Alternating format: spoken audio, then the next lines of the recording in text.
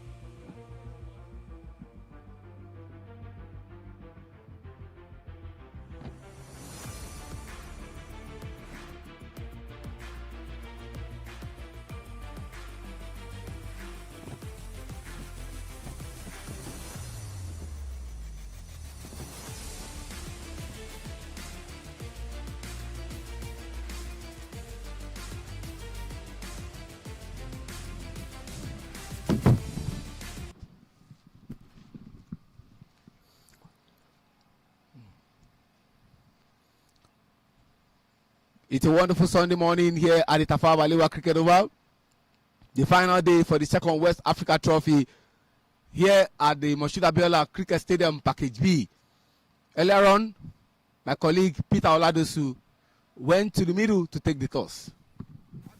It is the final day of the West African Trophy, and the first game of today is the third place match between Zambia and Sierra Leone. Sierra Leone putting up an upset, getting their very first victory yesterday against Zambia. But regardless of that, they will be playing against Zambia today for the third place.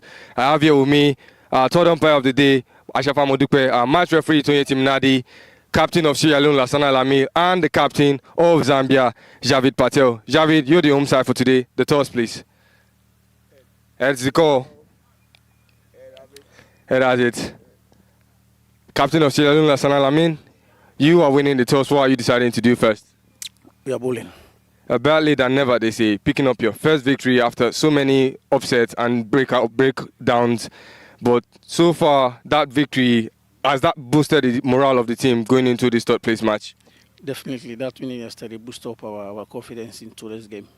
Yesterday, or let me say the last edition of this tournament, you finished bottom of the round-robin table, but ended up winning the third place. Are we looking for something similar today?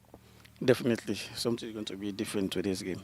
Any changes to the side that beat Zambia yesterday? Any new players coming in for today? No, the same team. Thank you very much. Thank you. Javid Patel, captain of Zambia, you lost the toss. You were sent into bat first. Is that what you wanted to do today?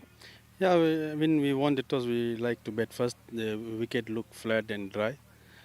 Yeah, a chance to pick up that third victory against Zambia that you couldn't do yesterday. And I'm expecting to see you utilize that chance. Any changes to the side that played yesterday against Sierra Leone? Yeah, we have to change our team.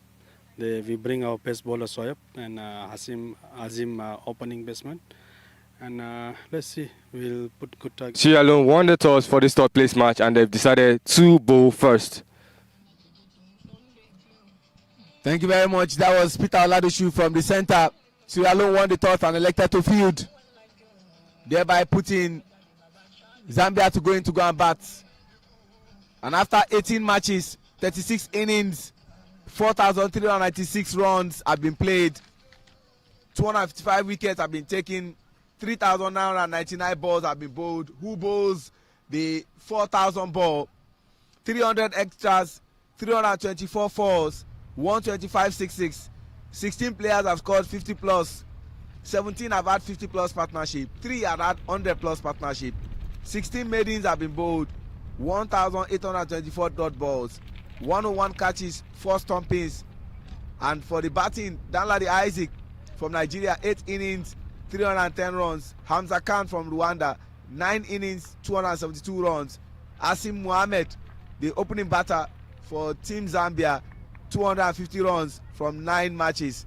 And Zoyeb Chand, 230 runs from 9 matches. Emile Rukiriza is leading the bowling, 9 innings, 15 wickets, economy rate of 6.29. Isaac Okwe, 9 innings, 13 wickets, economy rate of 5.87. And Mohamed Nadir of Rwanda, he has 12 wickets. Zoe Pendi, that's the first ball being bowled. Zoe Pendi has 11 wickets, and Bime Imana Zapi of Rwanda has 11 wickets also. Yesterday,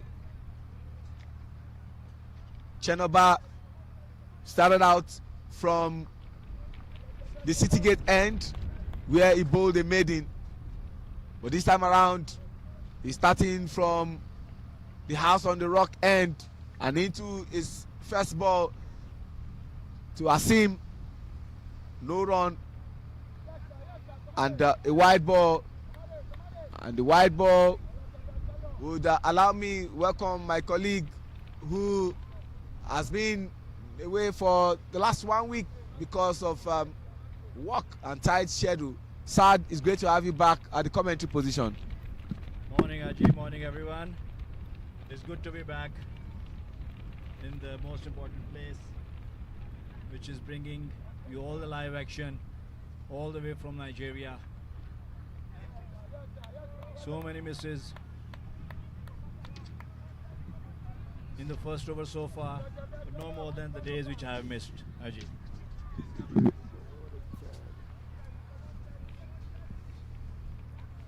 Great to have you in your absence. There have been a lot of things that have happened, some upsets, and some interesting batting, bowling, fielding, and wicket keeping. That's the beauty of the game. That's a good middle shot straight to the mid on, only for one.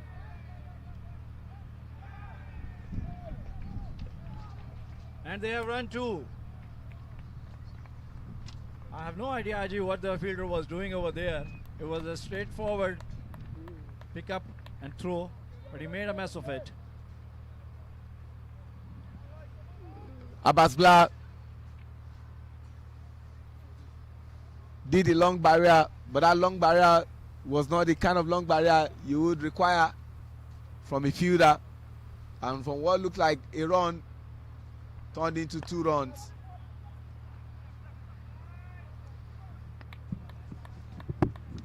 It's always good to have such a long tournament which can bring upsets and good numbers throughout the tournament. And I must say that players must have learned a lot deal through this tournament, because playing every team 3 times in the tournament gives you time to reflect on your performances and improve even during the tournament as well. Sad you needed to see Team Sierra Leone yesterday. They bowled with a lot of purpose and with a lot of zeal and enthusiasm to win this game, and they reduced Team Zambia to 116 runs, which they eventually achieved by winning with 3 wickets. And the first over started very good for Team Zambia. This time yesterday, they had not scored any run at all because it was a maiden over for Chenoba. That's a big shot. Bala can make a bend, and he has made it. What a great catch to make amends of his first misfield. He has gotten the big fish out in the first over. Though Asim Muhammad is still standing his ground, umpires are still communicating to check if it was a clean catch. Sierra Leonean fielders and captain talking to the umpire. They are not happy. Umpires seems to be checking and sorting some help, or they have given it not out. It's not a clean catch, so the catch has not been awarded in the favor of Sierra Leone. That's a big moment in this third place game, Aji, because he is a batsman in form. Sir, just yesterday, he scored the highest runs for Team Zambia. And looking at his performance yesterday, yes, maybe that again on replay. It was clearly bounced. That was a good decision by the umpires. I must say, we can see in the replay, the ball went between the hands and bounced off the surface and then came back in his laps. So it was a good decision, and the batter had all his eyes since then on the fielder. So it was a good decision in the end.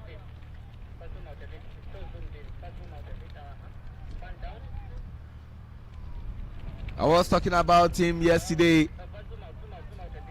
He was on 100% strike rate, 36 from 36, 3 fours and 3 sixes, and one of those sixes brought him to his 200 maximum. He likes those maximum, and that would have been a big wicket. Asim Mohammed. I think in the tournament he has also scored 200 plus runs. Another big shot, and for 4. That's a good Slog sweep towards the final leg.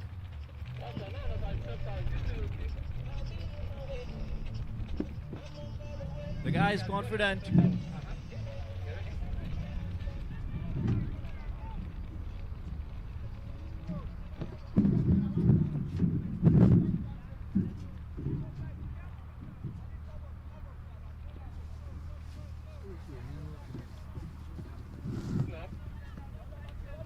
He must have got the hold of this pitch, because the pitch has played many tricks. Not every batter has scored. Easy runs. There's a big shot again, and it's huge six out of the park to the second pitch. Abbas Gubala must be thinking right now that he has dropped a big fish in the first over. That could have been a huge wicket for Sierra Leone.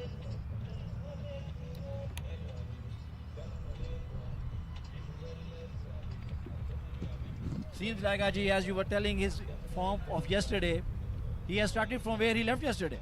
Absolutely. And talking about someone who did not start off from where he left off yesterday is Abubakar Kamara, the man who got the 100 wickets of this tournament. Yesterday, he bowled 3 overs, got 3 wickets, and conceded only 6 runs, including 1 maiden. But in just 2 balls now, he has 10 runs. Ajit, that's the beauty of cricket. I call it a funny and a cruel game at the same time. Cricket is a huge leveler, and it humbles you from the point where you cannot think of. Who would have thought that he could have hit for that? And another big shot, another catch, another try, but it's a huge 6 again. He is taking him down the cleaners in the very first over of his. He was definitely not thinking about this treatment early on in this game.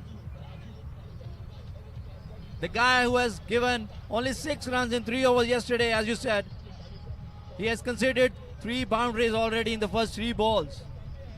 What a turnaround. For a player who started representing the Patriots in year 2004 and have given 21 years of his cricket career to this team, and the player of the match from yesterday having an hell of a bowling today.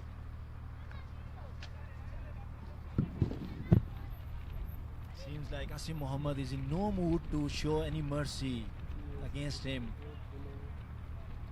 He is in no mood to show any respect to his experience. He is treating every ball at the merit. And he wants to show that he is here to boss the game. There he comes again. Another big shot is running away to the boundary, but it will be cut off. And they kept it only for 1. I must say that's a poor running. Could have been easy too. Can say that again, Saad. And when you look at Asim Mohammed, you remember golfers like Scotty Scheffler, the way he plays, he hits the ball like he's hitting a golf ball. And you see openers like this, you remember Rohit Sharma, Virat Kohli, Abhishek Sharma, the way these guys strike the ball, they strike with so much venom, and that's what Asim Mohammed does.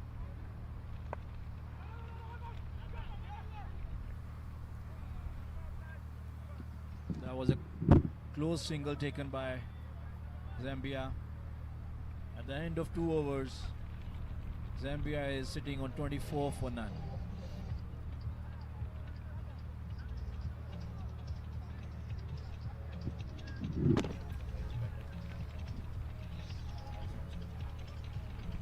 Sad, Asim Mohammed has closed up on Hamza Khan of Rwanda. Hamza Khan is on 272 runs, had a bad day at the office yesterday, scored only 1 run. And for Asim, he was on 250, and when you add this 22 he has scored, he has leveled up with Hamza Khan, and I'm sure he's eyeing that 310 runs that Danladi Isaac currently has, despite playing a game less than Danladi Isaac.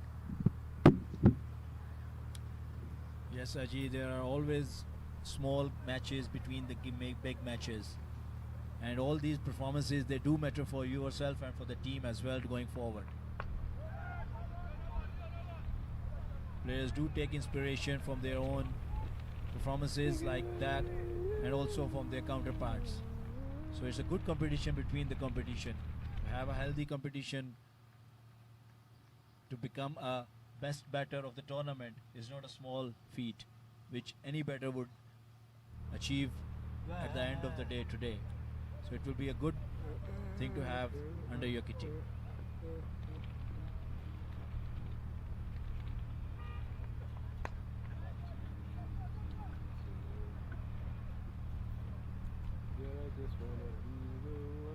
Seems like Abbas Bala is their best fielder, whom they have taken to the boundary right now.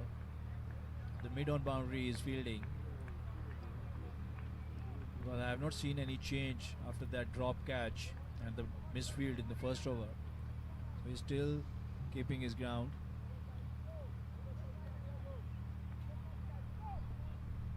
Chenerba is continuing his second over. That's a big flag for 4 runs towards the square leg region. This guy is in form of his life right now. And as Saji said, that he is clearly targeting that 300 plus mark in this game. That was one hell of a shot. As you can see, he just flicked it from his pads towards the square leg region for 4. Chenoba will be racking his brain on what he needs to do about Asim Mohammed. He seems to be the tormentor in chief. Backward of point, lovely piece of fielding from Abubakar Kamara. Zaki Musa Patel yet to trouble the Sierra Leoneans. But the man who is really threatening them is Asim Mohammed. He's on 200% strike rate. That's massive.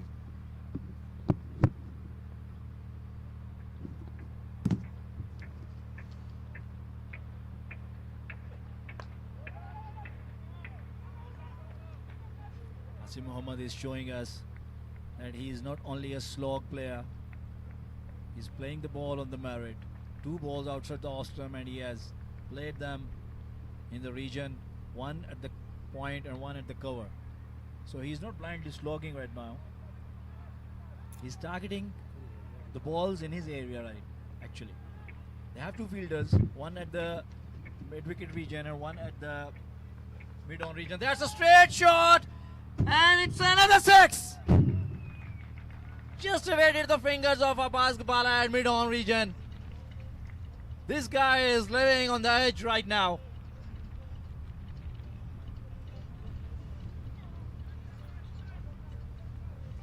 As you can see, he dismissed the ball from his presence. He has strong arms.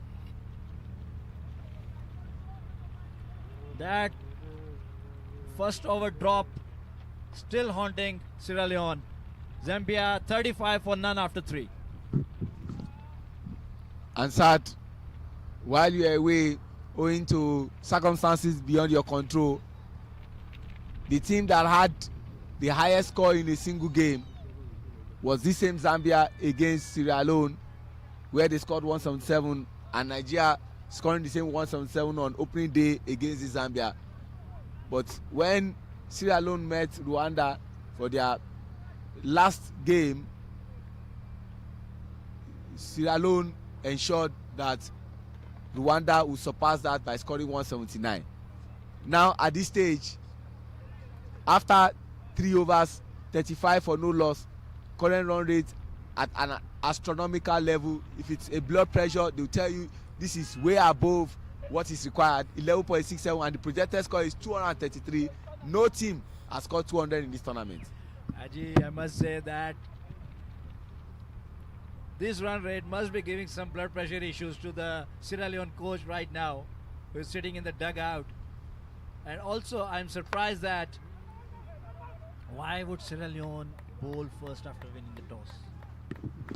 Because on such a game, knockout game, or the position game, placement game, you want to have runs on the board and put your opponents under pressure. Sad, I agree with you, but they say if it's not broken, you don't fix it. If you worked for them yesterday, you want to think that they want to continue in that stead. They reduced them to 116 and their bowling was excellent. So they will think we can continue with that momentum where we gave it a chase and John Bangura contributed, Ibrahim Paka did his own part, and Abubakar Kamara was also there. So they will think that they can continue with that momentum. But unfortunately, this Zambian team, they brought out the beast in them following that loss. And I was speaking to Javi Patel. He said, today is war. Yesterday was battle. And there's a difference between battle and war. That's true. Middle of the bat, but straight to the fielder at cover region. I was talking to this on the boundary sidelines before the start of the game with Javed, and he mentioned that they have proved themselves throughout the tournament that they are the third place team in this West Africa trophy. But as you mentioned, he said that this is a do and die game for them to start all over again, to prove their placement and the positioning in this tournament. Because at the day end, you have to do well in this game to become third in this Four Nation trophy. They were aiming for one victory over Nigeria or Rwanda, and they eventually got that over Rwanda. Immediately they played 140. Javi said, we'll die here today and we'll get a victory. And for a team that has not played cricket in 8 years and they are rankless and beat the second highest ranked team, I think is great achievement for them. There is a chance. Captain comes underneath and takes an easy catch. And they have lost an in-form Asim Mohammed. That's a huge wicket for Sierra Leone to take at this instance, because he was looking so dangerous. As you can see, he tried to slog it across the line, but he went straight up, got caught by Yamal at the inner circle. Sad, your level of cricket experience can never be questioned. Cricket, they say, is biscuits. Even the best mathematician, Pythagoras, cannot break biscuit into two equal halves. And let me explain something to you. How funny is this? Abbas Blah dropped Asim Mohammed. The same Abbas Blah got the wicket of Asim Mohammed. Yesterday, Abbas Blah had to be told to hold on a bit, because the first over which they bowled was a maiden over. When Abbas Blah came to bowl from this end, he gave 20 runs in 1 over, and so they told him to relax a bit. But today, as early as they fought over, they entrusted Abbas Blah with the ball, and Abbas Blah got the wicket of the in-form batter. He has definitely made the amends of his drop catch and that misfield in the first over. Though that misfield didn't cost much, but that drop catch costed a lot. But he has surely bring his team back in the game in the power play, because Zambia was running away with the power play. And Asim Mohammed was hitting all around the park. So it's a huge wicket for Sierra Leone. And to bring the new batter in, Zoeb Chand, he's also in-form batter. You can tell us more about his previous stats, Aji. Zoeb Chand, thank you, Sad. Zoeb Chand currently is the number 4 batter with 230 runs from 9 matches and a strike rate of 107.98. But where Zoeb Chand is leading is the most valuable player. Zoeb Chand leads that cumulatively. He has 40.19. The next person to him is Asim Mohammed, who just went out. on 40.085, and the third person is Isaac Okpe from Nigeria, 36.425, and Abaka Kamara is fourth with 33.659, and number 5 is Danladi Isaac, 33.415. So he's the man that can destroy with the bat and can also do well with the ball. Yesterday he contributed his own quota and he scored some considerable runs, but not enough to help his team win. But he's one dangerous batter that if you allow him to stay for a long time, he will definitely destroy you. So with that we have another bowling change. We have a left arm spinner in attack from the House of Rock, and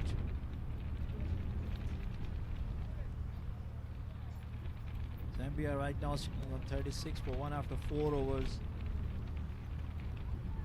and with the projected score takes them to 180, which will be highest total. It's a big shot towards the mid-off region. Captain stopped it by the boundary. Very good fielding. Kept it only for 1. They made 2 runs They there. made 2. They Yeah. made 2, I beg your pardon. At the band bowling is Raymond Coker. Yesterday in his first over, he gave away no run at all. It was a maiden over for him, and a lot is rested upon the shoulder of this man.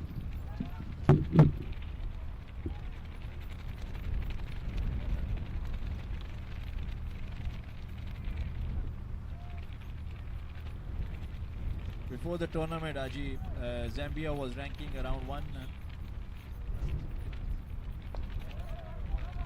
They were not even ranked actually because of that ban, and now they say that they are around 72 ranking right now, which is a huge achievement. Javed Patel was talking about it before the start of the game.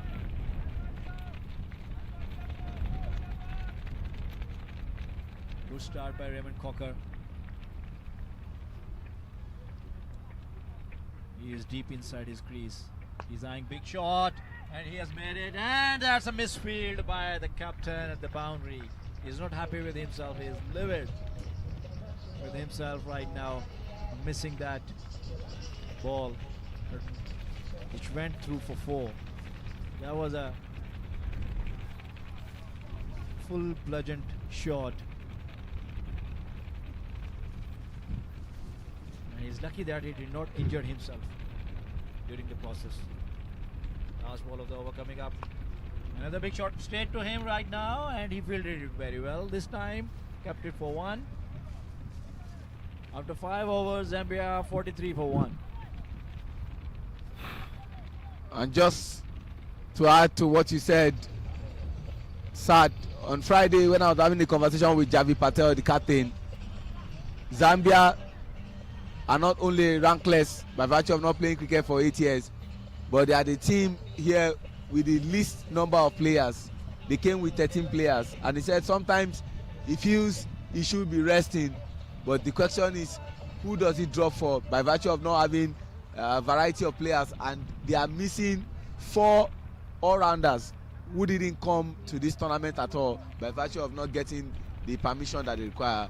But in all, you will agree with me that they've given a good account of themselves by virtue of the performance that they have put up. Yeah, definitely, Aji, because to play and with such resources and to utilize your resources is always a tricky thing, especially in such a tiring tournament where you are playing game after game, and in a span of less than 2 weeks you need to play almost 10 games. So that is a good performance from them on that account. And yes, as you mentioned, the 4 players which could not participate in this tournament, for them definitely we can see the impact. And the fitness is one big question mark for such a tournament, where you need to have a good fitness levels, which clearly shown that the team who is sitting on top of the points table right now, going into the finals, having a superior fitness levels from the other teams, which is Nigeria. And talk about Team Sierra Leone. Their coach just employed some 2 months ago, and they are missing some couple of players. Samuel Conte, Alison Toure, George Cisse, Edward Ngbeba. All these players are not part of this squad. That will race for 4. All effort by Abaka Kamara to give it a chase will just be effort in futility. And when you look at Team Rwanda, also a very great team coached by the former coach of Uganda who qualified them for the World Cup. Unfortunately, his contract wasn't renewed, Lawrence Chad.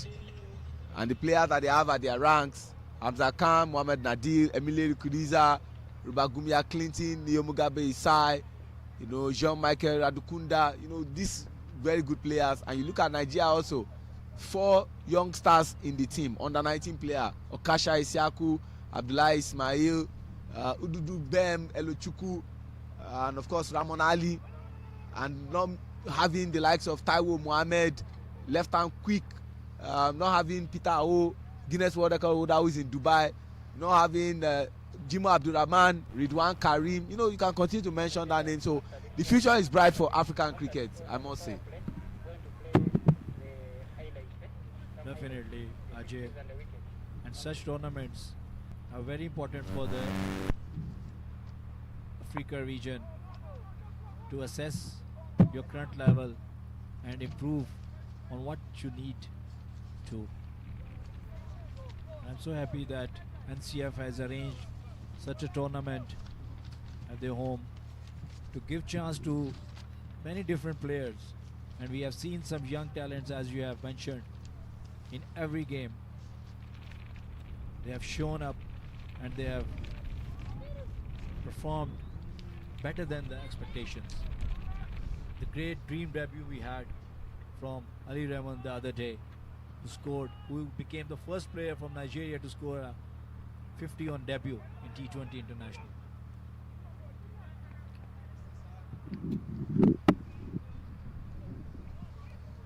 And now that we have come to the end of the over, which is the power play over, it's time for me to step aside. But as I step aside, Sad, let me just quickly drop this. The president, Dr. Uyo Sanusa Rakpata, was talking to me yesterday, and he said they saw an Abuja half marathon that gave lots of dollars to the eventual winners. That this is an international competition also. That his dream the next time is that when you are winning player of the match, what you are going home with will be something very, very huge. And said that is his dream, that everybody will have at the back of their mind that at the end of November, leading to the first week in December, all road will lead to Nigeria for the West African Trophy. But more importantly, a situation where someone wins player of the tournament and is going home with as much as $10,000 is going to be his dream. That's his vision for cricket. Thank you, Sad. I will step aside for Peter Oladoshu to continue with proceedings. That's a huge achievement and a huge announcement from the president of NCF Cricket, and we will be definitely seeing that day very soon rather than later. That's a good sweep shot all around the ground for 4 to welcome Peter in the com box. Thank you very much, sir. Thank you very much also, Seun Ajiragba.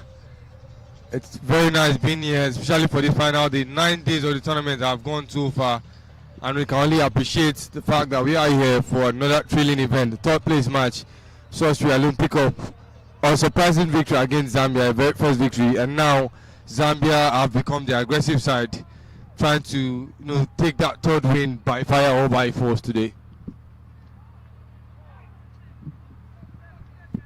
I went very close to the edge of the bat. Would have been edge and straight into the keeper's gloves. Lucky, still there. Here comes Raymond Cocker again.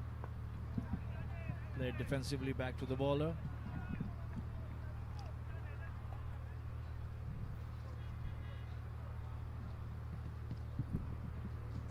Zoeb Chand taking his time.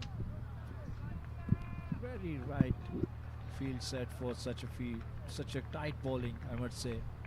And he is bowling as accordingly his field, which is kept in his place for him.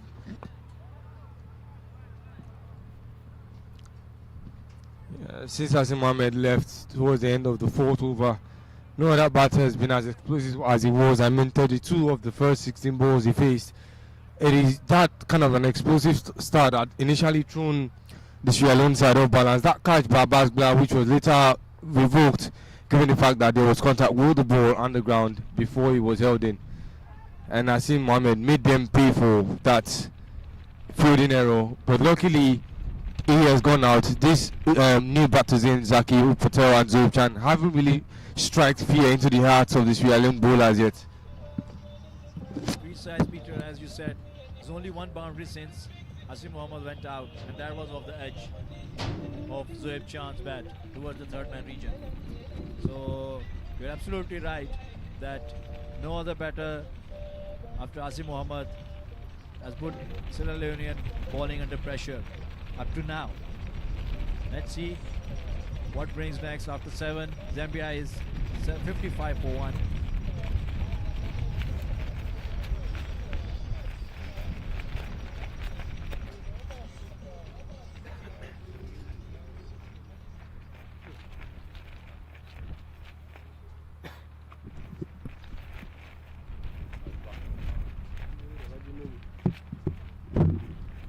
So Abubakar Kamara is back into attack after being hit for those huge sixes in his first over by Hassan Mohammed.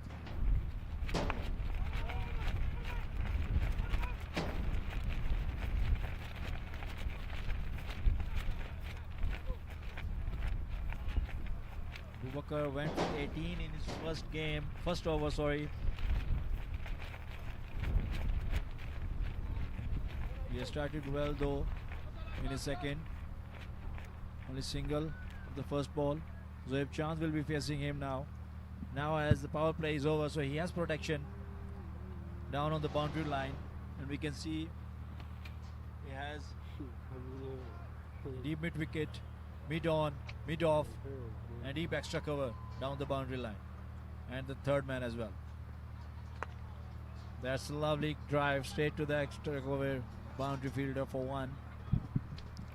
This is better bowling from Abubakar Kamara. Kamara is usually fond of bowling onto the stumps. He's not fond of bowling to the field setting. And if you look at how Sierra Leone bowl, they like to bowl on the off stump and outside of the off.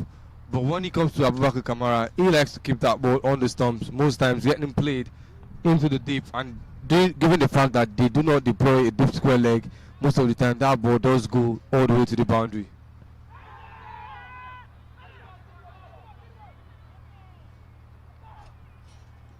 That was missing leg stump.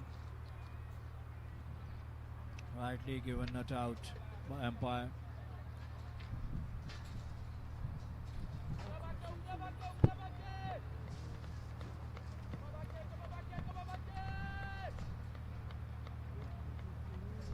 With his experience, Abubakar Kamara, I believe he can quickly learn. And he is bowling wicket to wicket and keeping the batsman to singles only in this over so far. 3 singles of the first 4 balls.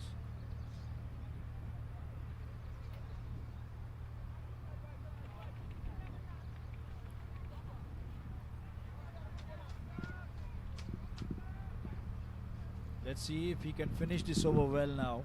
He's only conceded 3 runs in the first 4 balls. Another dot ball. And there goes the hat of umpire. Can he run out of the 30-yard circle? The fielder is behind him, and he has got it. A dead ball, dead hat, we're going to call that one. There's a strong breeze right now in the ground, moving towards the city gate end. Here Abubakar comes for the last ball. And another dot ball. Good comeback by him after that expensive first over. He went only for 3 in his second. Zambia after 8, 58 for 1.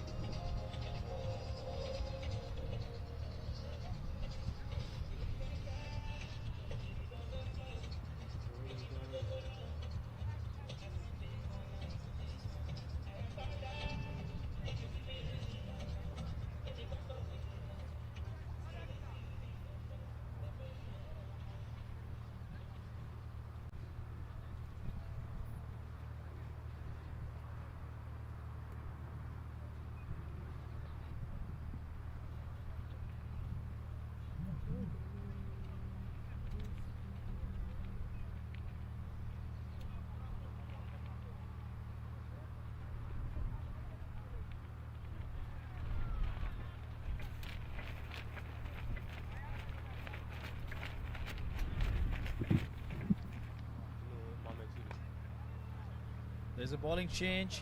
Mohammad Toure brought into the attack from House of Rock, and another left armer replacing another left arm spinner. First ball played straight to the short cover. Zaki Musa Patel up to now has not gotten his groove, and just as we mentioned, he got 1-4 through the cover regions. The bludgeon drive, the back foot length ball to 4. First boundary of his bat today. If there's anything you should do, it's not put the ball in the region Zaki Patel is comfortable with. That was his most comfortable region, and Mohamed Toure put that ball there. Lasayo Jong will have done better in stopping that ball. That one bounce was what turned everything around, and he couldn't be there in time. This Zambian side have been the most competitive side. It's a shame that they couldn't get to the finals on their return to international cricket, but you cannot rule away the performance of the teams that are in that finals. Rwanda and Nigeria, the finalists of the previous edition and finalists this time around, they fought hard to be there. Not just lack of competition and all. They've been vigorously training and have that right to be there. If you look at the Zambian MCA Summer Leagues back at home, most of their best players couldn't be here, like my colleague said, due to work permission and a lot of things. Some are even injured, but they were able to get 2 of their top 5 batters in the league currently to be here. The finals for the MCA Summer League 2025 in Zambia is on hold, but because of this final, the final was supposed to be held on the 7th of December, but because of this tournament, he had to be on hold, giving some players from the teams are in this tournament, Azim Patel, Asim Mohammed, as well as Zoib Chand, 2 top run scorer in the top 5 of the batting order, are in this competition for Zambia currently. If you look at the bowling, at least 2 of the top 10 are here, and that tells you that how competitive they are in the league, how they've been preparing even before this chance came up to be back in international cricket, and they have more than proven that that long time away has not affected any of their performances going forward. Very rightly said, Peter. And I must say that they have achieved a lot from this tournament, because coming next year, the next West Africa Trophy, they can definitely target big achievements with the help of fully fit and developed team, because as they have missed some players, so even without them they have performed more than what they have been achieving for. So they have only lost 1 game against Sierra Leone, otherwise they have defeated them in the 2 other games. And Sierra Leone has been playing regularly those years when Zambia was out of the scene. And also they must have surprised themselves with their first ever outing in Nigeria.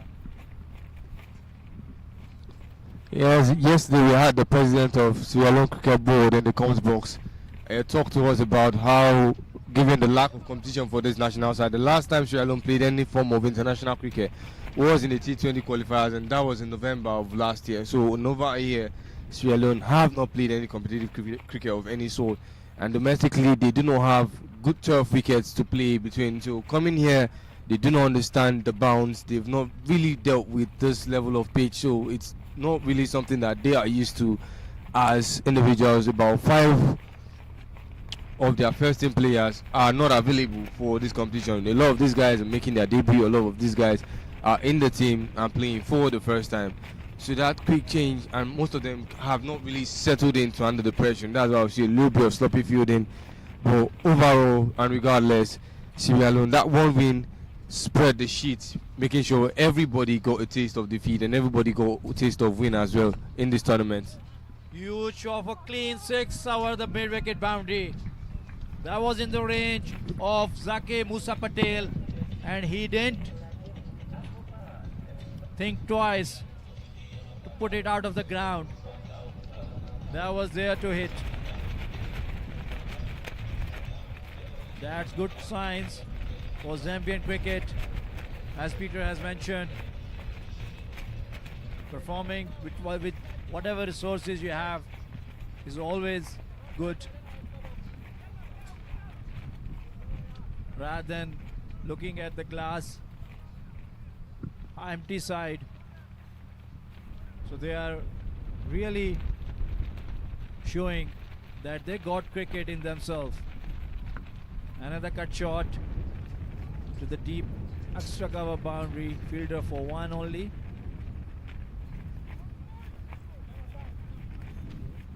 And in the first half of the first innings, Peter, I must say, Zambia has laid a platform for a big score. They have wickets in hand and they are in a better position. What do you say?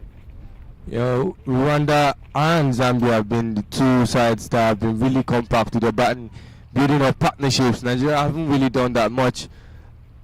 Sierra Leone neither. But when it comes to building partnership, you can always count on Zambia and Rwanda to try and put up a 50-runs partnership as a pair. And now, Asim Mohammed did his bits, putting up 32 on the board before going out and making sure that his replacement, Zaki Patel, would not do anything less. Zaki is already settled in with that big maximum, and now the bowlers of Sierra Leone are now back on their toes. And back on their toes, but the ball goes up in the air into no man's land all the way for a maximum by none other than Zaki Patel. Big six, Zoe Chand is non-striker, could just admire, as well as the fielding side of Sierra Leone. Another big maximum, and the victim again is Raymond Koka.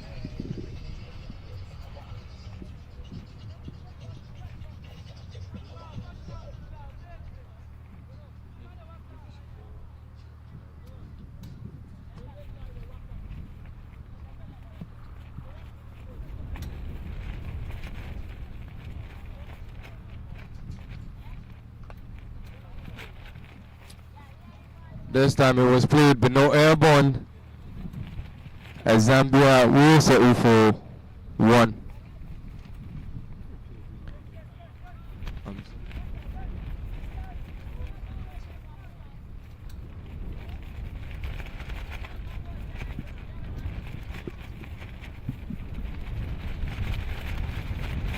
It is still the bowling over of Raymond Koka.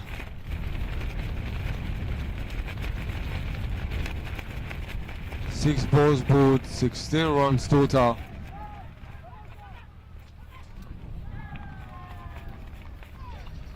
The desperation of Zaki Patel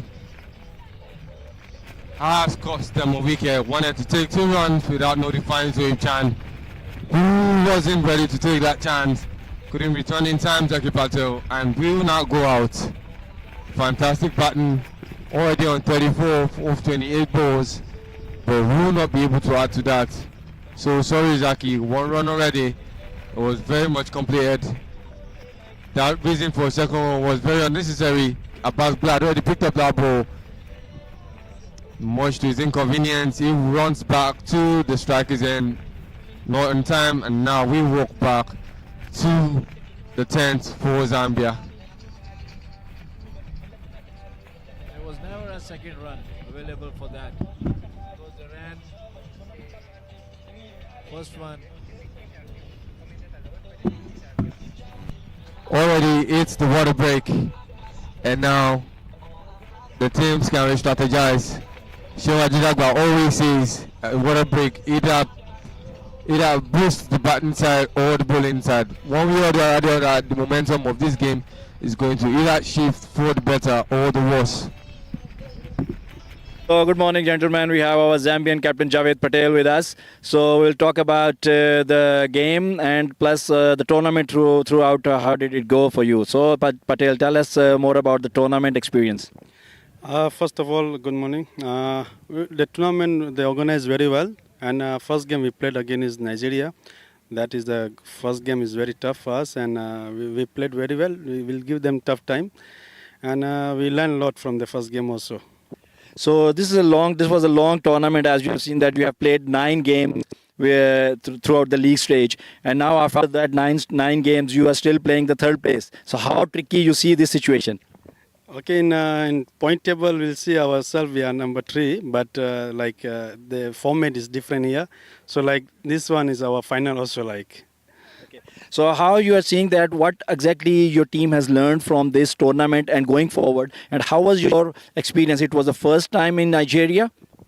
Yeah, we actually in history Zambia first time travel in Nigeria, and our team is first came here in Nigeria soil to play cricket here, and we learn a lot, especially like Nigerian team and Rwanda and the Sierra Leone. They have good fielding and fitness. Cricket is not about bowling and batting. I see need 80% fitness, 20% cricket. That's very rightly said. And to talk about more about your first experience in Nigeria, I have seen that you have a lot of Asian origin players in your team. Did you find Asian food in Nigeria? It's difficult to find. Okay, so where do you see that in future, how you are seeing Zambian local guys incorporating in the national team? They like Zambia last 8 years is banned in ICC, so our structure has gone down. But now the new committee and the chairman, they are very hard workers. They are working hard. So maybe next 1 year, 2 years, you see local Zambian also they are coming up, especially on the 19 team. Maybe any ICC World Cup qualified come, you see there are a lot of local players, they are coming up, they are good talents. And next 1 year in national team, you see there are so many young boys coming. Javed, you have performed very well in the tournament. As your first experience in Nigeria, you have proved yourself in the points table. You are third, and I wish you good luck for this important game as well, because at the day end, this game will decide if you are third. And yeah, this game they decide for us is even yesterday game is must to win, but unfortunately we lost. But today game we'll try our best to win. And second, we came here before that time. Our ranking in ICC is 108. Right now we are 74. So at least we achieved something. That's very good on you, and best of luck for the Zambian cricket and this game as well. Thank you.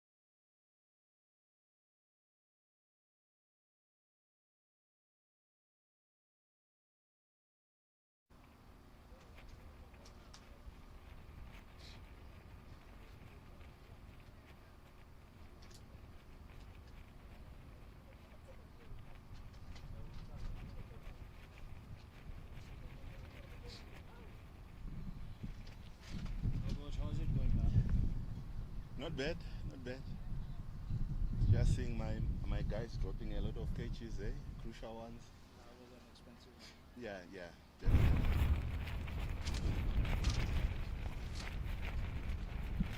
My name.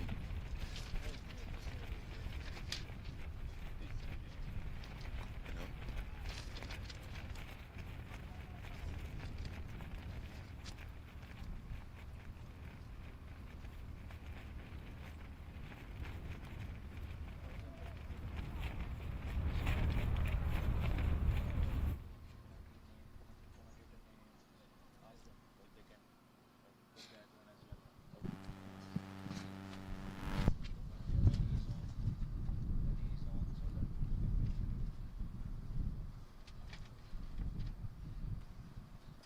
So we have started after the drinks break.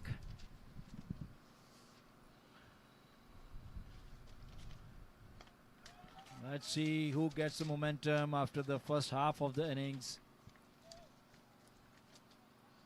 And with that we have our Sierra Leone team coach Sylvester Mutusfa, sorry, with us in the comm box. We welcome him, and I beg your pardon Thank you. on your pronunciation of the name, because we have Mustafa It's and this is Mutusfa. Mutusa. Mutusfa. Yeah. So, Sylvester, tell us more about that. It's a direct hit, but batted comfortably in. Even they ran for the overthrow as well. So, Sylvester, where do you see Sierra Leone right now after the first 10 hours in this game? They were a bit expensive in their bowling. I was expecting them to bowl tight lines, but you know, when you give loose balls, when you don't bowl tight lines, you pay for it, and that is what is happening. And that expensive first drop in the first over of the game. Definitely, it killed the morale of some other guys, because the batter, as I was watching, he was on 5, I suppose, and he went on to hit 36, and you see those 31 runs will make a difference. To make a difference. And also it gave a good platform for Zambia. Sure. Power play. Sure. Because the batter like Asim Muhammad, who is in form, Yeah. and even in the top 3 batters of the tournament, you cannot afford to drop a catch for that True. batter in such a crucial game. True. So, Sylvester, please tell us about the experience of the guys, your experience with the guys, as you told us last time that you have recently joined with Yeah. the team. Sure. So please tell us what are the positives you are taking out from this competition. I'm still worried with their game awareness and also the game sense. With some of the guys who have played a lot of cricket, the captain Lansana Lamin, Abbas, Abubakar, they've played a lot of cricket, and I'm sure they should lead by example to show the bit of experience. Yes, there are some issues with their techniques which they didn't go through when they were young, but still with game time and exposure you can improve, and this is where you can prove that you have played a lot of cricket, so that the youngsters who are in the team now can learn from the guys. Yeah, it is always very important for players to look up to the experienced players, to learn the technique, the game awareness, and that is only being learned with the game time. Sure. And as you mentioned, Abubakar, he made his debut in 2004. Yes. So he has been with the team for long, and you rightly mentioned that when the new guys look up to the seniors and to say the pillars of the game in their country. So True. they need to learn. They need to have something from them to improve in their own game. Sure. And if your experienced players are lacking some game awareness at the Yeah. crucial points, Yeah. stages of the game, it sends down a very difficult and different signal, which is not going to help to your cause as a coach and the cricketing development Sure. in the country. True. True. True. I'm looking forward to, as director of coaching, to help a lot of coaches who would go in the development structures and make sure we give the youngsters the right skills, the right techniques from an early age, so that they grow with that. When we look at a long-term athlete development, there are stages that you should go through, especially when a player reaches under 16. He should be able to understand the competition of the game, because if they don't understand the competition of the game, it will be difficult for them to compete, especially at under 19 level, where ICC is exposing the youngsters. So the background of grassroots cricket is most important, especially when you involve a lot of school kids. That's where you can harness talent, because you find raw talent there and you can instill the skills, the techniques, and also help them to have the love of the game. I think Sierra Leone need that at the moment. That's true, and I hope that Director of Coaches in Sierra Leone and the Sierra Leone Cricket Board must be taking notes of your recommendations to improve on the development and the structure of the cricket, and cricket,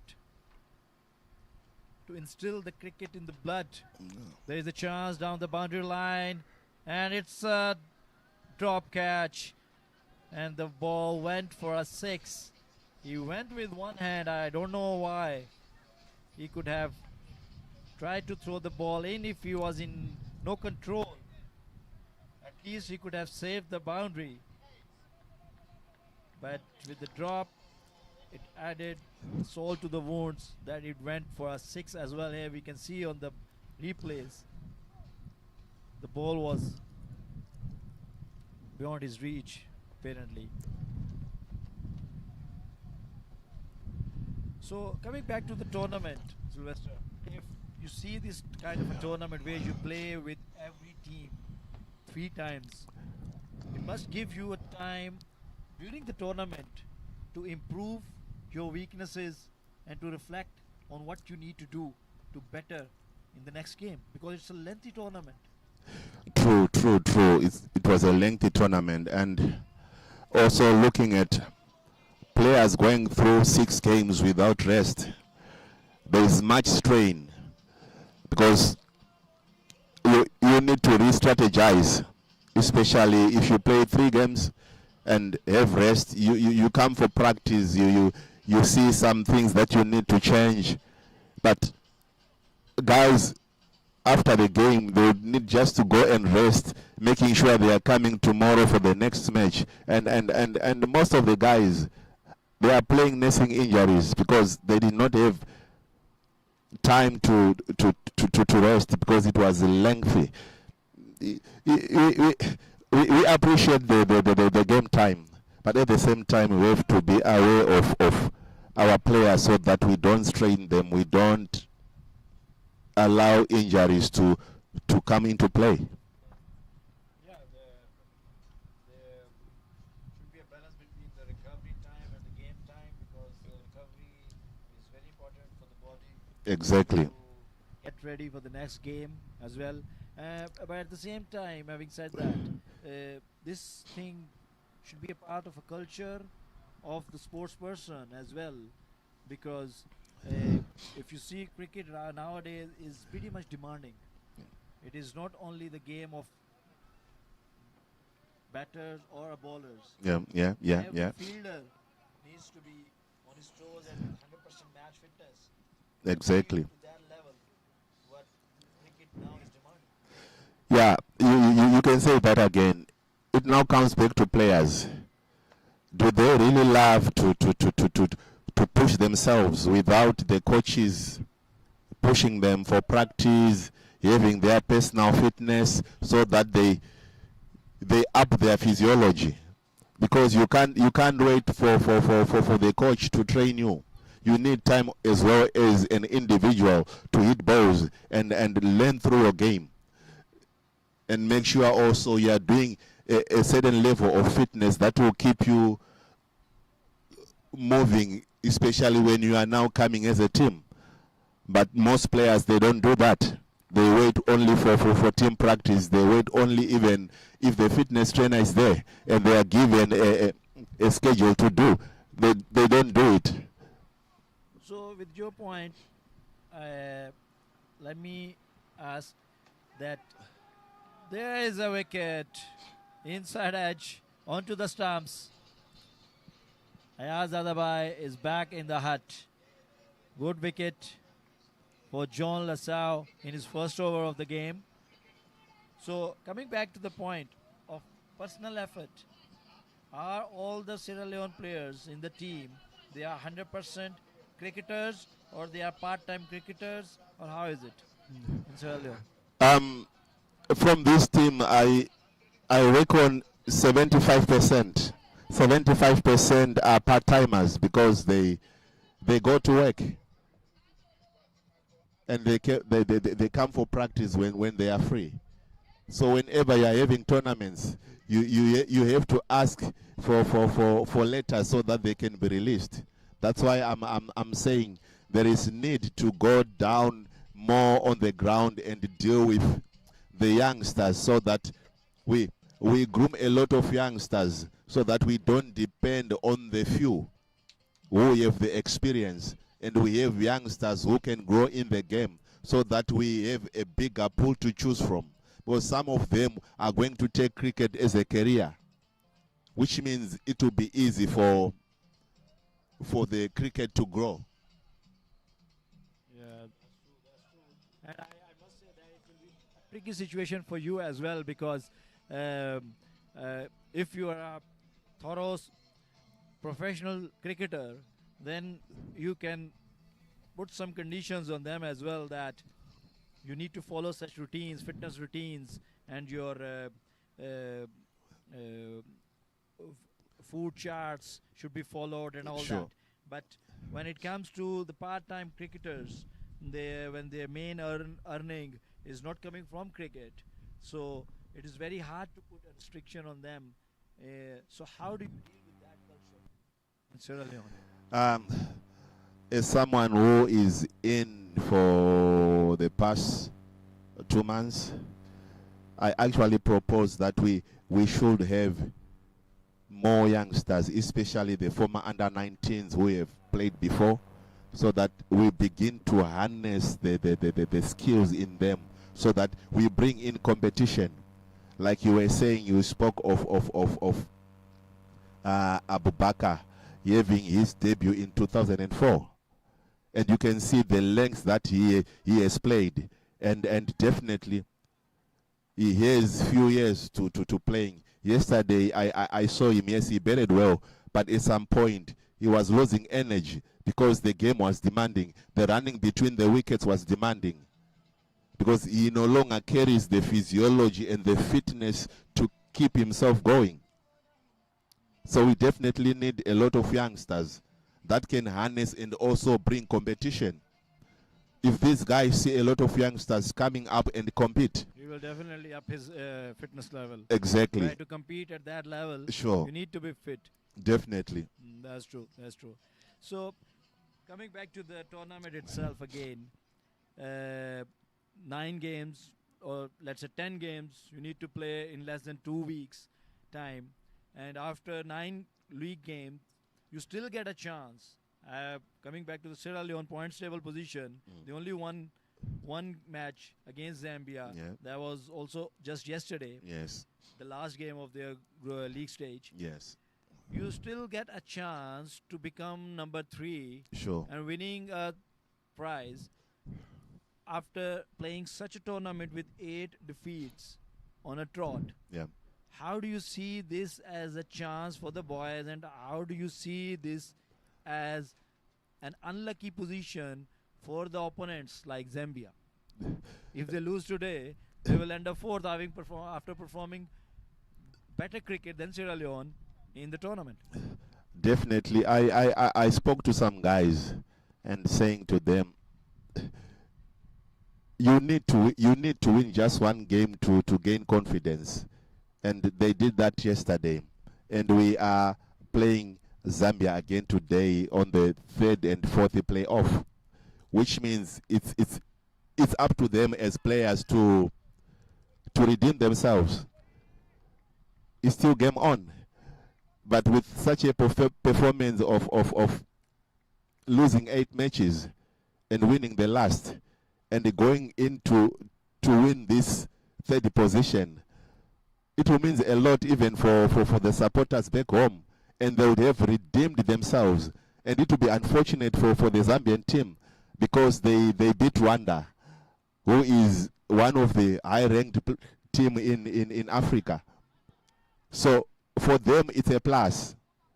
But to us, if we win, it will definitely mean a lot.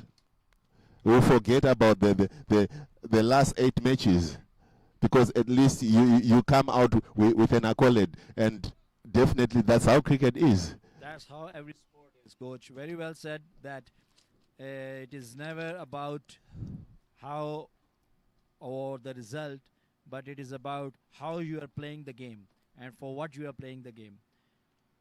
After losing even 8 games, it was very well done by Sierra Leone to win their last game. It is very hard, and to come back from such a situation where a team is losing game after game, game after game, to up themselves to win that last game and to get the motivation out of that game to come into this position game. It is always the fight inside the team which determines how the quality of the team would be in the future as well. True. So it is a good opportunity for Sierra Leone, definitely, to finish on a high and to go back, as you said, to show the other youngsters as well that at the day end there is something on the table Sure. for them Definitely. to inspire for and to get inspiration from. Definitely. There is another wicket, as we mentioned, Abu Bakr bringing his all the experience in effect after the first expensive over, which went for 18 runs. In the next 2 overs up to now, he has only given 5, and he has taken a good wicket in this as well. That was what I was talking about. If you have the experience, draw out of it, so that you carry the team as well. Like yesterday, he had an individual brilliance with the ball and also with the bat. And I'm sure he can do the same as well, because he has the experience.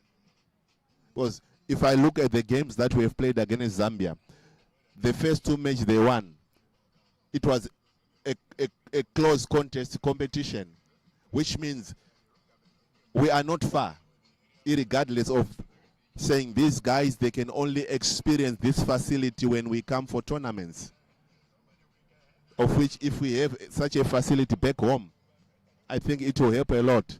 And I know the association now is pushing for a ground like this. The land is there, it is being leveled, so that they begin to put such a structure. It will benefit the players, because you can't roll out playing on a grass turf and playing on a concrete wicket. They are 2 different things. My best wishes to Sierra Leone cricket, Sylvester. You don't know, I have a connection with Sierra Leone as well. My father has been working in Sierra Leone for long, Okay. many years ago. Okay. So he has been in in different countries in Nigeria, and he has worked with one company in Sierra Leone as well for many years, way back in 90s. That was his first assignment in Africa. Okay. So I have a very deep connection with Sierra Leone, and I always admire every African nations to come up with good, because they have a lot of potential. True that. The natural fitness and physique of Africans It's already there. is already there. Yeah. They just need technique. They just need infrastructure, Sure. as you mentioned, True. and the right people with right guidance and approach. Sure. So very well done in this tournament, and best of luck for your future activities with Sierra Leone cricket as well. Thank you. My pleasure. Thank you for having me.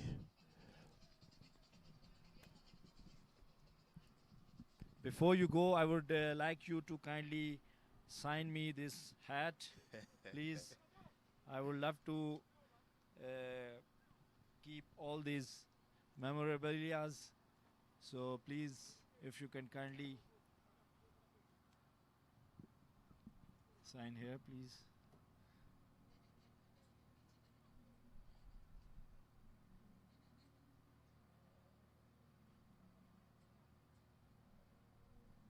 Thank you, coach, and best of luck for this game and future as well. you. Thank you.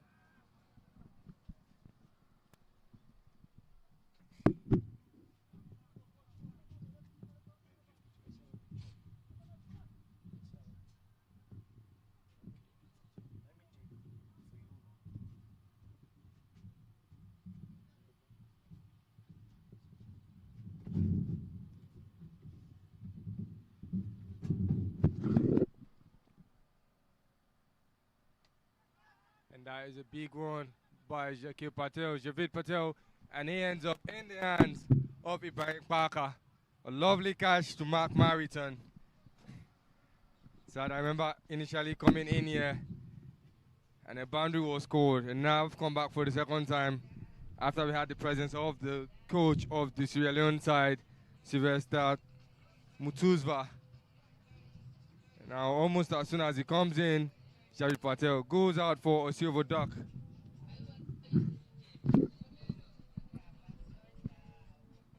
That ball was way out of his reach, and he stretched out to hit that ball as there was not enough contact, not enough time between ball and bat, and that is the result. Good catch by Brian Parker in the deep. Well placed fielder by the skipper, would you say, Saad? I must say, Peter, Sierra Leone has brought Zambia down. They were flying high during their power play.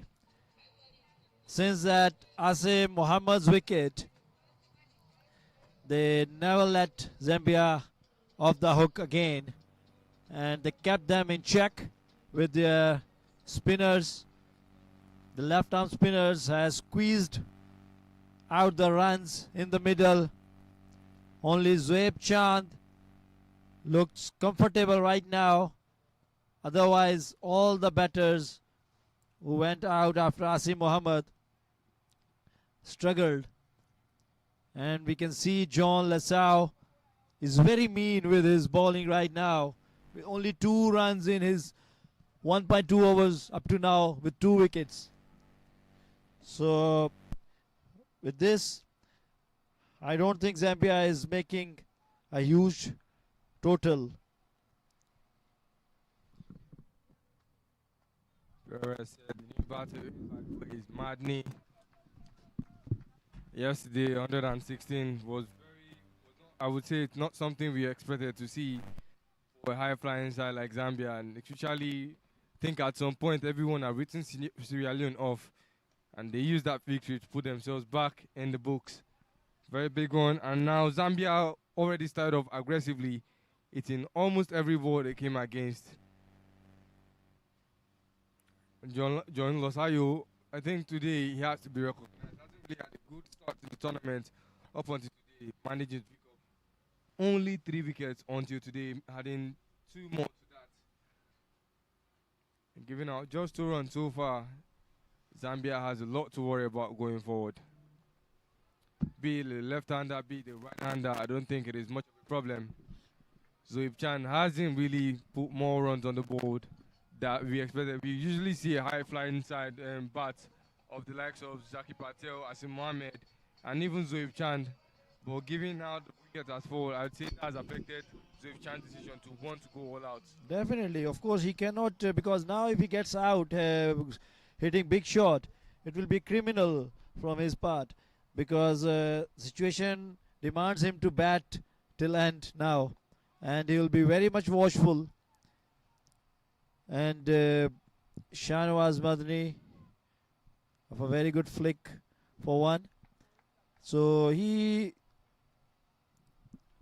will be under pressure to not get out right now. Good over finished by John Lessau. Only 3 in this over. 102 for 5 after 15 Zambia. After the first power play they were targeting 170, 180 plus. But now with the projected score they are only targeting around 130, 140, which even though is a good total, but given that the start which they got, they must be thinking that they have lost a good chance to put up a huge total on the board. And Sierra Leone has a good chance right now. Yeah, I'd like to ask you about that, Sad. Yesterday, Zambia only managed to put 116 on the board. And in the 19th over of the second inning, when Sierra Leone came into bat, they lost 3 wickets, 2 at 113, and the 8th wicket at 115. Ibrahim Kamara, Abubakar Kamara, had to hit a maximum of the 19th over, the 20th over to secure that win. Do you think Zambia managed to put up 130 plus runs on the board? Do you see that something defendable given how Sierra Leone's tail end haven't really been able to click with the bat? Yes, Peter, because we have seen throughout the tournament, Sierra Leone batters, they struggled, especially under pressure, as you mentioned, chasing down.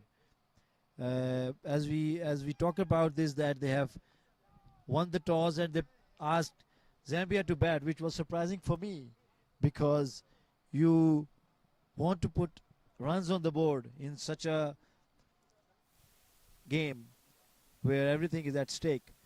But they chose to field first, which is in itself is a surprising thing to do by looking at your own batting, which is not that 100% throughout the tournament. So your best chance is to score whatever runs you can and put the opposition under pressure with your fielding and with your bowling effort. There is another chance for run out, but direct throw could have made better chances. Tactically, Saad, I would agree with you on that aspect. When you win a toss, you elect to bat first. But Sierra Leone's best performances have been from always having to chase. They've not really been able to put a lot of runs on the board when batting first. But when coming in to chase, their batters become very explosive. And that I think Sierra Leone, that side has had the best attempt at the chase than Sierra Leone has. And that chase might even have to push further with that maximum playing into the deep by Madney, settled down, waited for that ball, that pitch, and that turn was actualized, and he knew the right place to send it to. A huge maximum, if you see that on the replay. Mohamed Turi putting that ball outside of off, the ball turned, and Madney put himself behind the ball, and enough, body set behind the ball, and he hit that ball as hard as he could, flat as he whizzed beyond the ropes. A big maximum. Already into the last 5 overs. We've already hit into the last 5 overs of this game, and it's 110 on the board. That was a huge shot, and I must say Shahnawaz Madni is a proper batter. He is not a slogger. He is driving. His defense is solid, and he is not somebody who is just a slogger. So it's always good to have such a batter down under your belt in the later stages of the game, and he can perfectly complement. There was a chance, I believe there was a chance, but the catch dropped by the keeper. Shahnawaz tried to be cheeky to play it down the third man. Got a faint edge, but keeper dropped it. I agree with you, sir, on the talk about Madney. Madney hasn't had his best performances in the top order. Every time he's coming in the top order of the batting lineup, he's extremely underperformed. I mean, if you look at his first 4 games for Zambia in this tournament, the first game, 1 run, 7 in the second, 4 in the third, 12 in the fourth, even in the fifth and sixth, 2 and 1 respectively, wasn't really his best performances. His best performance came yesterday, having come in at this point in the game for Zambia, putting up 29 of 21 balls. And I think that is where he settles in, where you understand where the pressure is going to be. If it's time for you to open up, or you have to sit there and play out the rest of the game. Madney starting, I don't think he has that technicality and that patience to decide how the game is going to pan out. He wants the foundation laid out and then he builds on the blueprint. That's a good move by Zambia, because if you have somebody who is just there to slog, so it loses all the momentum with the dot balls, and the other batter, the non-striker, also gets frustrated. So it's a good resource to have with settled Zoeb Chand in the middle, and he can take a lot of pressure off Zoeb Chand by hitting big shots in this, and like he has played this one as well with the soft hands, but Lamine was quick enough to cut it and kept it only for single.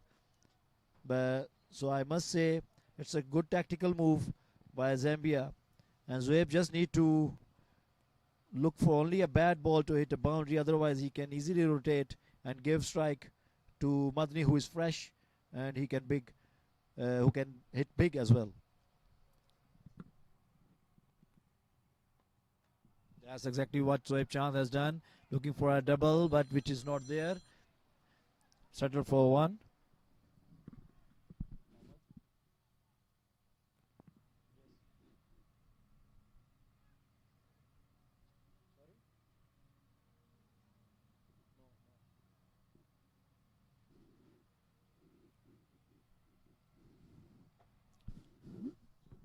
To come in 1 down quite earlier than he usually does come in. He usually comes in at the 4th or 5.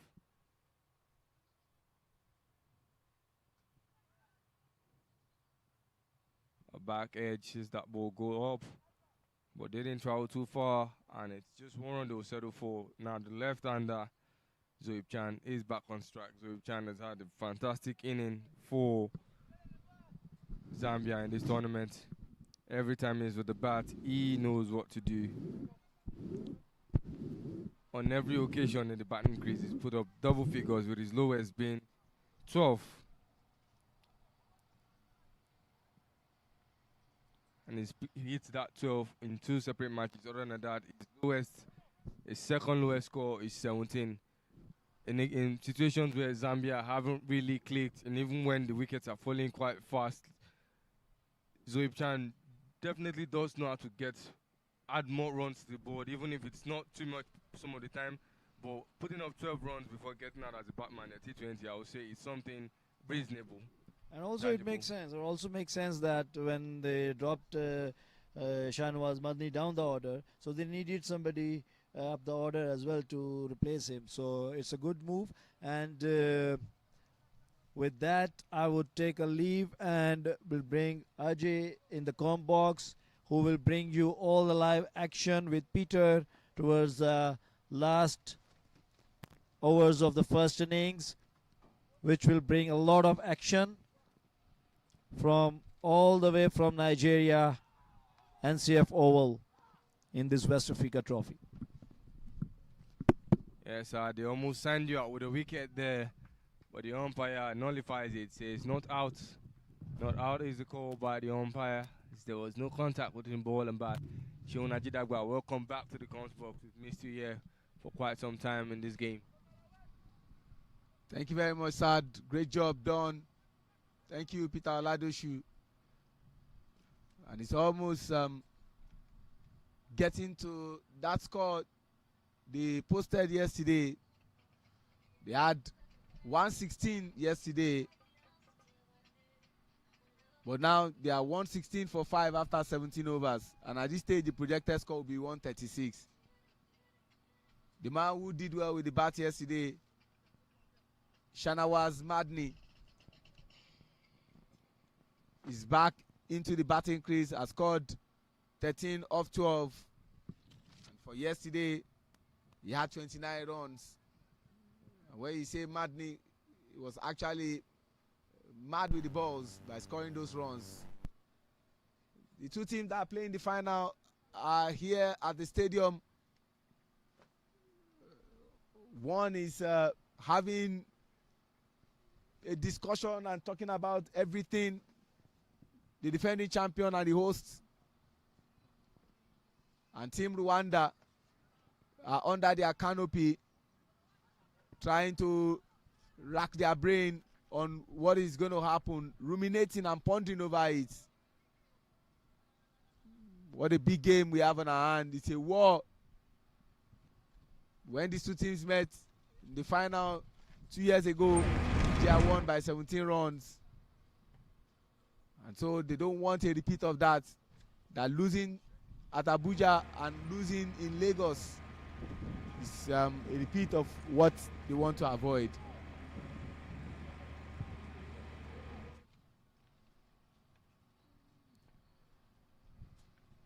Abubakar Kamara into his last over.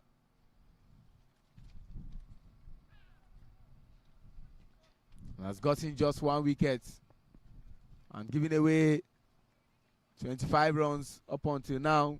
3.2 overs he has bowled. It's a sharp contrast to what happened yesterday. He didn't bowl 4 overs yesterday. He only bowled 3. Had 3 wickets, 6 runs and 1 maiden. But today, 25 runs he has given. Has 1 wicket to his credit. And 119 runs on board for Team Zambia.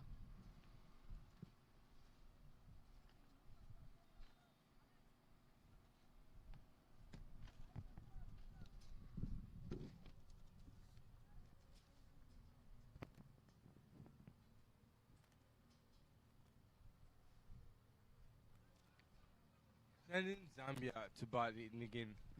Looking at the total runs on the board, 119, that's slightly better than their performance yesterday.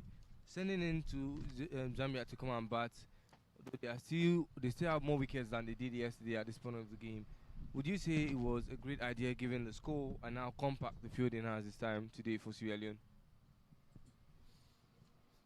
I'll give credit to the Lansana Lamin-led team.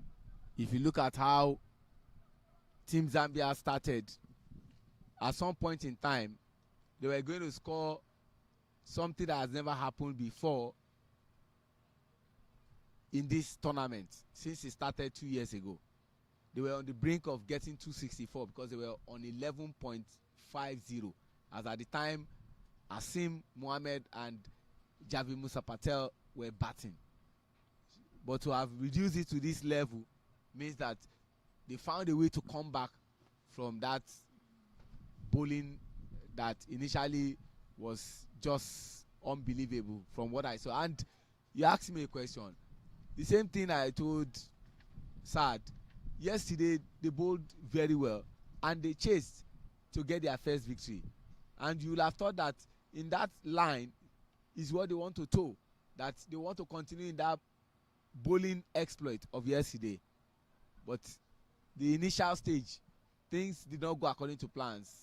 No thanks to Asim. So we wait to see whether they will be able to chase whatever runs that Zambia put up at the end of the first innings.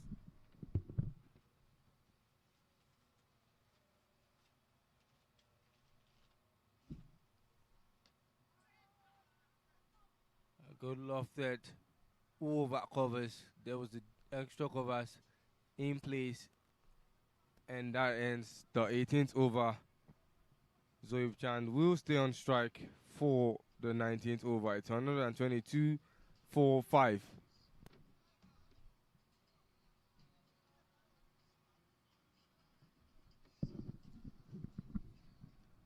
Zoeb Chand will not win the battle of the tournament, but is in the running for MVP with this performance. He has scored 33, and before this game, what he had as a batter was about 230. Although he's still far from what is required. So now he has 263, and the person that he is chasing has 310. But like I said, in the MVP conversation, is the one leading, and because he will still bowl and Isaac Danladi does not bowl, you want to say that he gives him that edge.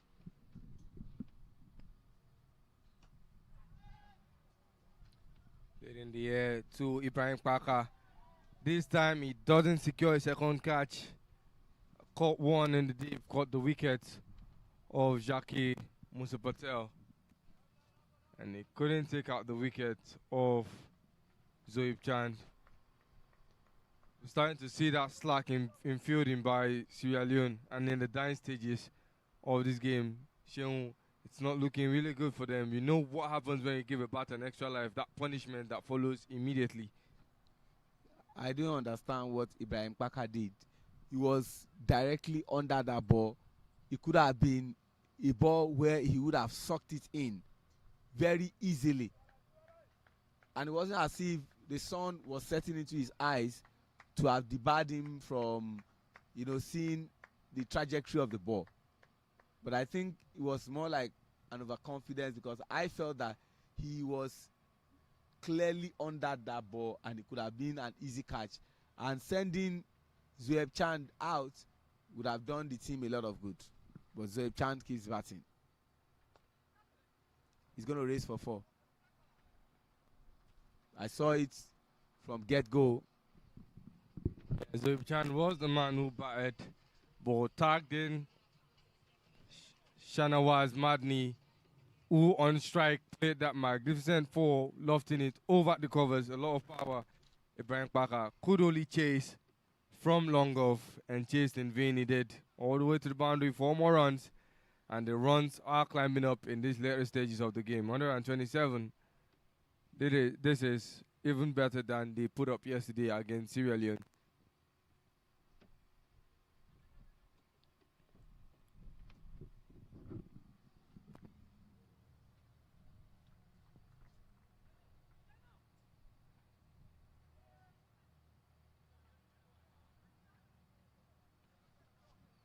A bit of sloppiness towards the dying moment from Team Sierra Leone, the Patriots.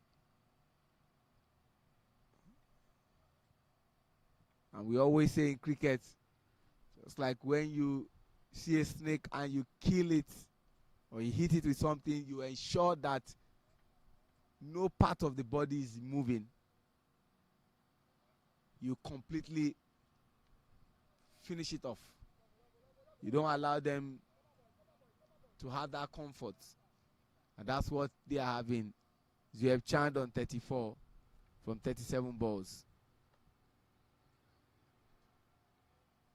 And with this shot that brings him to 38, Ibrahim Parker will remember how Zoeb Chand would have been an history in the batting crease by now if he had caught that ball.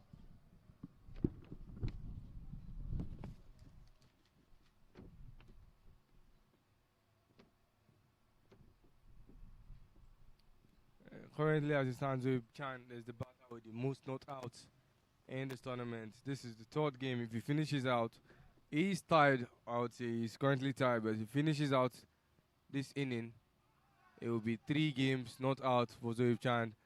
And it won't be 3 games after all. Contact with his body, his lower body, in the pad region. And the finger of the umpire goes high in the air. Wicket lost at the end of the 19th over. 132 on the board for Zambia. Peter, you spoke too early. Just when you were trying to give Zoeb Chand the props, apparently Zoeb Chand wasn't listening to you, and he was in a haste to go back and meet his teammates at the dugout. Reason he won't be achieving that feat, and he could have been out much earlier than that, but eventually finishes on 100% strike rate. 38 balls faced, 38 runs scored, and to put him on 268. He didn't even get close to Hamza Khan, who will get to play in today's final. Yeah, so looking at yesterday, if you look at how the game played out yesterday, all Sierra Leone had to do was just try and score 4 more runs to win that game, and they lost 3 wickets in that period, or 2 wickets while the runs were still at 113, and they lost the third while the runs was now at 115. Do you think that if they find themselves in the same situation today, chasing 132, do you think it's something that they can scale through if they are on that number of wickets again? Chenoba losing the first wicket, Mameturi losing the second, and Ibrahim Parker losing the third. 3 wickets fell consecutively for Sierra Leone. Now 132, this is the second lowest run they will have to chase in any inning of this tournament so far, but it's still quite high compared to all the scores that they've had to put up in the chase. Well said. Yesterday, Raymond Coker opened batting with John Bangura. They really have a good day in the batting crease. I don't know what style Lansana Lamine will employ. Even Lansana Lamine didn't score too much runs. And yesterday, what was required was 5.75 by virtue of that run. But unfortunately, if you look at how things panned out, Raymond Coker scored just 1 run. Lansana Lamine scored 8 runs. Abbas Blas scored 8 runs. Chenoba didn't score at all. Mohamed Toure didn't score at all. Kamara Karim didn't score at all. So in that team, there are some players who can strike the ball very well if they put on their thinking cap. Batters like John Bangura, Raymond Coker, you cannot say less of what they can do. Lansana Lamine, on the day when he wants to bat, he can bat very well. You cannot say anything less about Abaka Kamara, player of the match from yesterday. You look at even Ibrahim Parker, Abbas Black, we've not seen much of him. Yegbe Jallo, it's been a while we saw of him. So if all these players decide to contribute, I've always said that little contribution from each player will give you what you want. Just imagine, they have not even scored up to 200. Just imagine each player contributes 15 runs on its own. The game is safe.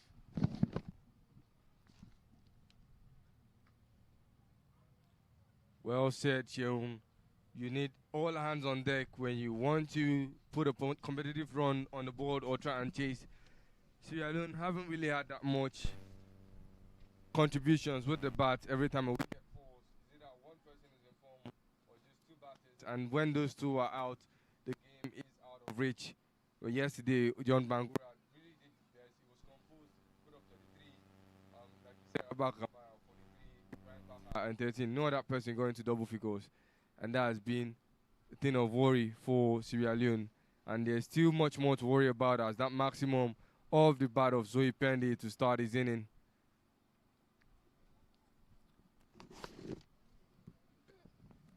It will be difficult for Sierra Leone. And why am I saying this? The Zambian side have a good bowling lineup.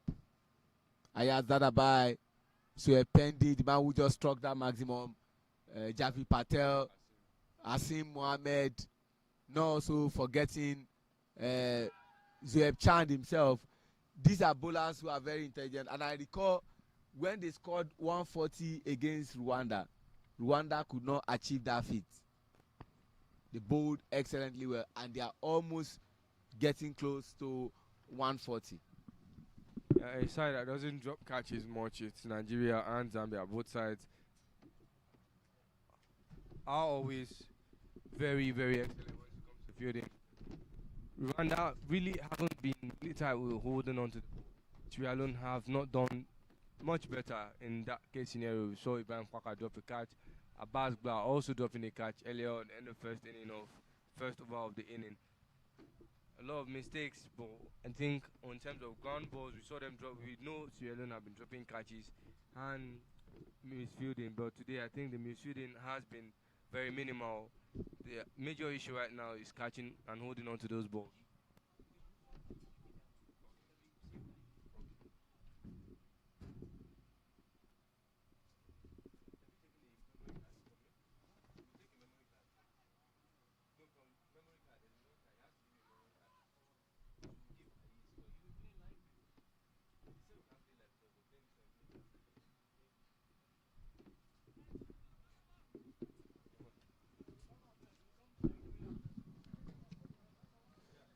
Two runs made there.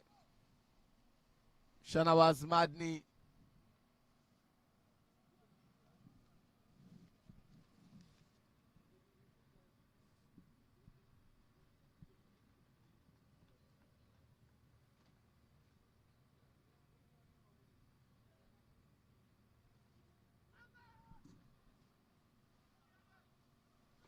And they make their runs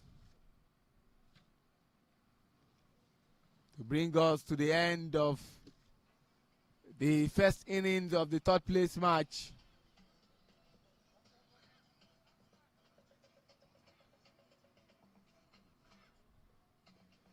Zambia 145 for loss of 6 wickets. Shanawaz Madni was just 3 short of what he scored yesterday. 26 from 22 balls faced. And Chenoba bowled the last over, didn't get any wicket at all to his credit. And the target for Sierra Leone is 146. If they hope to end this tournament as the best team when it comes to third place. Shout out to the third umpire Mudupe Ashafa, and the two on-field umpires, Temitope Oniko Ijabal and Olawale Adekoya. That is how things panned out as far as the first innings is concerned, and we wait to see what happens in the second innings.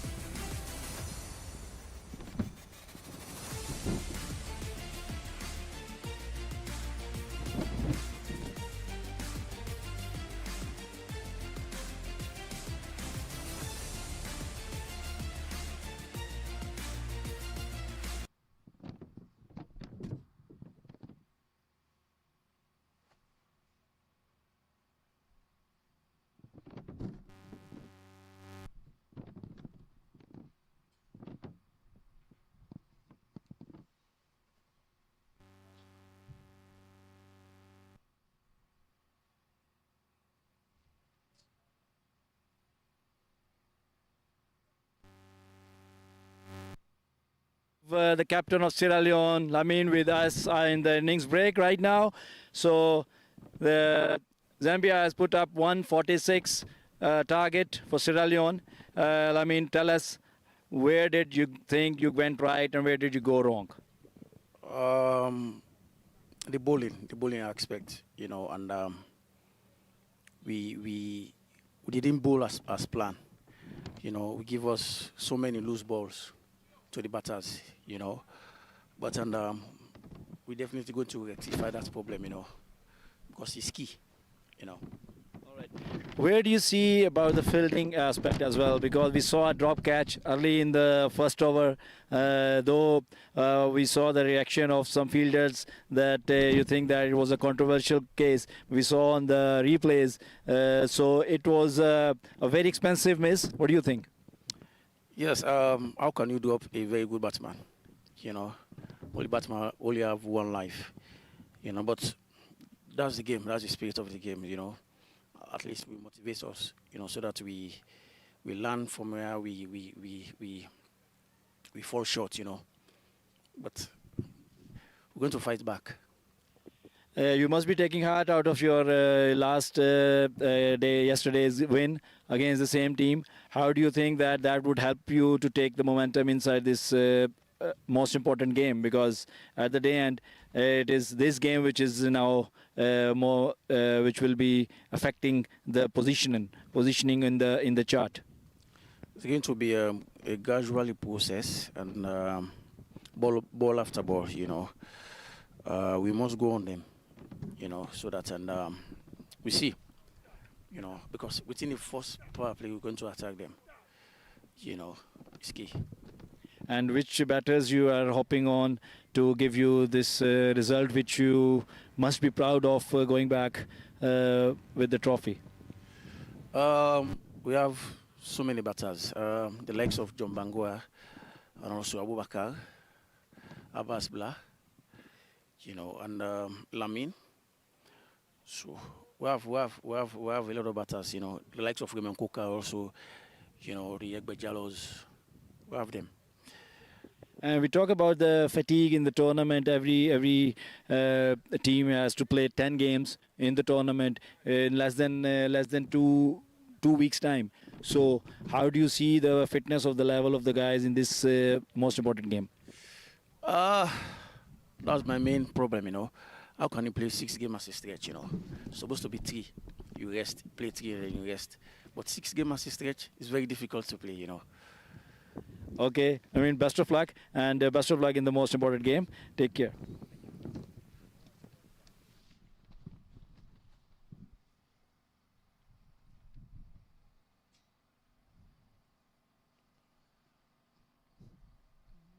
And we are back from that interview conducted by Sad at the pitch side with Lansana Lamine, the captain of the Patriots Team Sierra Leone.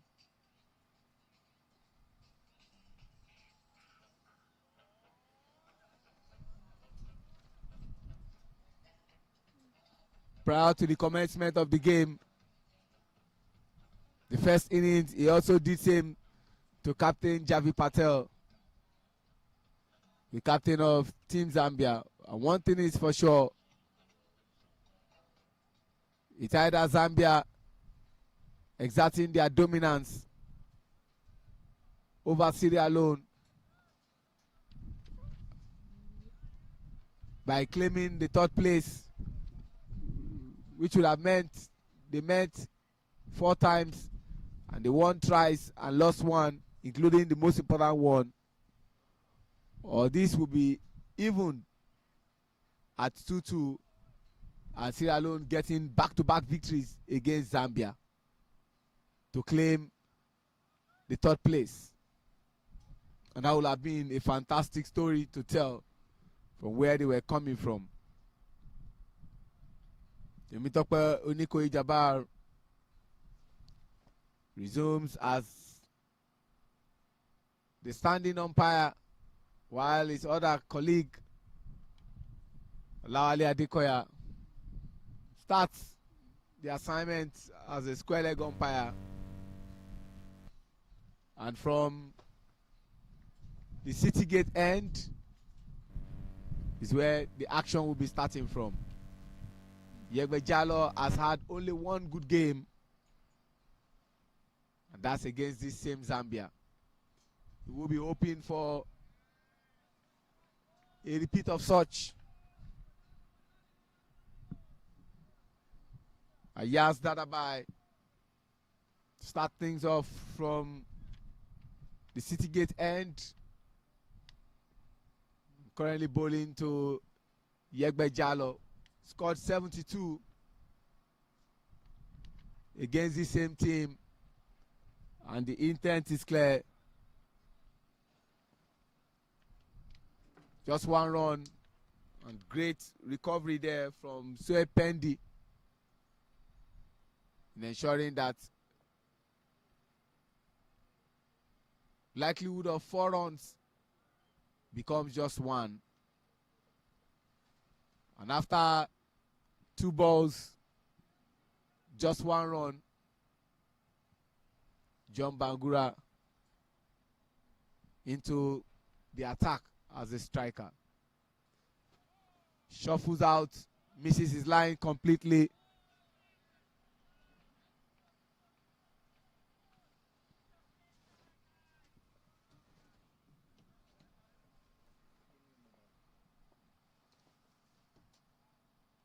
And one thing this kind of thing does to you, if you don't get what is required,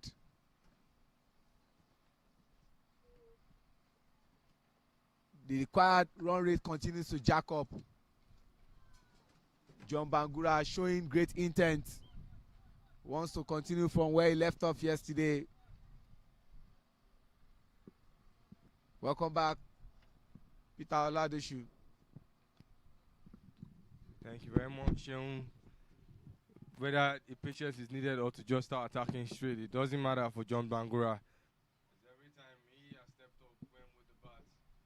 Good approach, met that ball midway into the bounce and strikes it hard to the deep 4-4. The game is just starting, but Sierra Leone are looking very combative, regardless of whoever comes with the ball. John Bangura is having fun.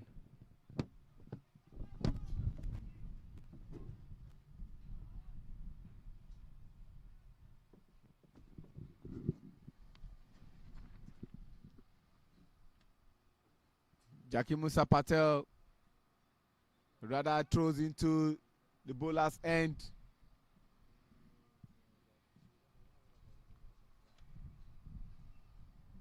And 6 runs already into the first over. Yegbe Jalo back into, he's finding it difficult to play Ayaz Dadabai, but not a bad over after the first over. Yet to meet what is required, but not far from what is required.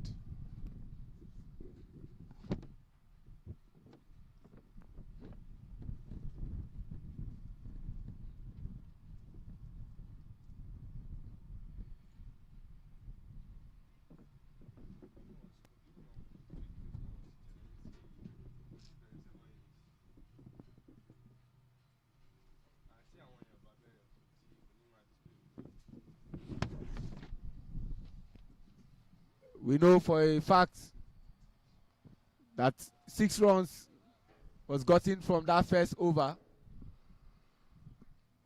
of Ayaz Dadabai's bowling. And coming from the house of the rock end, Sueb Musabai Valley Pendi, another reliable bowler of Team Zambia, will be bowling his first over. But more importantly, the second over for today.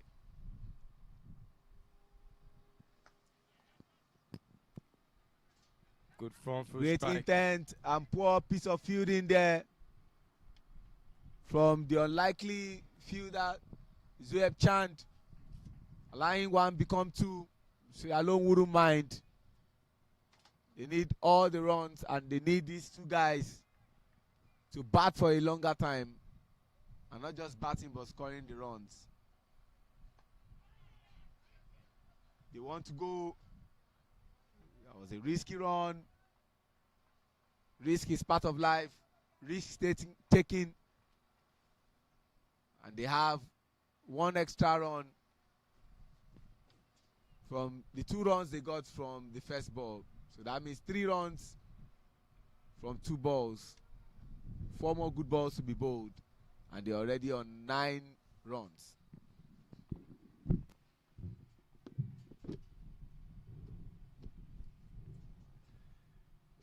Yesterday was the first time we're seeing John Bangura being calm with the bat. Igwe surprisingly didn't play yesterday. He picked up an injury previously, which he had to just sit that one out. It wasn't major, but didn't want to escalate it or aggravate it, and just allowed that injury, that pain to die off so that it can be available today. And yesterday was the first time again we saw John Bangura very calm and little nervous in the batting crease. Before now, he's always had to be very explosive off the first ball, and every time he's in, given how high the runs have always been to chase. Today, he started off fine with that big 4. A little, I think parity has been restored to a certain angle, and then there is chance for them to try and continue clicking.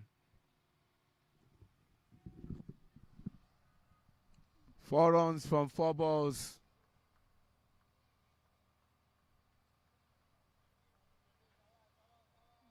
The first over produced 6 runs. The second over has produced 4 and 2 more to go. They are batting intelligently. They want to do 2, and 2 is the call. He gets there so easily. And can 2 become 3? And of course, 3 becomes 4. What a good over this is turning out to be. Misplaced fielding everywhere you look. And this calls from inquest from the captain, Javi Patel. Initially, they had 4. And when you add this 4, it's 8. With 1 more good ball to be bowled. We want to say this is a very good over for Team Sierra Leone. And they will look up to this kind of over. 8 runs from 5 balls.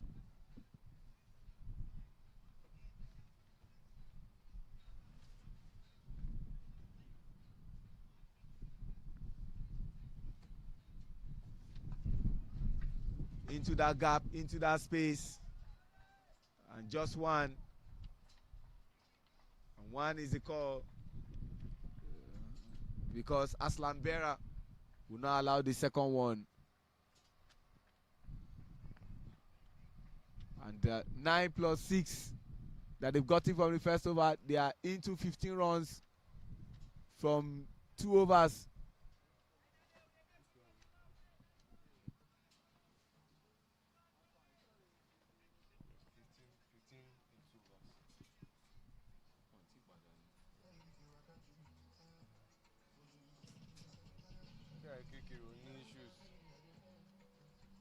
Issues because in the summer is having issues generating score.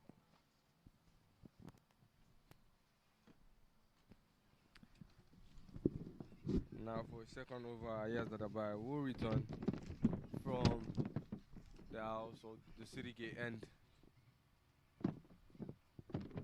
None of the overs has been expensive, but a good start for John Bangura and Igwe Jallow. 15 runs partnership between the duo.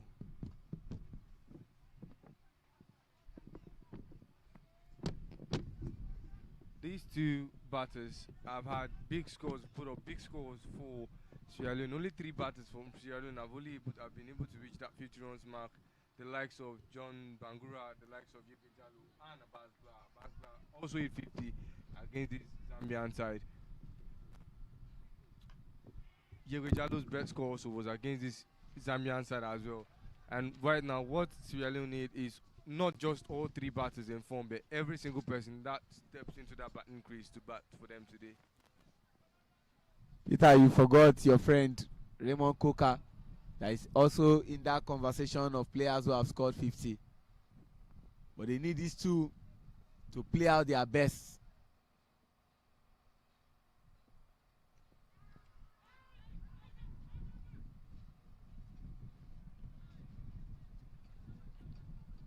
Musonda Yamba Yamba. That loud appeal. Temitope Oniko Ijaba was not just interested, but more interested in this game going on as planned. John Bangura continues to bat.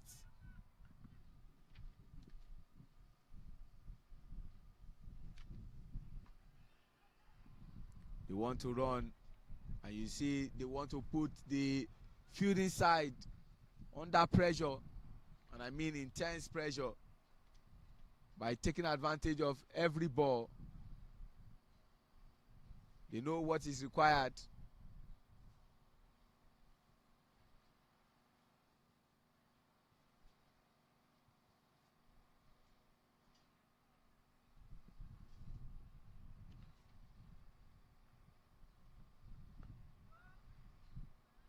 Ayaz Dadabai, intelligent bowling, intelligent bowler, also into his second over, but yet to get a wicket. And these two batters, the coach was here some minutes ago, and Saad had a tete-a-tete, call it rubbing minds, with the coach of Sierra Leone, who is just into 2 months and some days since he was appointed as the chairman of the board, who also doubles as the president of the Sierra Leonean Cricket Association, Trevor Francis Samura. And after 3 overs, Peter should be telling us what is happening. After 3 overs, no wickets lost here. John Bangura very comfortable there, having faced 10 balls and getting 15. And Nyegbe Jalo contributing 3 of that. So the total after 3 overs is 18 for no wickets lost. And maybe you can just help us, Peter. What are they chasing? Are they? I know they have not met what is required, but they are not too far from what is required. Their current run rate looks at 6.00, but what is required and how many balls do they need to face for them to win? Maybe just tell us, do you have something that you can feed us on? Actually, I do, as regards to that, but this ball in the air, my shot in that. Yes, it is a catch. What a catch it is. Very big catch in the deep there by none other than Salman Patel. Was unstable chasing that ball, didn't find his balance, but certainly his hands were calm, nerves were calm. And that is how you win games in cricket. That is how Zambia have done it so far, picking up that very big victory against Rwanda. And that is how they want to start it. Sierra Leone dropped a wicket early in the first inning, dropped 2 wickets accurately, dropping Asim Mohammed and Zoeb Chan, and both went on to punish them in the long run. They didn't give John Bangura that chance to recover and want to punish them. Good catch in the deep. Salman, the team will be thankful for that. Raced all the way to meet that ball at that 45-yard region. Big catch for Zambia as they look for that 3rd place. Sean, I will be very honest, it would be more than heartbreaking to see Zambia fight this hard and then lose the 3rd medal on the podium to a team that finished bottom of the round-robin table clash. Well said, but John Bangura will say to himself, I was the better batter up until this period between myself and Nyegbe Jalo. A lot was rested upon my shoulder. They needed me to continue to be there, at least play the next 10 overs and do better than I have done yesterday. But unfortunately, he has to take that long walk. The tournament has ended for John Bangura, and he will be hoping that these other players can bring it home for them to celebrate. In comes Captain Lansana Lamin. He's been dropping one down now as against what we know of him. Yesterday wasn't a good day at the office. Just 8 runs, paltry 8 runs you want to call it. A lot is expected of him. He needs to play a captain's innings.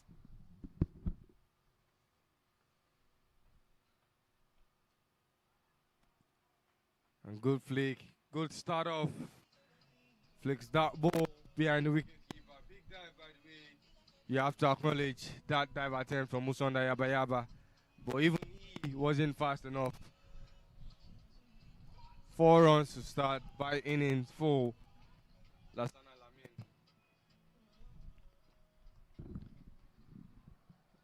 And just maybe we talk about captains. Of the 4 captains that we have in this tournament, the captain that has really done well with the bat, since we're talking about batting, has to be Nigeria's captain, Sulaimon Rushewe. You talk about the captain of Team Zambia, Javi Patel.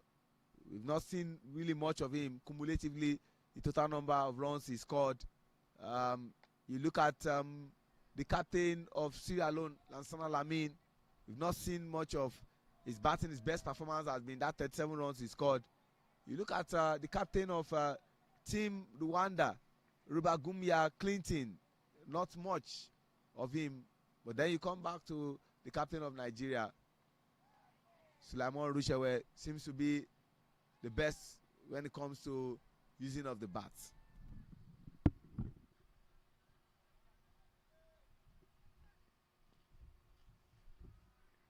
Very well said. Out of all the captains that have batted so far, it is only Suleiman Rusewe who has even crossed the 100 runs average.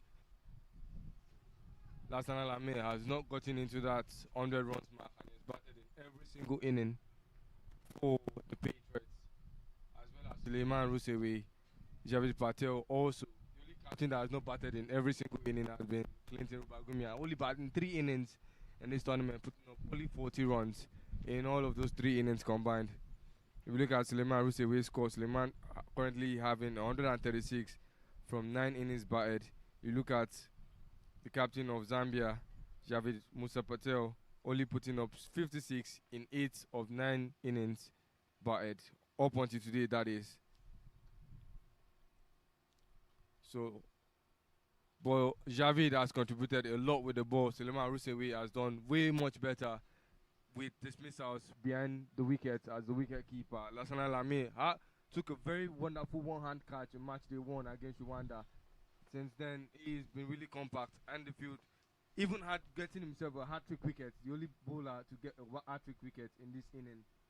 Isaac Okwe almost replicated that feat, but got a hat-trick over instead, not a hat-trick wicket, as you could not attribute a run-out to a captain. And Clinton Bagumia also, in the last game, match day 8, I'll put it, picking up 3 wickets in 3 overs. Every captain has proven themselves at one point or the other in this game. We know that the winning point comes from the run scored more than the fielding innings. But regardless, aside the bats, the captain have done well overall on the field setting for the teams. Thank you for that excellent run. You took us through Peter Oladeshu, and you talk about the captain. He's coming from the City Gate end into his first over. Javid Patel. I will share something with you about the wicket keepers and one record. Nigeria is the only team to have used 1 wicket keeper. They run and they steal that run, but because he overran, they cannot do more. Let me look at the teams. Let me start from Sierra Leone. Sierra Leone is the only team to have fielded 3 wicket keepers in this tournament. John Bangura, Yegbe Jalo, and Brian and Sumana. Let's look at Zambia. They've used 2 wicket keepers, Mohamed Baidu, and the one who is keeping now, Musonda Yamba. You look at Team Rwanda, they've also used 2 wicket keepers, Didier Ndikugimana, runner chance, way too high, and the man is safe. Didier Ndikugimana, and of course Oscar Manishimwe. And for Nigeria, despite having people who can keep the wickets, likes of Salim Salau, Ramon Ali, Danladi Isaac, but Sulaiman Rushewe has been Mr. Consistency. And they say if it's not broken, why do you want to fix it?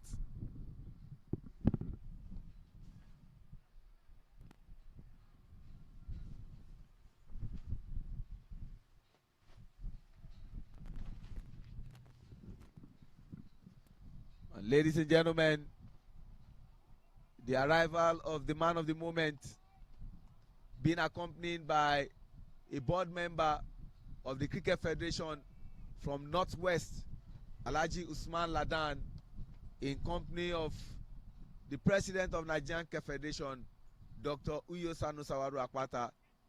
And that is it. You love to see that all day, all time from Lansana Lamin. Maximum, the first one for the second innings. Welcome, Mr. President, the man who is taking cricket to the permanent site in Nigeria. And we are awaiting more dignitaries to join us. Today is the final day. Already we have in our midst Trevor Francis Samura, the president of Sierra Leone Cricket Association and the chairman of the board. And just arriving is Dr. Uyo Sanu Sawaru Akpata alongside Alhaji Usman Ladan, member of the board.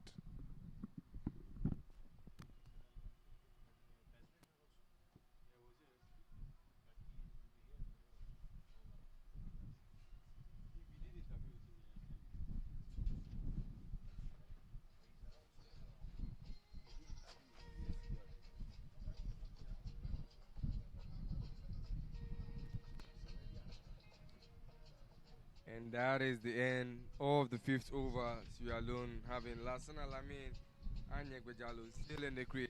It is 32-1.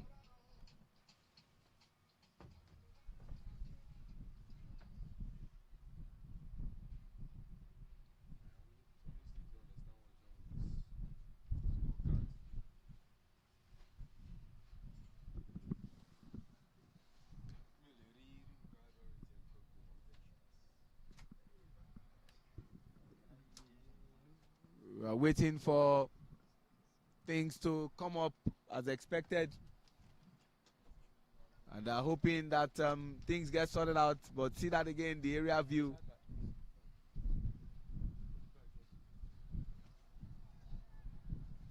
And he's coming once again. Pendi.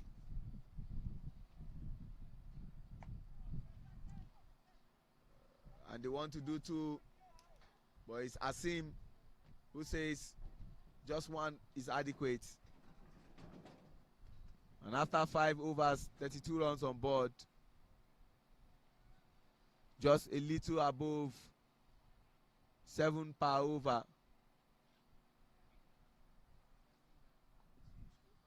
Yes, it's from the scorers. From the scorers. If they have not started, if they have not fixed the issue, it's not going to appear on the screen. That was close. And they want to do two. If that was an out, then Yegbejalo will have himself to blame. But when you see Temitope Oniko Ijaba working that kind of movement, it means Yegbe is safe. Yeah, I will go and let them know after the power play. It's the scorer. If they score online, because it's going to get so if this online score is in the summary it's not showing. It's only on the scorecard, then the summary is supposed to show the summary. Swependi bowling to Yegbejalo, and he converts it. They will go for comfortable 2 runs. But can 2 become 3? No, is that call. They need the Yegbejalo of that 72 runs, where it was lonely at the top, according to Ashake, before the duo of Hamza Khan, Didier Indikugimana, and Salim Salau surpassed that feat. Dide has 82 not out. Hamza Khan has 75. And Selim Salau has 76.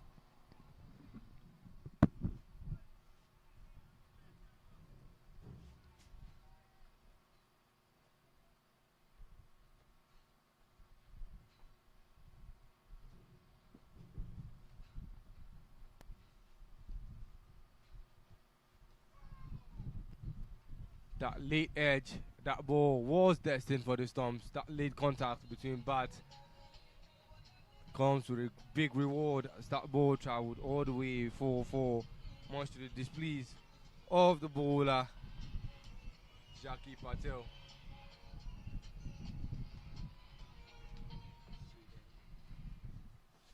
Pardon me there, that is Zoe Pendy, the bowler. That late contact, nearly hitting that ball, sending the ball to his Storms, narrowly missing. And that miss comes with a big reward. Last ball of the power play. And that last ball will be rebowled. A white ball from Zoe Pendy. Peter, you have to say another good over.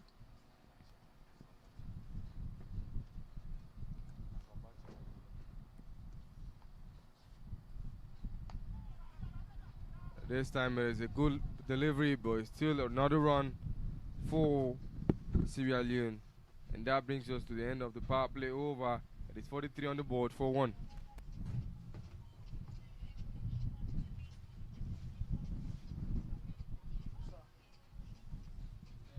We cannot see the scoreboard on the screen.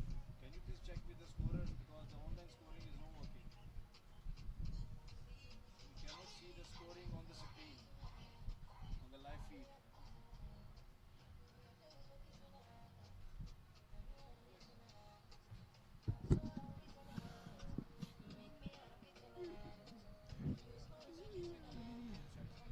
They are currently doing 7 per over. And for those of you who are proponents of mathematics, 7 per over at this rate in 20 overs will give you 140, which is not what is required. And they brought in the man who is leading currently as the MVP and also was good with the bat. Scored 100% strike rate from 38 balls, scored 38 runs to bring his runs to 268 after 10 innings. And he was sleeping there, but Musonda Yamba will not allow that. Zoeb Chand into his first over.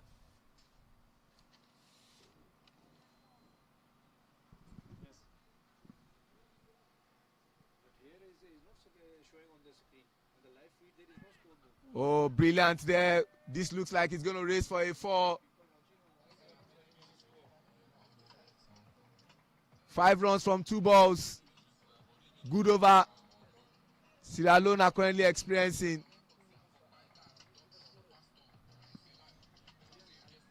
And Jackie Musa Patel could not do much to chase that ball.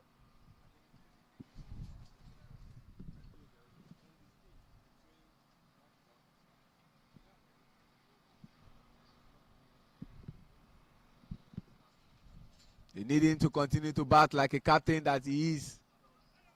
They steal that run.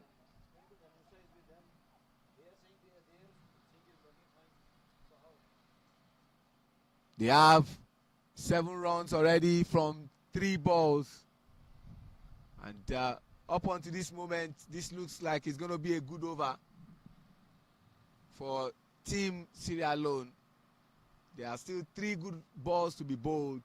And we are just into 7th over. Oh, great strike from Yegbe Jalo. But only 1 run. And they've gotten 8 runs from 4 balls. the kind of over they would love.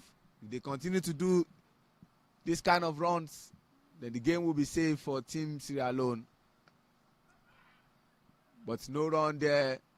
Much better bowling from Zoeb Chan after bowling 5 balls. This is the first dot he will be getting into his first over. Every other ball, they've scored runs off him. Last ball of this over, and they want to do 2, and 2 is the call, and they get that to 10 runs they've gotten from this over. Beautiful over this is turning out to be for Team Sierra Leone. And after 7 overs, they are churning out the runs. They are on 53 for 7 overs gone, and 1 wicket lost, the wicket of John Bangura.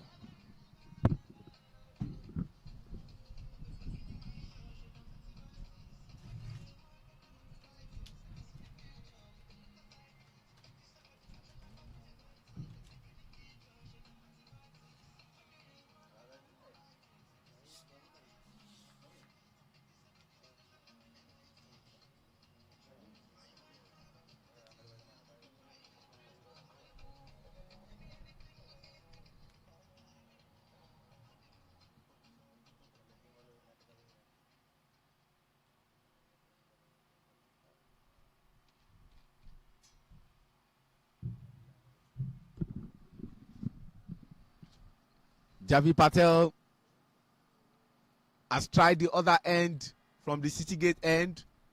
He wants to try the House of the Rock end, whether this will pay dividend.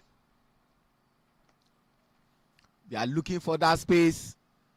They want to do two look risky, but like we always say, communication is very important, especially in a game of cricket. Depends on the kind of communication you employ, be it the upward and downward communication, horizontal or vertical, or up and down. The most important thing is striker and non-striker must communicate. That looks full, but just 1 run, and that's 2 runs from this over. 2 from 2 balls. Shanawaz Patel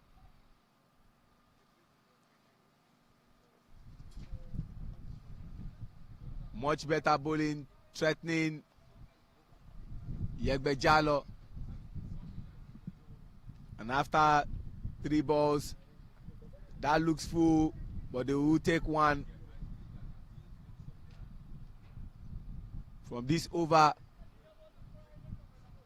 4 balls bowled, 3 runs scored.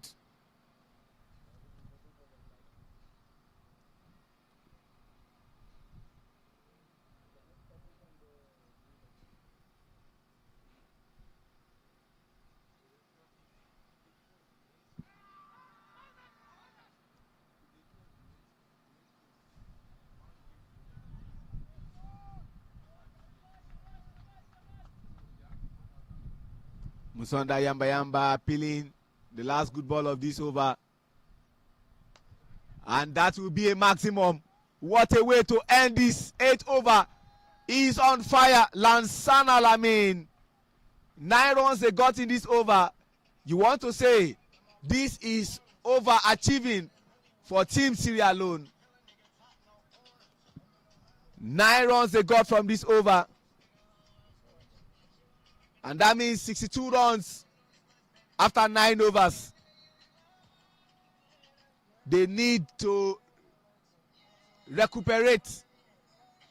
The reason Yegbe Jalo and Lansana Lami called for water. See that again on replay. Struck it hard. Captain's battle.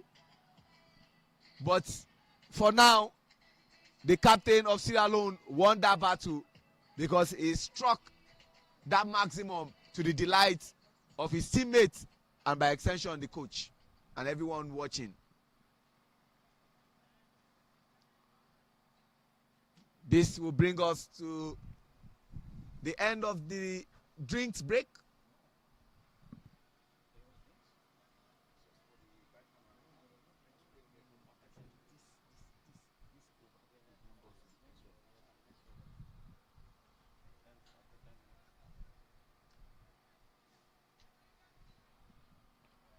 We are gradually inching closer to that drinks break. And they will need these two to continue to bat and score runs more perfectly.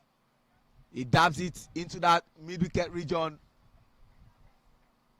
And the man who got that wicket from a very difficult position, Salman Patel, where he had to make a 360 turn to catch that ball. Lansana Lamin, 2 from 2. Yegbe Jallo trying to play on the intelligence of the fielders.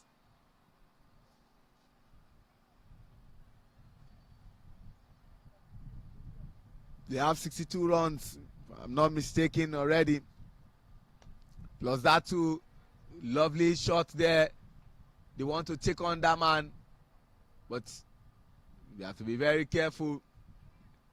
3 runs from 3 balls to bring them to 65.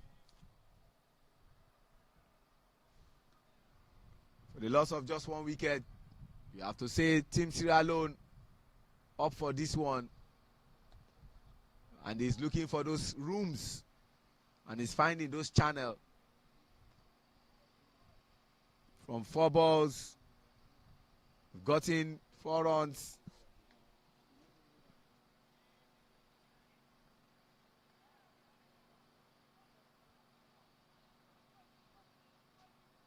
Yegbe Jallo is getting ready to be set. And he dabs into that space. The man who accounted for the wicket of John Bangura turns, picks the ball up very quickly. And Zoeb Chand, more like last ball this over. No maximum this time around for the last ball of that over. And ladies and gentlemen, that will bring us to the end of that over. And more importantly, a very crucial period for Team Sierra Leone.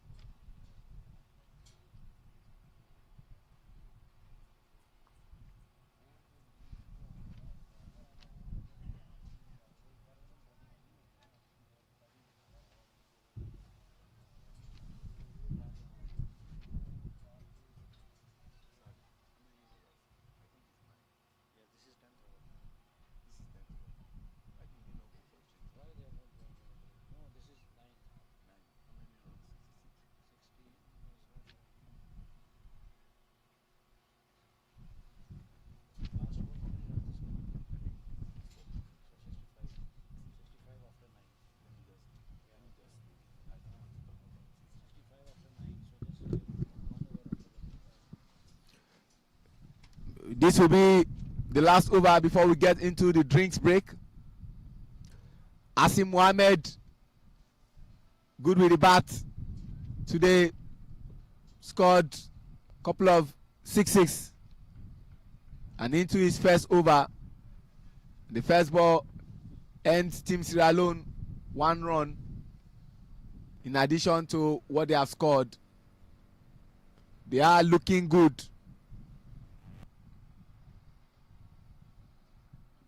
Yegbe Jallo and Lansana Lamin. They want to run, but don't try it. It's Zoeb at mid-wicket. Much better bowling from Asim. After 2 balls bowled, only 1 run given.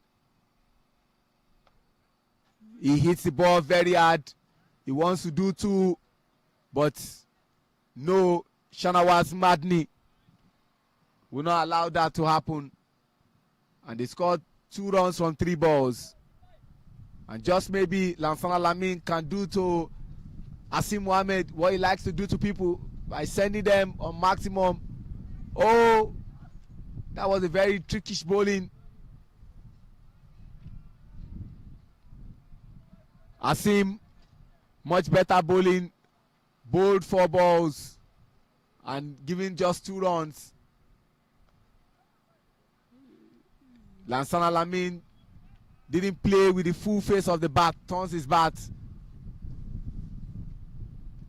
and turns to a region, and he goes for this, and they want to do 2 maybe to end this, an opportunity of a run out chance, but no,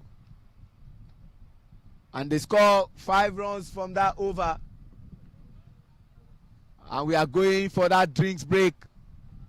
And you have to say, as we speak, looks more like we are seeing Team Sierra Leone getting about 7 runs per over to bring them to probably 70 runs for loss of 1 wicket.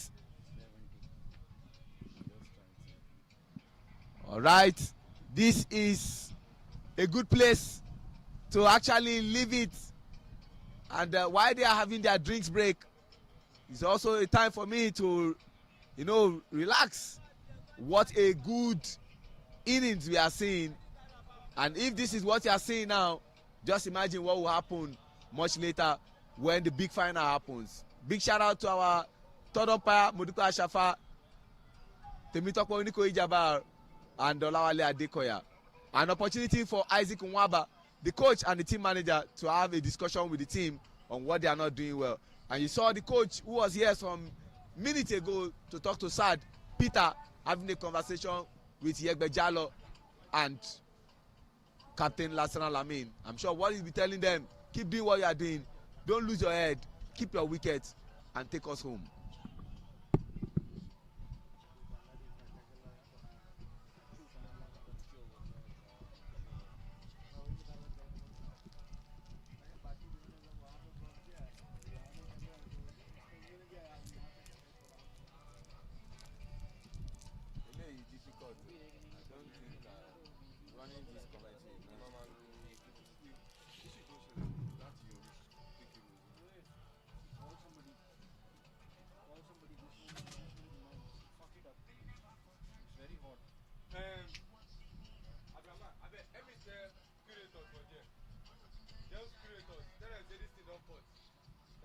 Call them.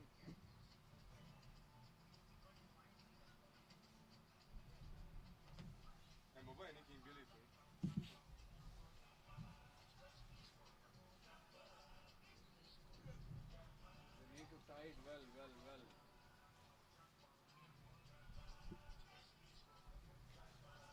No, Peter, this one is also important. This one is also important. Curator, see? Who is that guy?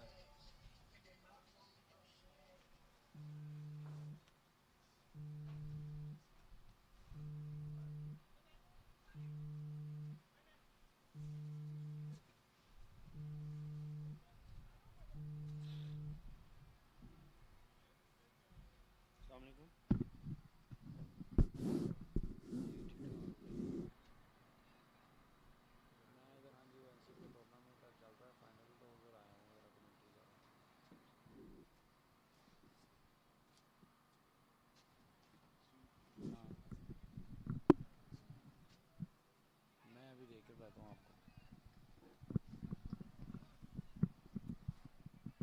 Back from the drinks break, but an opportunity to allow Sad and Peter to continue with proceedings.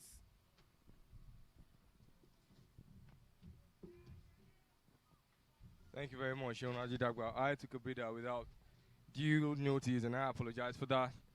But it's nice to be back in the comments box. Sierra Leone already putting up a very fantastic chase. This is the most comforting we've seen of the Sierra Leone side. 10 overs, still just 1 wicket lost. Lassana Lamin posting his best total already. He's even outscored Yegbe Jallo. And just when it matters most, Lassana Lamin asked him to step up. 71 they've scored so far. The runs are lower than needed. And that ball is up in the air into the deep. Madney on long gone. Madney with the ball. Lassana Lami's inning ends abruptly by that lovely catch in the deep.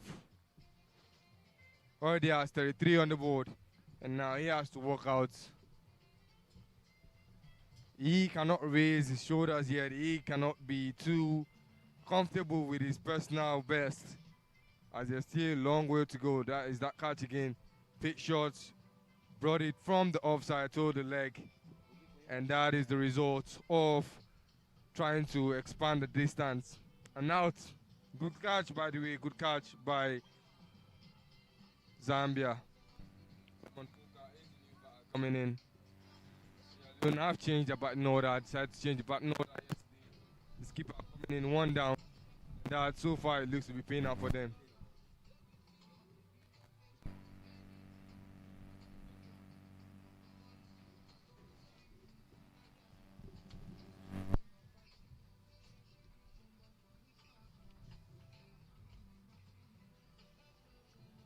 You can look at the scoreboard for yourself. It's 72. 2 wickets already. David Jallo being batter still in the crease. Already has 21. With Lassana Lami getting dismissed with 33 off 22 balls. Zoib Chand with another wicket. It's first wicket of this game, I will point out, but it's another wicket for the Zambian side. That is a personal milestone. 10th international wicket for Zambia's current bowler Zoib Chan. All 10 coming in this tournament. Might sound only 2, but on an international level, that is a milestone. Good way to start a milestone for Zoib Chan.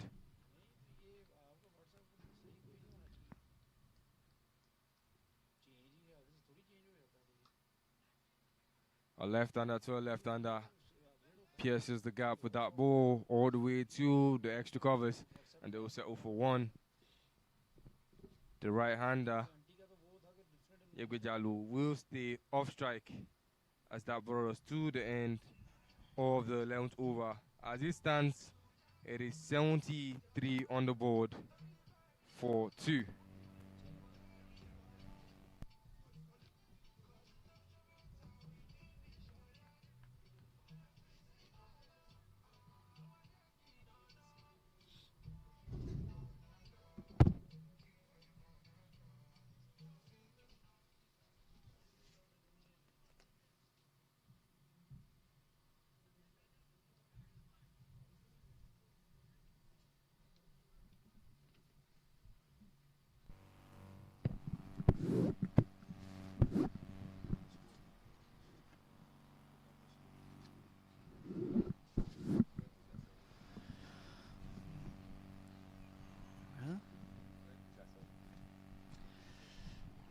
Thank you, Ajay.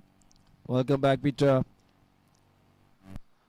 We would like to apologize for the technical glitch we are having for about the scoring, which is not being shown on the screen to you guys.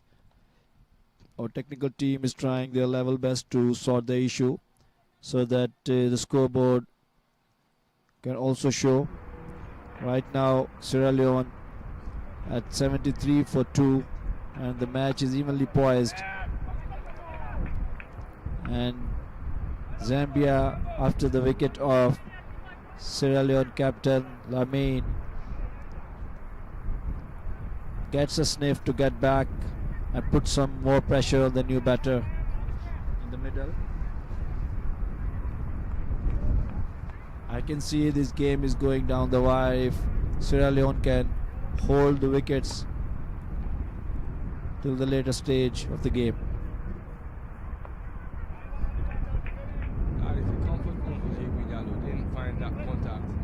Yesterday, Yegwejalu tried to loft it in the air into the hands of their waiting wicketkeeper, Sonda Yamba Yamba. Lucky this time it is that George was an incomplete one, and they will settle for 1 run, taking him off strike. And now see Mohammed, the spin bowler we bowl to the spin bowler batter, Raymond Koka.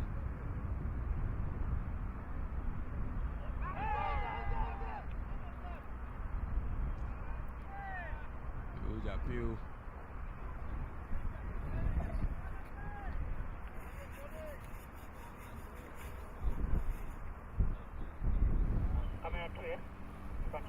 Three wickets in the first game of this tournament. Didn't pick up any wicket in the following 4 games. Pick up 2 more against Rwanda. And then yesterday against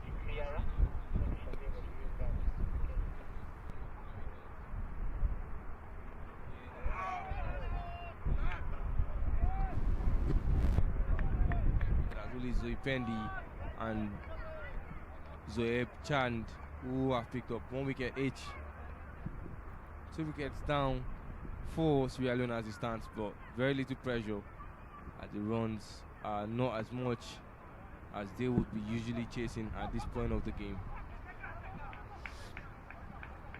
Peter, I must say that the fitness can make a huge difference. This running in between the wicket by a Sierra Leonean can win this game for them.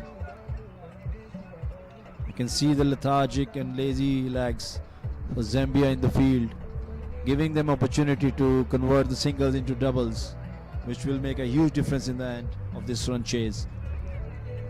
Yeah, and that brings us to the end of the 11th, 12th over. Correction, 77 on the board, just 2 wickets lost. Now what Sierra Leone is needing is 69 of the next 48 balls. That is still a very long way to go. Wickets that falls now, they still have about he hasn't really been in form lately in the last couple of games after a huge sporadic batting in the 2 of the first 3 games they played against Zambia and Rwanda, Nigeria. But other than that, he's form until yesterday, put up in double figures yesterday, and today he's still off. At this stand, I think as the only reliable batter that Sierra Leone do have left. The rest of the batting order haven't really been too contributing with the bats.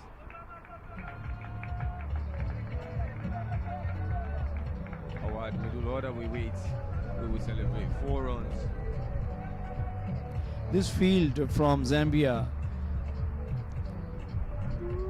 is not helping the cause, because the field placement, I can see a third man pretty much fine, almost behind the keeper, and then there is another third man gully kind of a fielder who is also in the circle, and the deep, and now they are trying to adjust that one and moving that backward point fielder towards that position. But that sweeper cover now there is a huge gap actually, and the huge ground that that sweeper cover needs to cover either for the third man region and for the cover region, which is not going to help Zambia. And now on top of that, they have switched that fielder. They think that the fielder is not that quick, but for me, Peter, the field placement is a question mark. Correct, Saad. Field placement has been the issue, mostly for Zambia, as the bowlers most of the time, or the batters, are skilled enough to understand, find those gaps, and the bowler haven't really pinpointed that ball and make the batters feel uncomfortable, always putting the ball outside of the up stump, a comfortable region to want to play for any batter. And you can look at that of that ball, Zoe Chan putting that ball way outside of off, giving Yemikano that freedom to just explore, knowing if he missed the ball, it is not going to be a wicket either ways. Very lucky it wasn't sent to the boundary for a maximum, and they will settle for 2 runs regardless. Because if you see, they have 3 fielders on the leg side on the boundary. One is square leg, deep square leg, then deep mid wicket and deep mid on, and not a single ball on the stumps. All the balls are outside off stump, and they have only 1 fielder deep cover, and on the offside they have 1 deep mid off. So 3 balls were bowled where the batter had easy opportunity to play them in the gap, huge gaps on the offside. Yeah, I think Zambia are looking more into the future than the present. Currently the bowlers are doing a very good job keeping those balls on the offside of the batters, but Sierra Leone batters are known to be very experimental and adventurous, and at some point they will just want to pick those balls on the offside to the leg side, to their convenient spaces. And that's what Zambia is trying to deal with ahead. Trying to, they say there's a saying that says prevention is better than cure. So rather than let a ball go into the boundary and then having to place the field out there, just keep the field out there should that scenario pop up. Yeah, but see, that is what exactly Sierra Leone needs right now. They don't need big shots because the required run rate is around 6-7 right now, which they need. And they can do that one with this running, and they don't need big shots. And that's exactly Sierra Leone is doing right now. Without scoring boundaries, they are getting 6 or 7 runs very easily in every over. Right now, after 13 overs, we are 88 with a loss of 2 wickets. And this wicket column is the most important for Sierra Leone, as we know that their tail end batting is not helping or disturbing the scorers. So more wickets they have in hand will be better for them to chase this down. Next 42 balls. It's a long way. The boundaries are coming in now. Any more boundary could put this game on par, like we saw yesterday. That big boundary towards the end of the inning brought the ball, having Sierra Leone to worry about less runs than balls needed.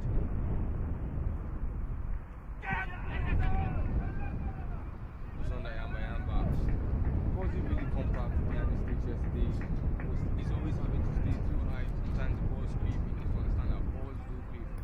Most times he's not low enough to move with that ball, and running opportunities usually just pop off most of the time. See, they need to work on their fielding too if they want to win this one. If they want to defend this one, Asim Muhammad is taking his time to place the fielders at the right place. He thinks that this new batter in the crease, they can put up pressure on him and squeeze some dots. That's exactly he has done here. That's a very good line and length for an off spinner against a lefty. And with that, at the crucial stage in time right now in the game, we have Zambian coach Isaac Mwaba with us in the comm box. Let us have his insight how the coach is thinking and from what he is seeing the game. Welcome, Isaac, in the comm box. I know that it's a very crucial stage right now in the game, and you will love to be around the guys by the boundary lines, but thanks for giving us time. Thank you very much. How are you seeing this game right now? I believe it's evenly poised and anybody's game to win right now. Yeah.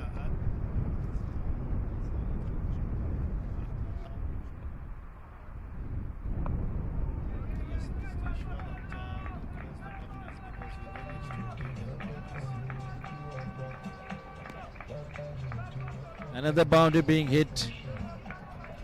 Another boundary being hit by Jallo, and there was a huge gap between the deep scale leg and the mid wicket boundary. Still there is a huge gap between the fine leg region. There is no fielder there, and I believe as an off spinner you would like to have a 45 at the fine leg inside the circle. There's a chance in the air. Fell short of the fielders. And an easy double scored by the Sierra Leone batters.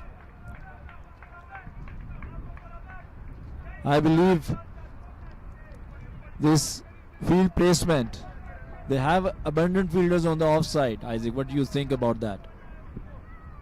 Yeah, because the guy was bowling. So, That's exactly he has done again. He has exploited that gap which we were talking about. And as an off spinner, the ball's coming in. You always need to have extra fielders on the onside rather than offside.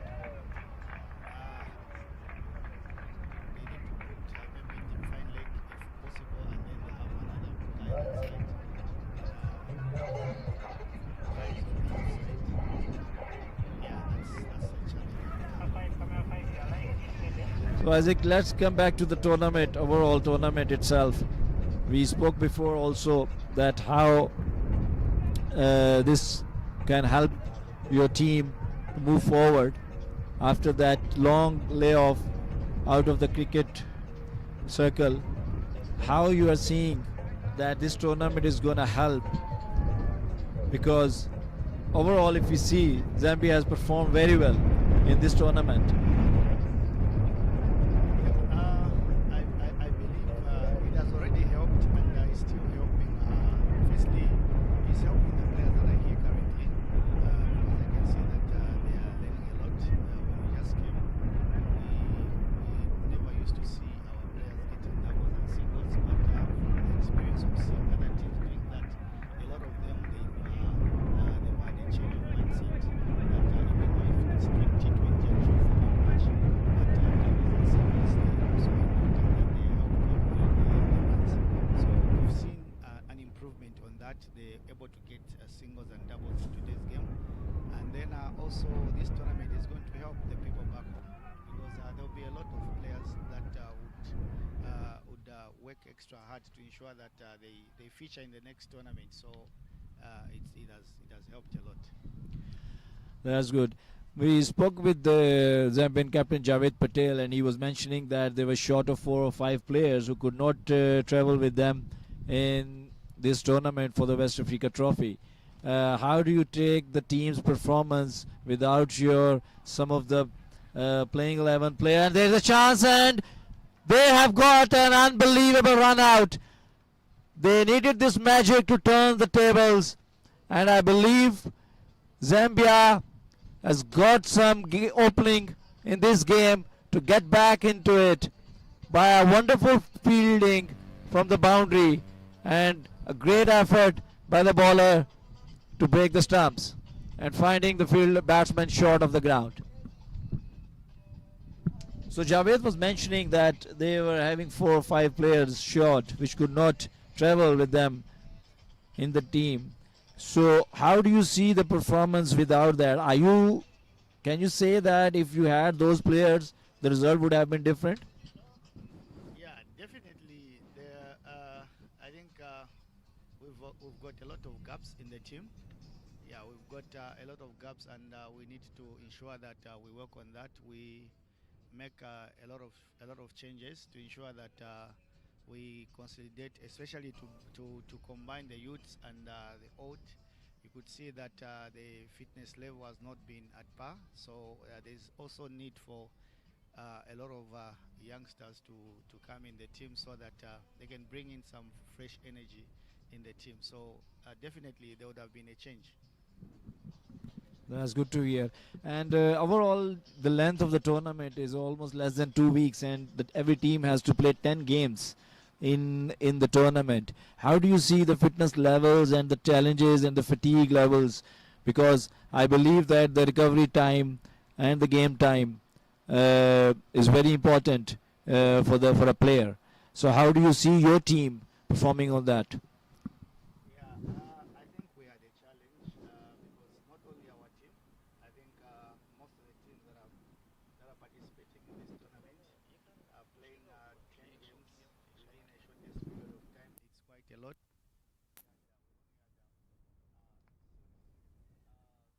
We had a rest day after 6 matches, of which I feel we should have at least maybe 2 rest days, and maybe after 4 games, or even after 3 games they have a rest, and then also after 4 games they have a rest rather than just playing 6 games continuously.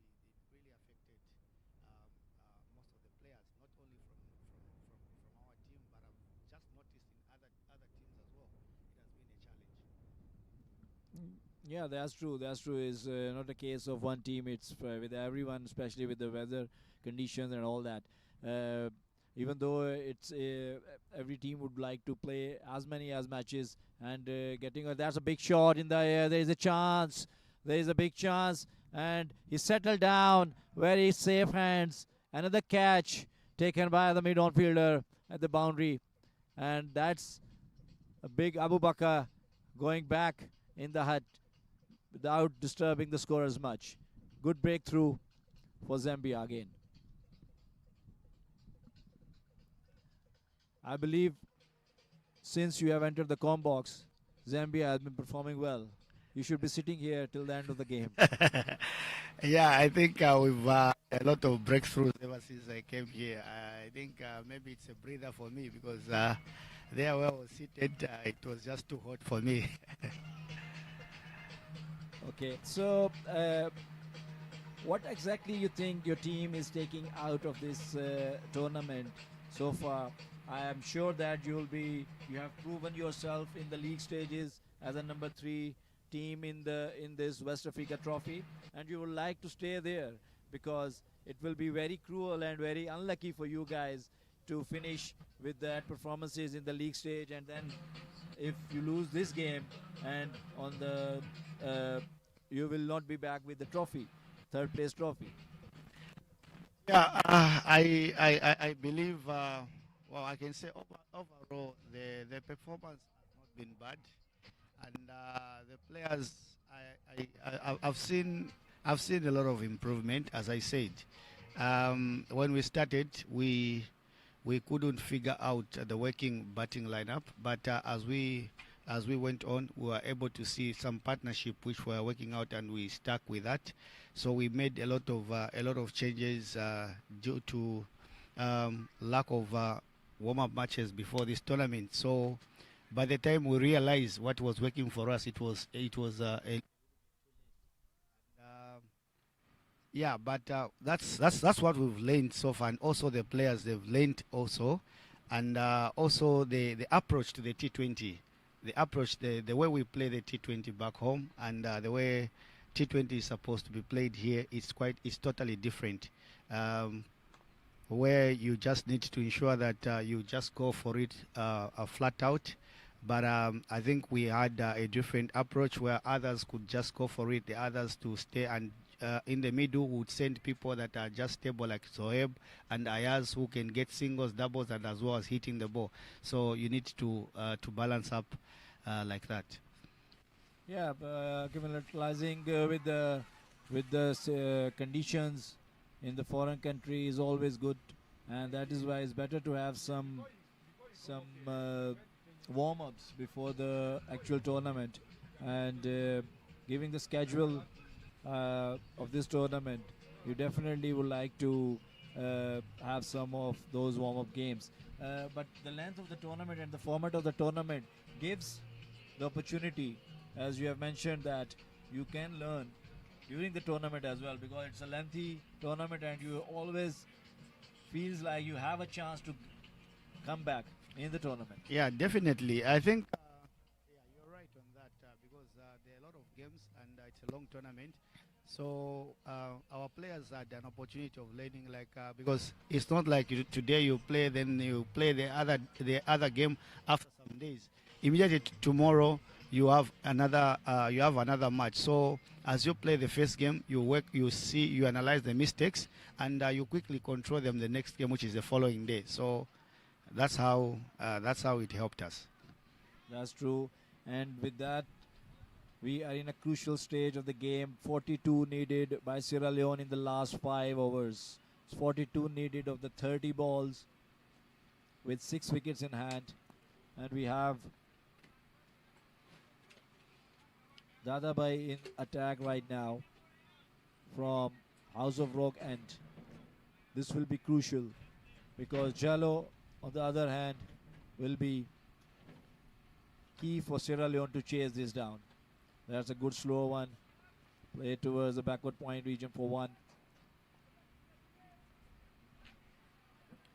With that, 41 needed now for the last 29 balls. So coming back to the learning during the tournament, Isaac, if you see any other opportunities for the international exposure for your team, where are you thinking that Zambia is getting those in the near future? Well, any opportunity. That's a huge wicket. Let me cut you off because you must be happy for me to cut you off right now. That's a big wicket, and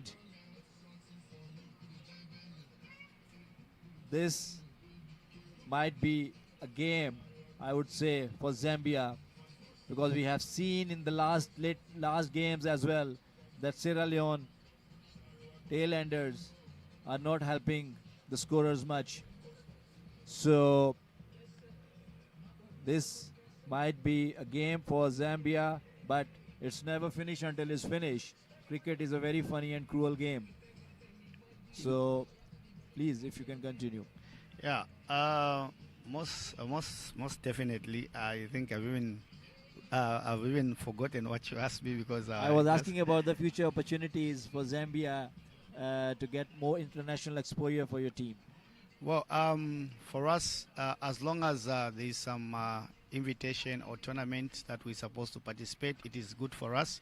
As in, we need as many games as possible, as many tournaments as possible. Especially that this is when we just got back. We need that exposure.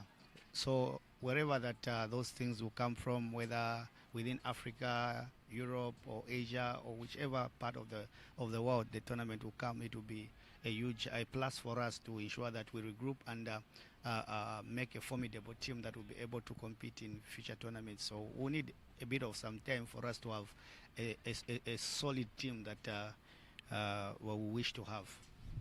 Talking of the fitness levels, I can see that almost every player in Zambia is a part-time cricketer. They have their own work routines as well, and they are playing cricket in between. How do you see that? I know that it is a personal effort as well. For every player needs to be having that mindset. But what exactly the Zambian cricket, or as a coach, you think that they should be doing in their off days or in their off-camp days for their fitness? Yeah. First of all, fitness. It's also as an individual. You know, you need to put in efforts as an individual, but as well as we need to come up with some strategies or some programs of ensuring that at least once in a while we have some practice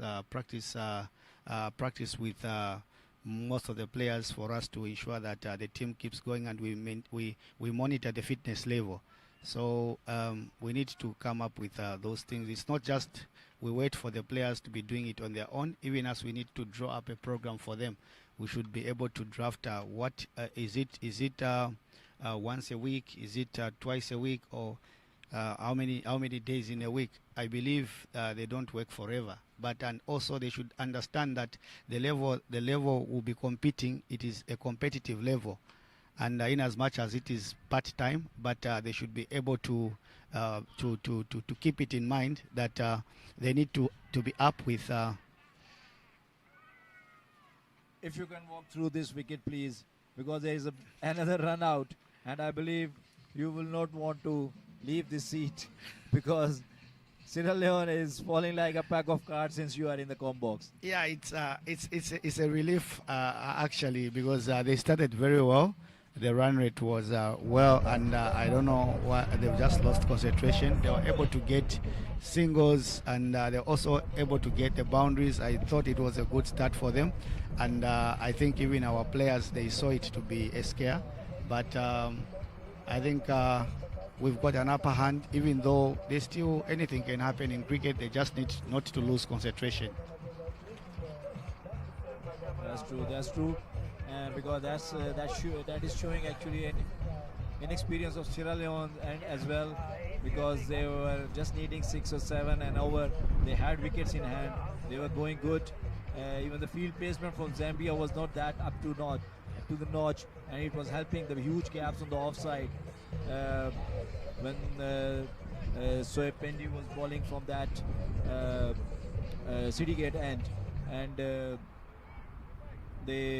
But I believe there's a big comeback from Zambia to get this one in under control right now, and they are favored to win this one.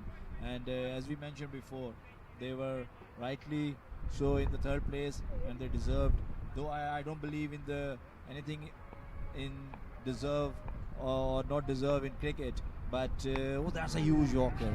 That's a huge Yorker, and I must say that he was lucky that he still back on his feet.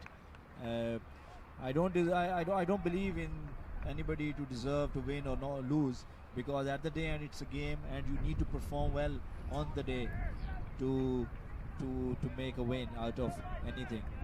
So, but with that long tournament, in 9 games, you have proved yourself as the third better team in the tournament. And today it was another day to. That's a perfect Yorker. That's a lovely Yorker. The other guy is ecstatic about his effort.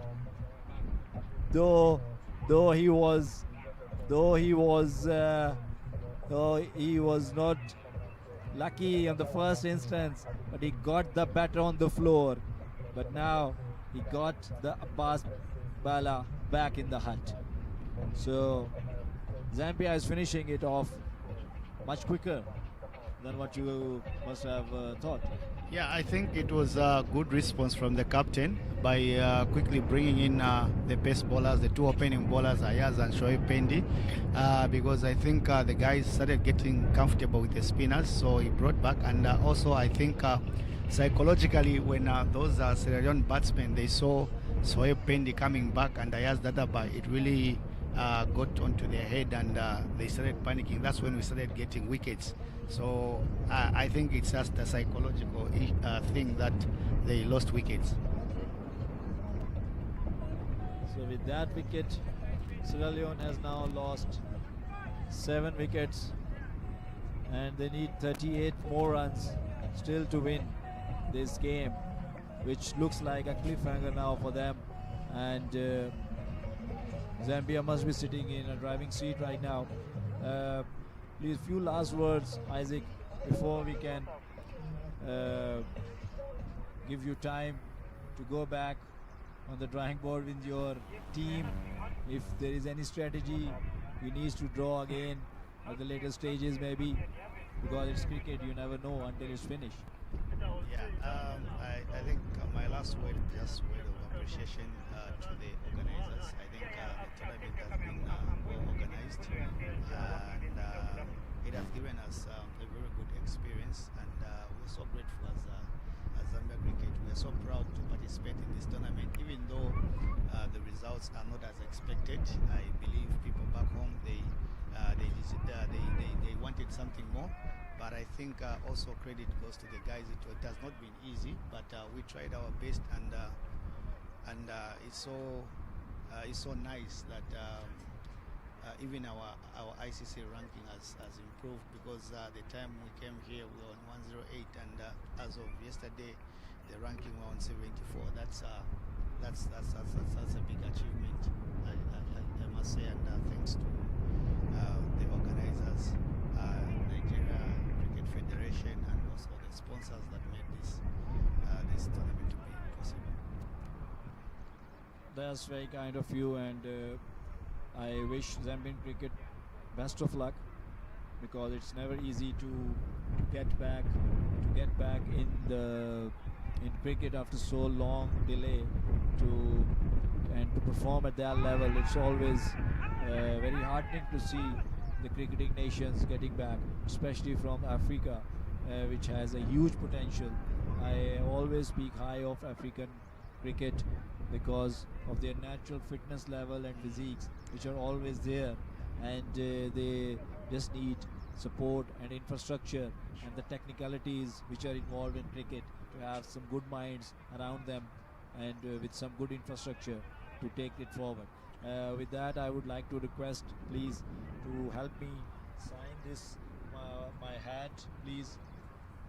It will be my pleasure to have your signatures with all the coaches around.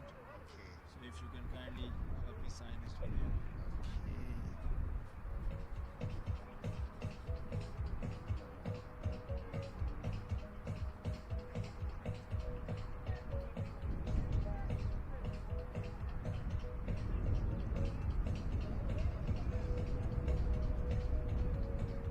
That's our Zambia coach Isaac Mwaba helping me, taking some memorabilia, cricketing memorabilia with me, which I am fond of.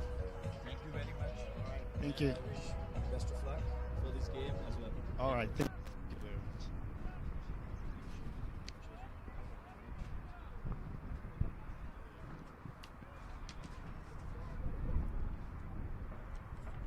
So with that we are Sierra Leone is a 108 for 7. It was a great over by Dadabai.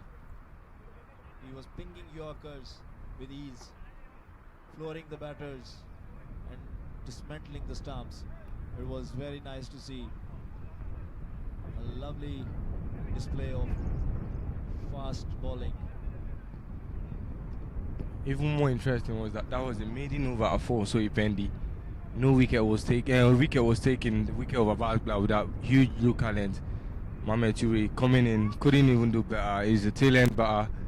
He's just not even a tail end batter. He's a bowler, very inexperienced, new to the side, and that inexperience is what has put Sierra Leone in where they are right now. Abuja couldn't do much with the bat. Abubakar couldn't reciprocate yesterday's batting feat. Yegbejalu, the man that was there, couldn't even do too much. Almost put up 50 on the board for the side, but sad to see him go out. And now it's all in the hands of Mohamed Ture, Chenoba, John Lasayo, and Brima Sumana. And these guys are not really that skillful with the bat. It's a long way to go right now for Sierra Leone. You can also hear Zambian fielders are chipping much now. They can see the victory is not far from them. And well-deserved victory because they have been a better team than Sierra Leone throughout the tournament. Even though Sierra Leone yesterday defeated them in the last league game, but that does not take anything away from them. They were pretty much pumped up and ready for this last challenge to stamp their authority on the third position trophy, which they are not far from now.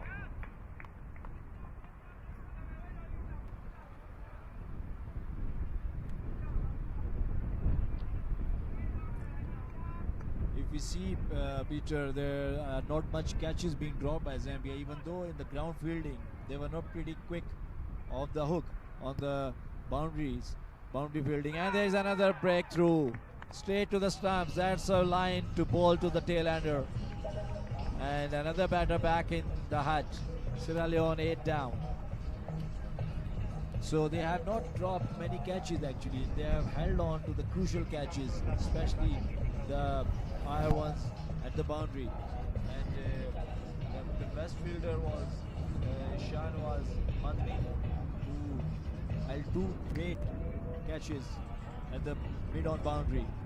And both of the set batters, both of the big batters, there you can see the better stump uprooted in a replay. So that's where I see they have compensated their ground fielding effort, where they were allowing some singles to double to 3 runs. Yeah. Just try to play for the gaps instead of trying to find maximums. The hands of the Zambians are very safe and very tight. It's like they've got glue on it, soaking in every ball as it comes into their what's really as a back.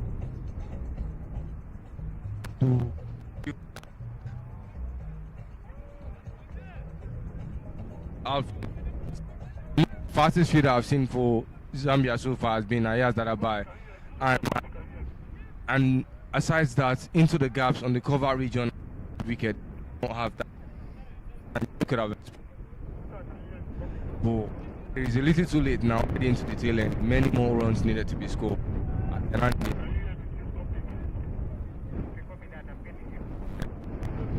And talked about yesterday, sir, that less than 5 runs needed. They needed just 5 runs to win, and they lost 3 wickets in that process. And now, since they got into 100, they've lost 7 wickets. That is a lot.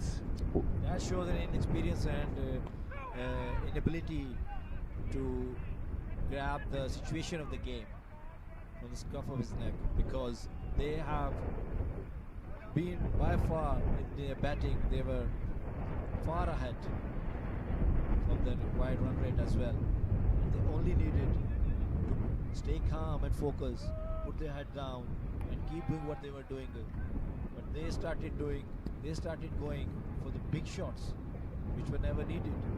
Because if you see the gaps in the field, They were huge, and they were easy singles and doubles were available. So that shows a lack of game awareness from Sierra Leonean batters, which costed them almost. This game is done and dusted for them. Yeah, losing 7 wickets and only having 9 runs in between that span. There's a lot of work to be done back to the drawing boards for Sierra Leone. I understand that they do not have that many first team players. About 5 first team players are not available in this competition today. But that aside, being in the national team means that you are capable, you have that A game, and you have the ability to think outside of the box. A little bit shaky performance from Sierra Leone so far. They haven't really had that compact play. That's true. That's true, and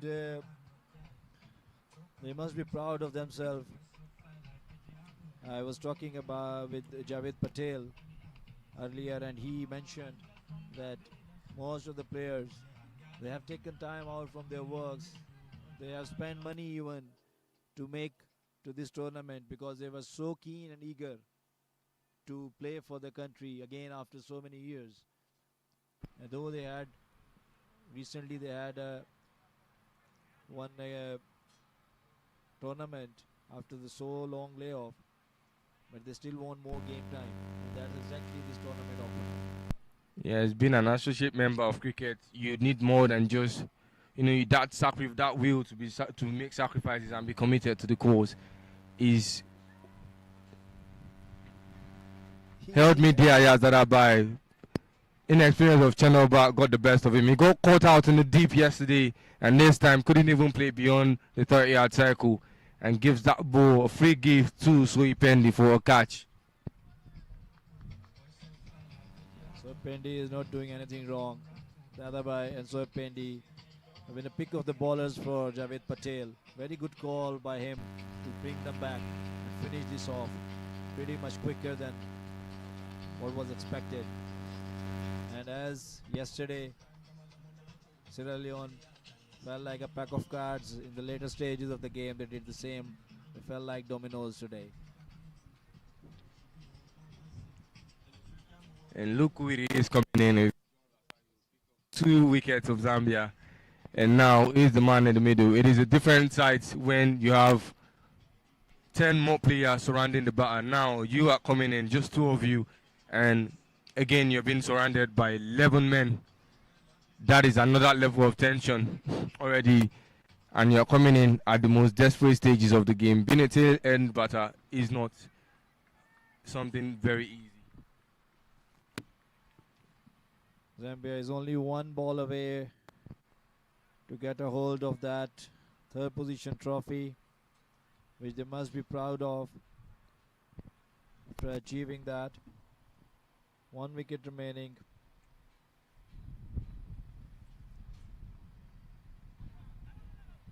There's a leg by on offer, which is taken. 114 for 9 after 18.2.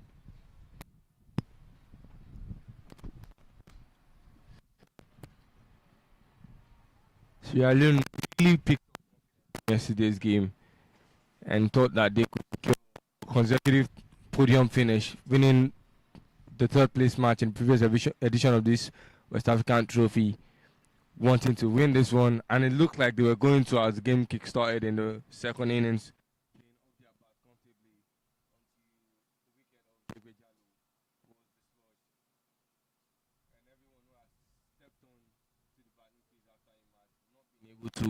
To handle that pressure going into the inning.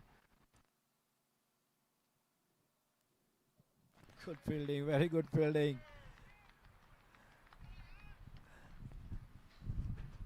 Look what, when the victory in sight, it can bring wonders out of you as well. That was a proper fielding effort from a short 3rd man. A clear cut 4 stopped. Stop ball, and batter inside the crease. Good work by the keeper to take the bails off, but the batter was safe.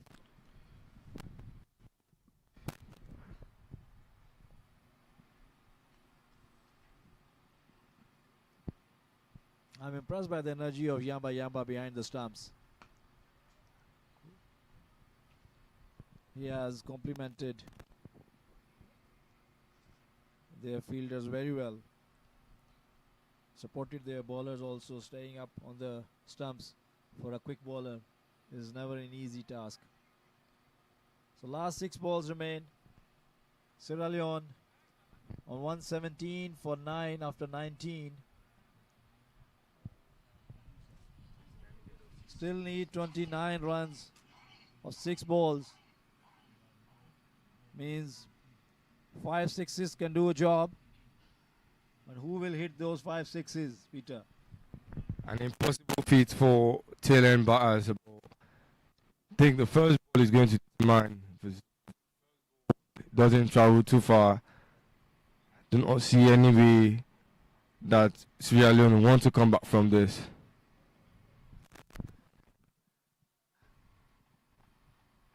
Aslam Bera is in attack to bowl that last over. And finally we have the score on the screen as well. 29 of 6 needed. Played to the point region for 1. So 5 balls left in the game and 5 sixes to win this impossible game. We have seen that thing in IPL once.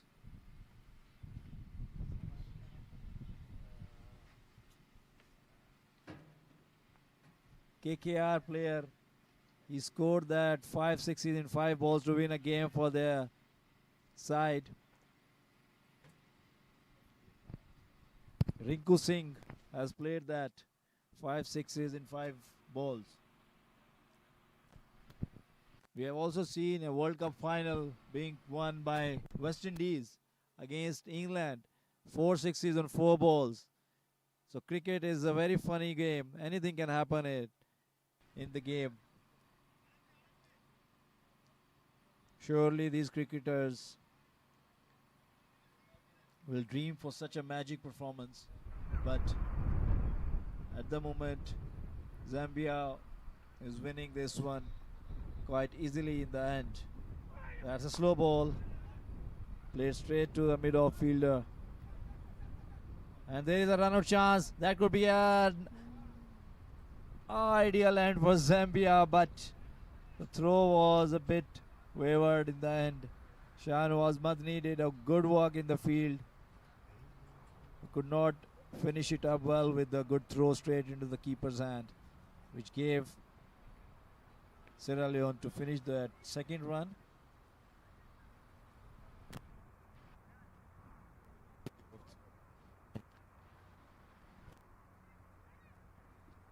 Just cheer for Zambia already. Players' energy in the com box shows the story. The 22 in the 2 balls is not possible. Another double. I like the energy from the Sierra Leone batters. They are still running for everything.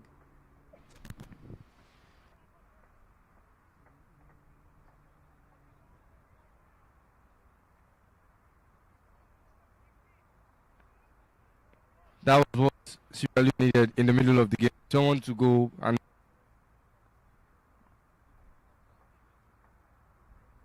to be the big man. That's an ideal finish for Zambia. The middle stump is uprooted. The last wicket fell on the last ball for their campaign in this West Africa trophy. Sierra Leone batters are quickly off the pitch. Now we can see they're turning back to shake hands with Zambia players. That's what the spirit of the game demands, and that's what the cricket should be played in. The good spirits. Sierra Leone is defeated by 20 runs, and Zambia got hold of the trophy for number 3 position in West Africa trophy, which is a true reflection of their performance throughout the league stage. They were the 3rd better team in the tournament. and they got hold of that trophy in the end as well. Many congratulations to Zambia for such a performance. As we can see, players shaking hands and walking off the pitch. Now we can see Sierra Leone team is also lining up on the pitch to shake hands. With that, we will take off for a breather before we bring up the live action for the final, the big final between Nigeria and Rwanda.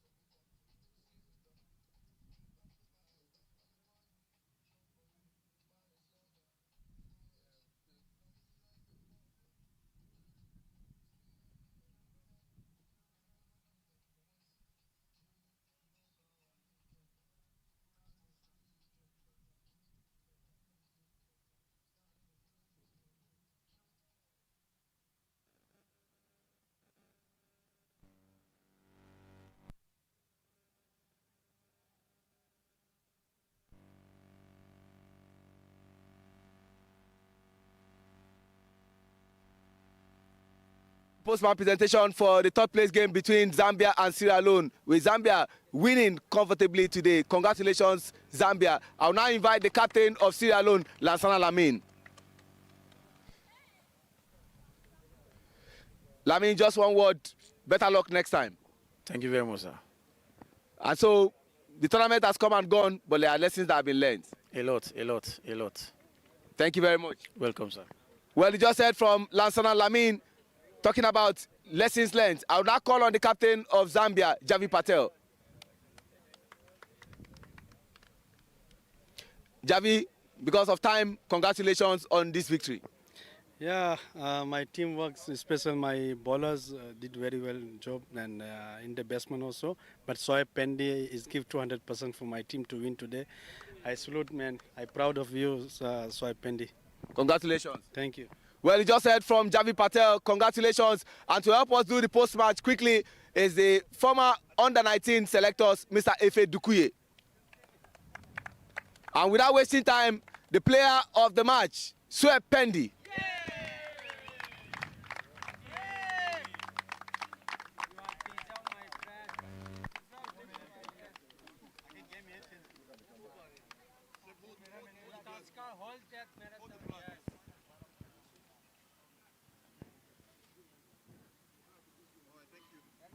Thank you very much, sir. Just one word. Congratulations, Sir Pendi. Thank you so much. And credit goes to my captain and my teammates who always support me, and Zambia chairman, Mr. Zubair Patel, and Firoz Agaz, who always support me. So I dedicate this man of the match to them. Thank you. Thank you. Well, that ends it from the post-match.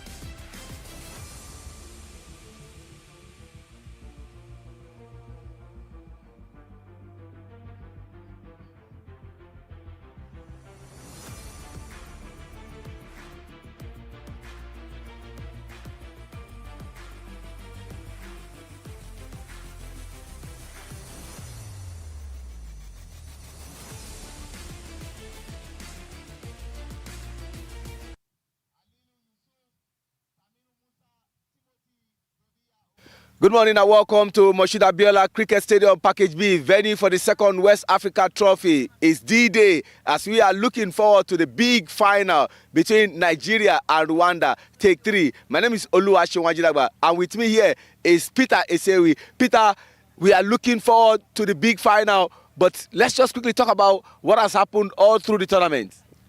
Yeah, thank you very much, Seun Ajidagba. We've seen a lot of upsets. We saw Nigeria lose their very first match on home soil against Rwanda. We also saw Rwanda pull up an upsetting victory against Zambia. Sierra Leone winning on the last day. That tells you just how much this competition does in pushing people and propelling individuals and as well as teams into greater heights and more competitive spirit. So many records were set and broken. So many players got in even better best than they've been performing. Look at the likes of Mohamed Nadi picking up his 50th ODI and T20 wickets in this tournament. We saw Didier put up a personal best. We saw Selim pull up a very interesting comeback from looking at his previous form. Every team so far, there has been a little bit of struggle, a little bit of unadaptability and inconsistency in some of the side, but all through the tournament, every team brought up their very best. And let me just ask you, this is take 4 between Rwanda and Nigeria in this competition. The last time Nigeria hosted at the Tafawa Balewa Carnival in Lagos, 4 out of 4 they went against Rwanda. But this time around, they've won 2 out of 3, and there's a particular record that has happened when these teams have met. Every time they have met, the team that bats first eventually goes on to win. I'm sure the 2 captains, Rumagbunya Clinton and Sulaiman Rushewe, will be anticipating to win the toss and going to go and bat. Yeah, Seun, what matters now is who wins the toss. Whoever wins the toss now actually will feel less uneasy. There might be an upset, the jinx might be broken today, you cannot say it is cricket. But whoever wins the toss now will feel more confident about how this game is going to pan out and how the result is going to be. We've seen how good Hamza Khan is with the bat. Didier put up a 459 runs partnership together, playing up until the 18th over. We saw that beautiful partnership. We've seen just how compact the Nigerian batting order is from the first wicket down to the 11th. Everyone knows what to do with the bat. Rwanda know just how well they can manage the ball. Today is going to be a tough day, and that is actually what we want to see as this tournament progresses. I'm looking forward to some key battles. Emile Rukiriza is looking forward to winning the bowler of the tournament. He has 15 wickets. Isaac Okpe from Nigeria has 13 wickets. Hamza Khan is monitoring what Isaac Danladi, Mr. Reliable, is doing. Which of these battles do you think will come out at the end of the day tops? Yes, just like I said earlier, it depends on who wins the toss first. Whoever wins the toss is going to actually try and... Today is everything is going all out, putting more than 100%. Emile Rukiriza couldn't pick up a wicket yesterday. Danladi Isaac, after seeing Hamza Khan fall, get out so quickly, helped Danladi Isaac maintain his stay on top of that batting order, batting chart. Emile Rukiriza couldn't pick up a wicket. Luckily, Isaac Okpe didn't pick up a wicket. It's either Nigeria sweep every single individual award today or they split it with Rwanda. But one thing is certain, both teams are bringing up their A game going into these finals. Peter, at the last tournament in Lagos in 2023, the most valuable player of the tournament went to Isaac Okpe. The man with the most wickets went to Isaac Okpe. The best batter went to Sulaiman Rushewe. But this time around, it looks like there's something that would split. And when you look at Team Rwanda, you look at Neo Mugabe Isai, who didn't have a good game yesterday, and we're looking forward to having a good game today. Hamza Khan, by standard, didn't have a good game. Didier Indikugimana didn't have, by standard, a good game, though he scored 30 runs. But when you look at it, where do you think the pendulum eventually will swing to? Yeah, speaking about that, Hamza Khan finished at the second batter on the chart last edition of this West African Trophy. This time around, he's still in second place, and we expect to see more than what we saw yesterday. Yesterday's game was, I think, it seemed more of a relaxation game as both teams were already confirmed to be in the finals. Today, again, is going to be very tough for both sides. Danladi Isaac knows he has a lot to do on the crease today, as well as Hamza Khan, as well as Isai, as well as every single person who is going to be playing in these finals today. It doesn't matter who starts first. What matters is that trophy goes to the team that gives more than their very best. Well, that's how we're going to leave it as far as looking forward to the big final between Rwanda and Nigeria. Take 4 here at the Moshood Abiola Cricket Stadium Package B, venue for the second West Africa Trophy. The question is, which captain will lift this trophy? You have the opportunity to touch this trophy. Will it be Sulaiman Rushewe lifting this trophy or Rubagumia Clinton lifting this trophy? Only time will tell. From the center where everything has played out, thanks to Peter Isewi and my humble self, Shewanji Dagba, we are done.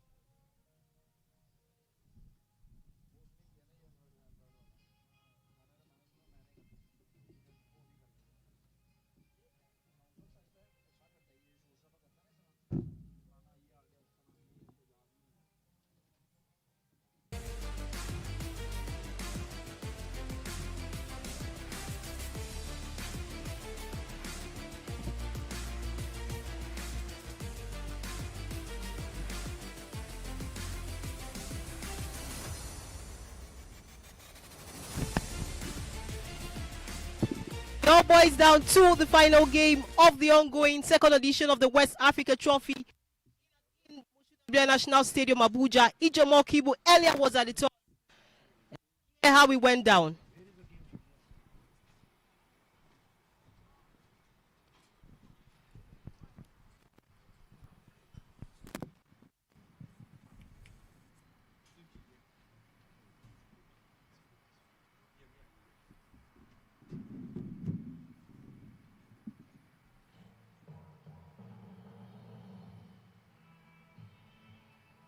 Of the host nation.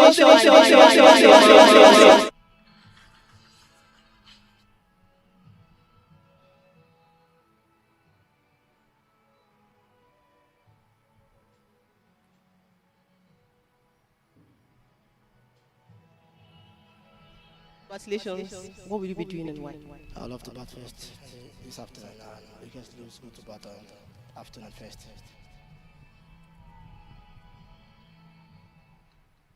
Only defeat in this tournament was against Rwanda. What is the mindset going into this game? Nothing clear mind now. Play, see ball, hit ball, ball comes. We approach the way the game goes. All the best, Suleiman. Thank you. Hi, Clinton. Did the toss go your way? I didn't hear what he said he will do. What He said he was going to bat. Oh, they're batting. Okay, don't mind. Okay. Nigeria outclassed you in that game yesterday. What is the mindset going to this one? This is a new day, my friend. Let's see who stays calm and executes. All the best, Clinton. I wish you all the best. Thank you so much. And that's it for my end. It is Nigeria who wins the toss, and they'll be batting first. Go ahead, Nigeria won the toss, and they'll be batting first.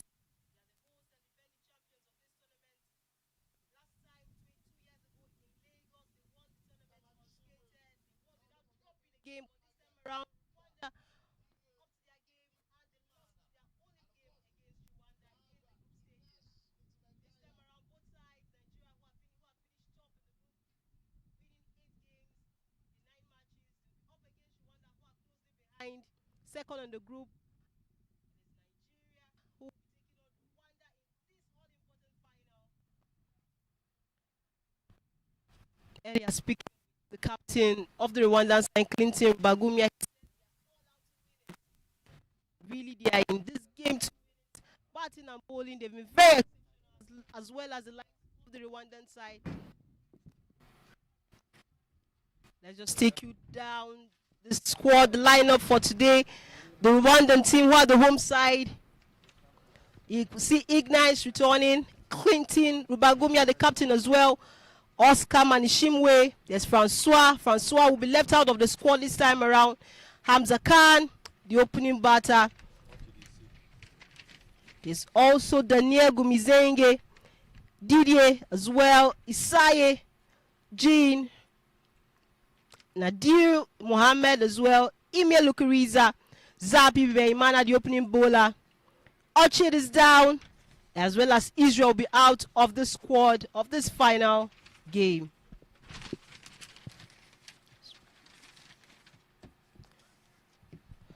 For Nigeria, Sylvester Okpe, as well as his brother Isaac Okpe, are into the side. There's also Salim Salau, who who was the player of the match yesterday, as well as Suleiman runs away, the captain of the side. Joshua Asia also returns to the squad. There's Daniel Ayegun, although Daniel will be stepping down. He won't be in this squad today.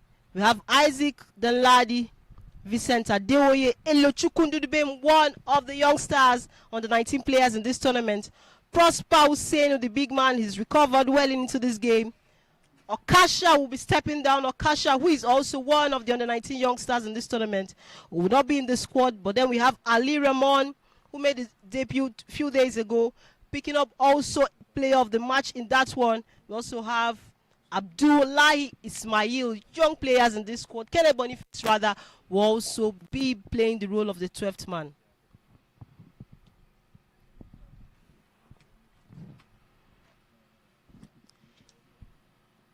I would like to invite, or rather welcome to the Comsburg colleague Peter. Great to hear you alongside Saad and Sheon Ajidaba in the very first game. We are down to the final games. We also saw your analysis alongside Sheon well in before this game. What are your takes, Peter? The take is there is a jinx currently ongoing, and the jinx is between this side. Whoever bats first goes on to win the tournament. Nigeria won the toss, and that puts them in a place to decide which they decide to bat first. It remains to see if Rwanda has what it takes to break that jinx or it extends. Even though there was confidence in the the talk by the captain Clinton Ubagumia, he said that he wonders why Nigeria decided to bat first, given how the wicket looks. It looks like it is going to favor the bowling, and Rwanda are going to be the first to test it and confirm if truly the wicket is a bowler's wicket or Nigeria will dominate. Coming in for Nigeria as it stands now, Suleiman Rusewe, the captain of the side, will be pairing alongside Ali Ramon for the fourth time.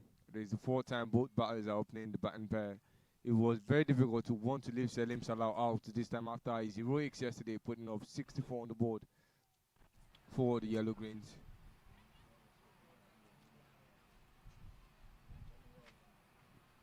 Looks like DDA in the Kubi manner has decided to stick to fielding, leaving the gloves for Oscar Manishimwe to handle. Took a very wonderful catch against Sierra Leone 2 days before, almost taking another wicket of Ali Ramon yesterday at that slips his fielding. Today he might be lucky, we might not know. We do not know as it stands, but we still wait for Zappi, as we all know, to start the innings.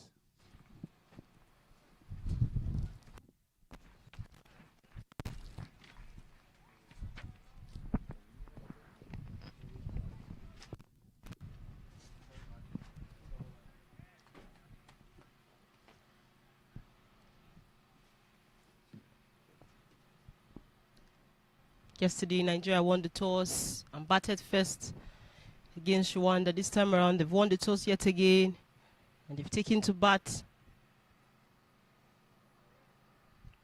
Defeated Rwanda, outclassed Rwanda by 81 runs yesterday. Zappi with the first ball of the innings of the game as well, coming in from the Citygate end.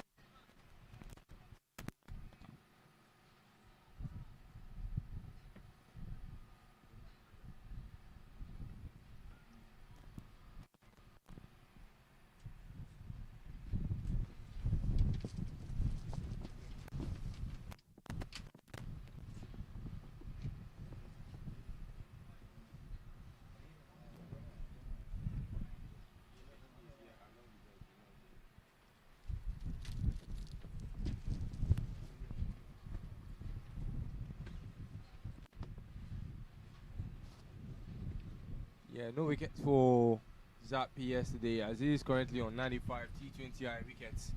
If he had managed to pick up 2 or 3 yesterday and getting 2 more today, he would have seen that streak extend and probably would have gotten his 100 T20I wicket in this West African trophy. But that will have to expand unless he can pick up 5 wickets of this Nigerian side. Almost impossible.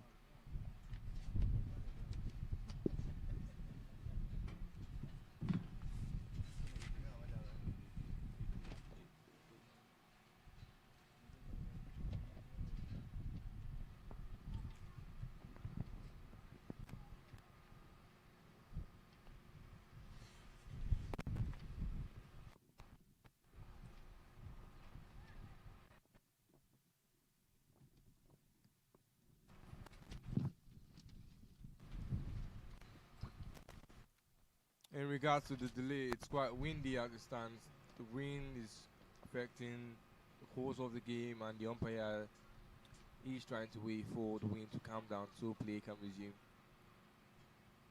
That gives Suleiman Rusewe enough time to prepare for the second ball. The first, now he's at the time and breathing space to check his line and length.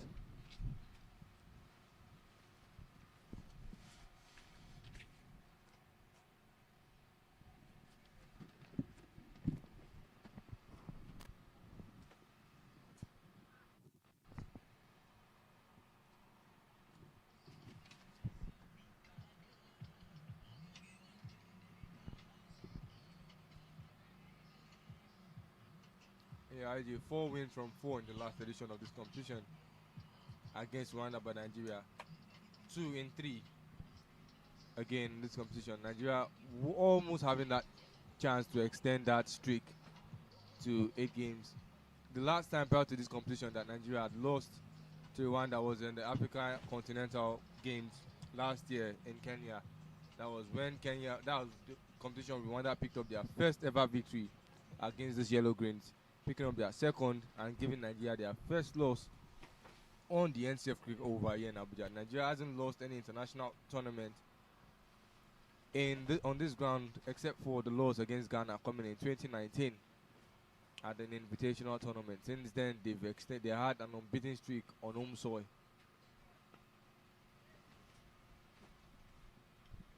Good punch of the ball, hard contact intended by Suleiman Rusewe, skips the grip of Belema Zapi, and they had 1 run. A kickstart for the Yellow Greens of Nigeria. Peter, just as you said, I would say Rwanda, just like so many nations in Africa, cricket playing nations, they've been trying to improve their game. The most important thing is them getting game time. And with game time, you're sure that there'll be exposure and experience building up. And so it's great to see run out chance, but it wasn't successful. Great to see Suleiman runs away, captain of the side, back in the crease. They tried to attempt a run there, but good pick up from Isai to ensure no run was recorded by the fielders of that, by the scorers rather, of that ball. Yeah, aside this being a final, Rwanda surely do have a score to settle. And before they can settle that score, they might have to excuse a boundary. Ali Ramon cuts that ball into the gap behind as he races all the way for a boundary. First boundary, and 4 more runs climb on the board for the Yellow Greens. Look at that ball. That short bounce was carefully redirected by Ali Ramon. 5 runs already. Rwanda losing 3 wickets in the first 2 overs of their previous inning against Nigeria. And the person who took those 2 run-outs, direct hits, Kenneth Boniface, isn't in the squad today. A little sick. He's not feeling too well as it stands, but it's good to have Prosper Oseni back in the squad. Missed the last 4 games, and he's coming in again in the most important aspect of this tournament, the finals. Prosper talking about Peter talking about Prosper. We saw him the very first game against Gambia. He hasn't really gone blazing as much as picking those wickets the very first game against Zambia. Hopefully this time around. Down towards off. It's a single. That single brings us to the end of the very first over. It is 6.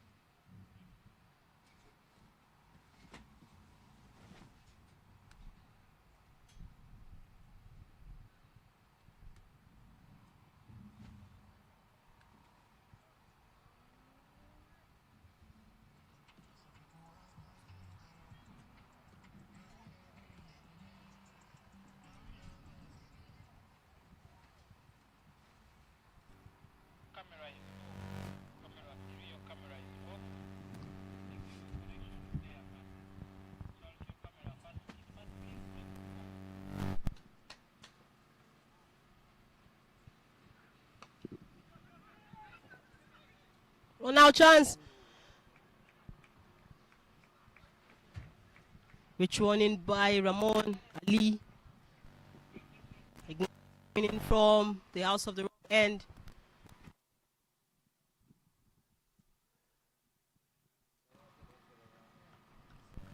Ignaz has In yards with the ball, any day, the improvement has been sporadic for Inyas. Prior to this competition, Inyas was known for giving extras, but outside of extras, Inyas has bowled very well in line and length, bowling 9 extras so far since the start of this tournament. Make that 10 as this call is a white ball by the umpire.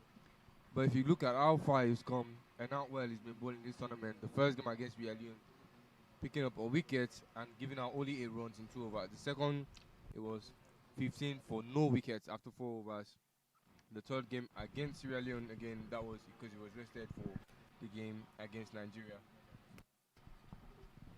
6 innings, 5 wickets already, economy of 4.40 by Ignace prior to today's match. Tells you just how clinical and precise he has been with his bowling. Just needs to cut those extras. He's been difficult to play off the bat, but he's always awarded the bat as extra runs.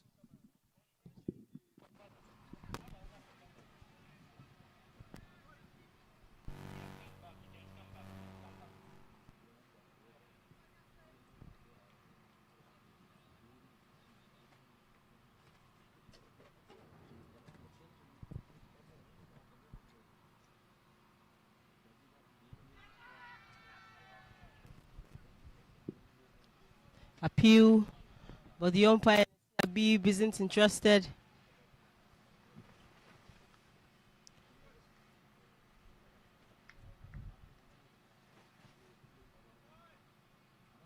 Three runs conceded already in this over.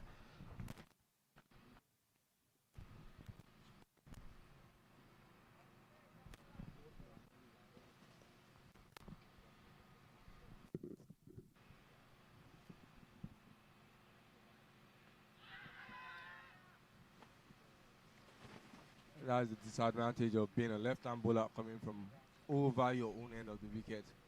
Usually, those kind of length balls are always outside of the leg stump of the batter. And it's difficult to get an appeal for an LBW in those kind of scenarios.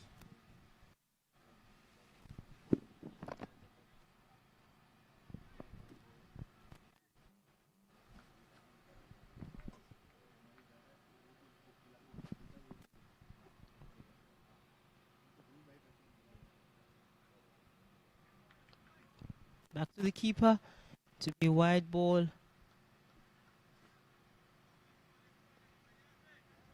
Ignance, we need to cut down on the extras.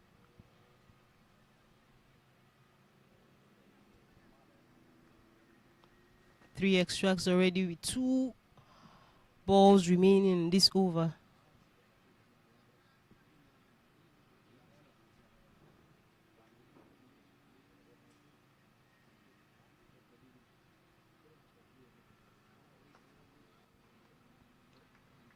Better line.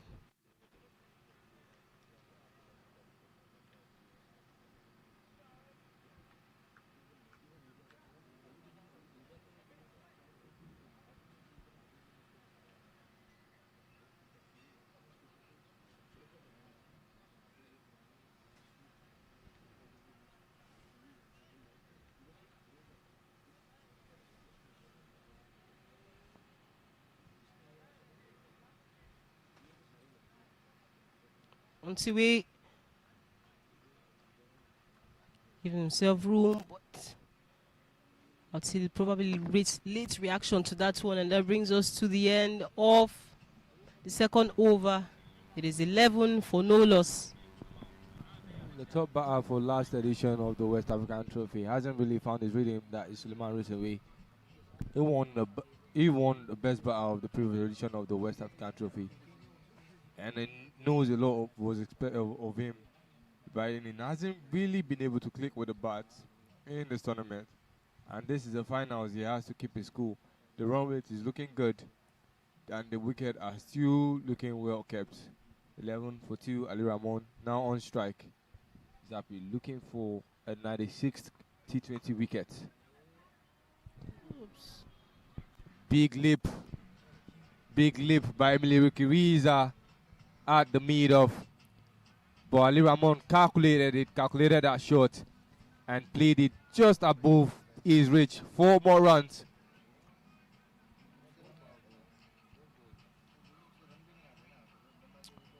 Second boundary for the Yellow Greens, and it's coming a second time against Zappy Bimeimana. Already into double figures, Ali Ramon quickly being explosive. 8-10 off 8 balls.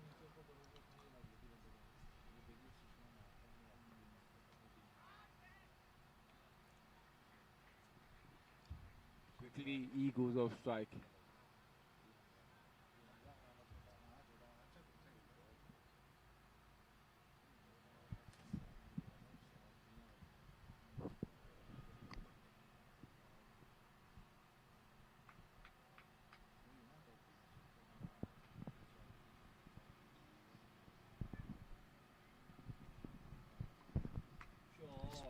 Upish. 6 runs. First maximum. And this game, Zappy looking very disappointed. The first ball of this over was a boundary. The second a single, and the third one a maximum. Hey, look at how Suleiman held that pose, put enough power behind that shot, hooks it at that bounce, went below the ball for that right connection. And the Rwandan side are not looking really pleased. Remember, IJ, I said no team between these two in any of their previous 4 meetings has fielded first and gone on to win via a chase. So it is a huge task and a huge jinx to shatter.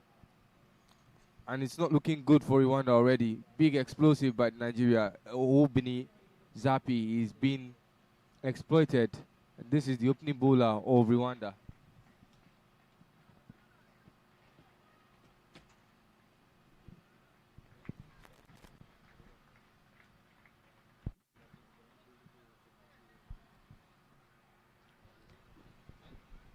Zappy will be itching for his 12th wicket in this tournament. 11 wickets already to his credit.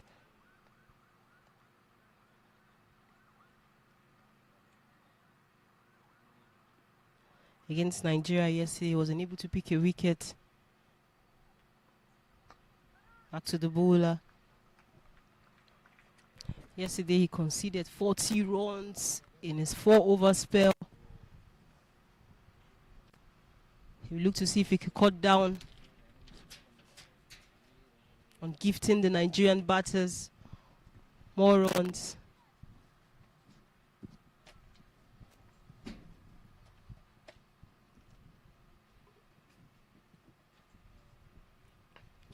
Room. Another shot.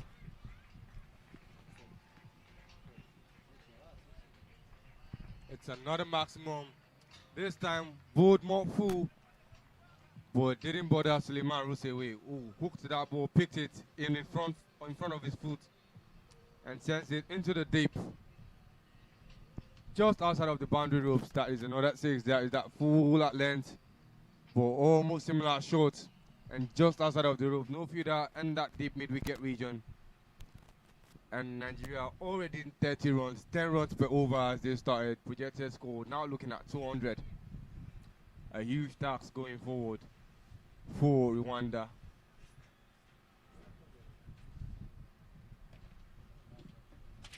Zappy conceded 2 maximums and a boundary in his previous over. But then we see Ignatz coming in from the House of the Rock end. Oops! Straight through the middle stump. Ramon Ali.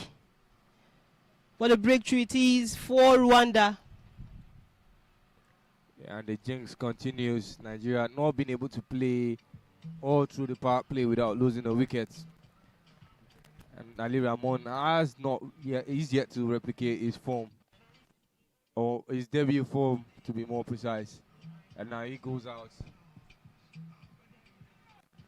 Finally gets that first wicket of this game, 96th wicket of his career. Zappy. Salim Salau, 64 yesterday, and more will be needed of him today as he comes in the 4 over. Inyas with a very important wicket for Rwanda, breaking that partnership, and now the Nigerians are now back, sitting on the edge of their seats. Momentum has restored to Rwanda's fielding side. IG, look at Zappi's opening over. 2 overs, actually. Is giving out 25 runs, no wickets. Was hit for maximum after maximum, giving out 2 maximums and 1 4. And he just completed 3rd over for Rwanda. Well said, Peter. I'm sure Zappi will be thankful to Ignance for breaking that partnership. Big breakthrough it is for Rwanda early on into the game. We're into the 4th over of this innings. Ignance with the very first wicket, the wicket of Raymond Ali, youngster under 19 player, one of the core players of the under 19 side, the Nigerian under 19 team.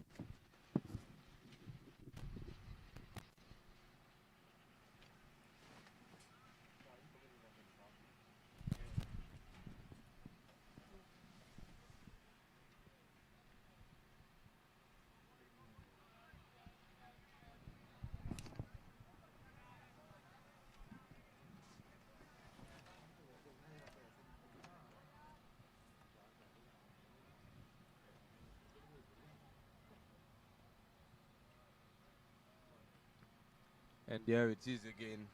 Another extra. And it comes from Inyas. Picking up a wicket off the first ball and giving out an extra of the second. Now will we bowl that ball, Inyas? Salim Salah, all eyes on him. Man of the match yesterday for the Yellow Greens. And now coming in 1 down. There is no excuse if he underperforms today.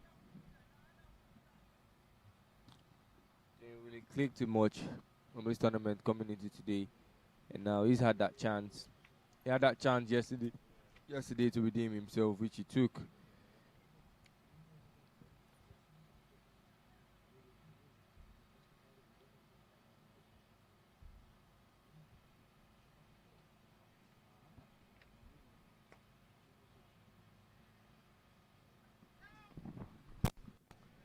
Dot balls. Salim Salah taking his time in the batting crease. A clean ball of the wicket of Ali Ramon. Wouldn't want to repeat the same feat. We just look to stay in the batting crease a little longer, IJ. What do you think? How is this game looking so far? 30 runs of the first 3 overs and 1 run so far.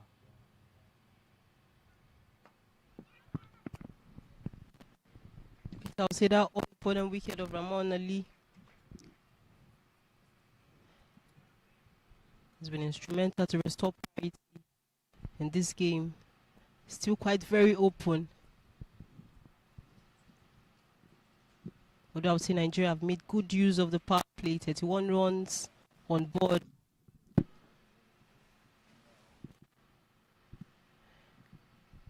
The Nigerian bench look to see if Suleiman runs away and Salim Salah can actually build that all-important partnership.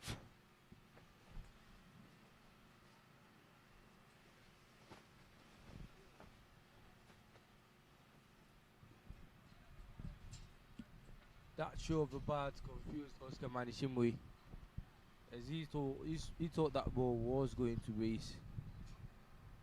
Was going to come off the bat of Suleiman Rosewi, and he had anticipated that movement.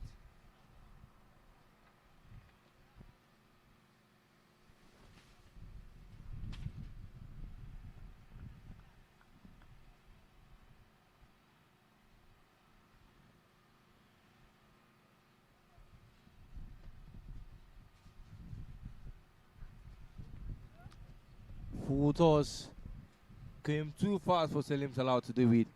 And that is how the fourth over will end. The Nigeria having 33 on the board for 1.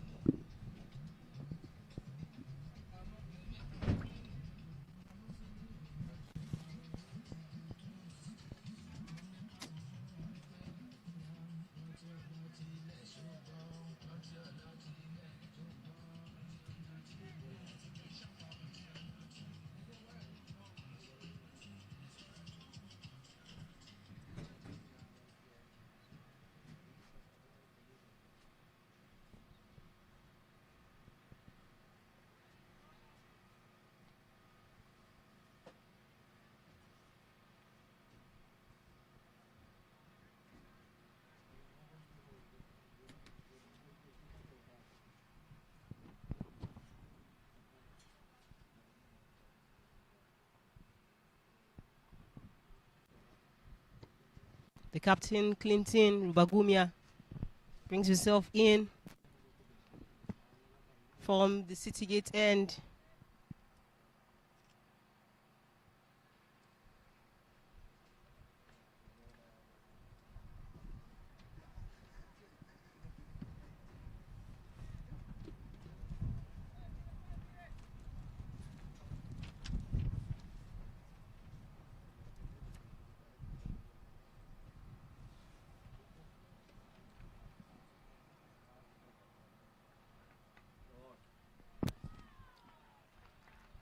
Ball short.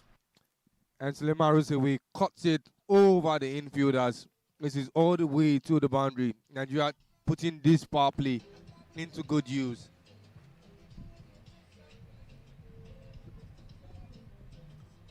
Outside of off, swinging outside, and Suleiman Rusewi just gives that ball more reason to be outside of the boundaries.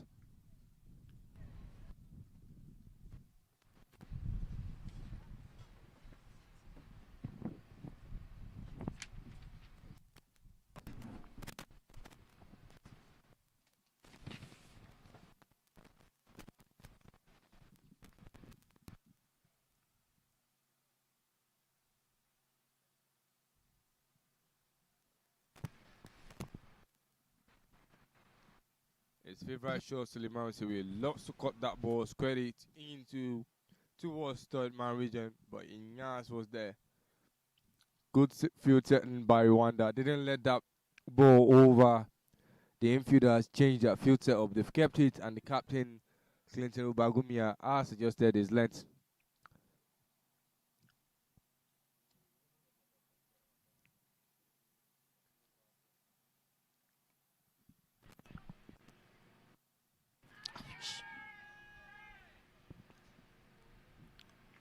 Rwanda thinking that they have started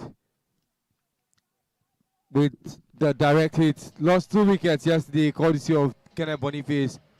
2 direct hits for runouts. The wicket of Hamza Khan and the wicket of Isai. But that feud we have to wait to be settled. This is just more than a final. There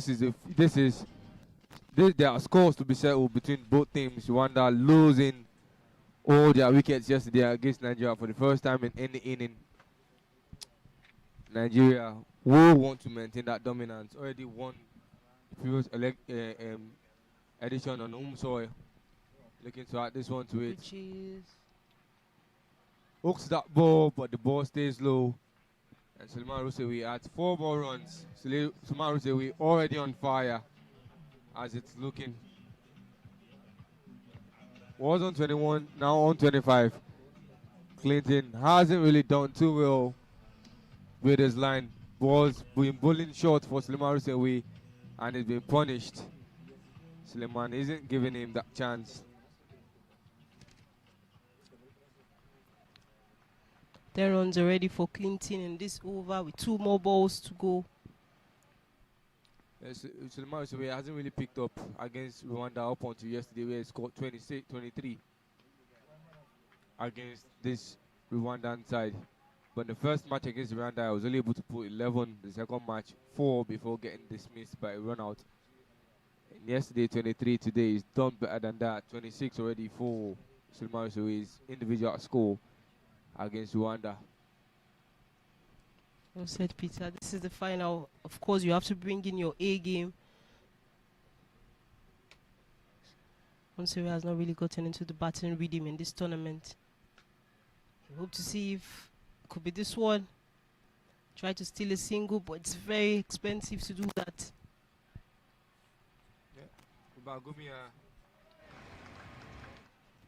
Bagumia should adjust his length going forward. His balls were too short and outside of off. Any batter that is capable with the bat will find boundaries with that. But he gets to rest now. John Michael picked up 4 wickets against the Yellow Greens yesterday. Still in the team today. And he's coming from his favorite bowling end, the house on the rock end.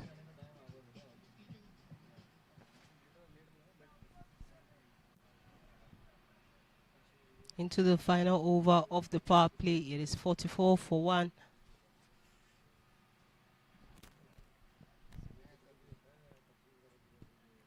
Three wickets of 23. 4 overs against the Yellow Green of Nigeria.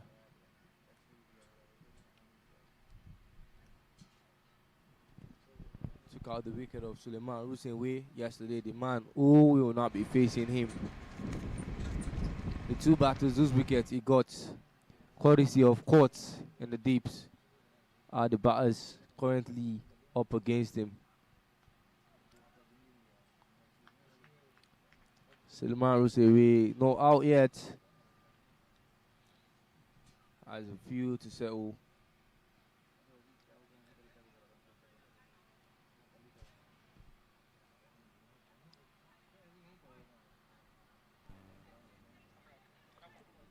Jean Michael, 9 wickets rather in this tournament.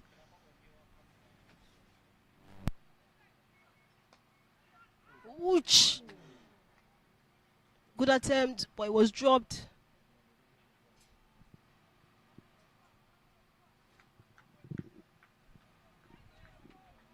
That would have been the end of Suleiman Rusewe. But that attempt to help them pick a single, and Salim Salah will face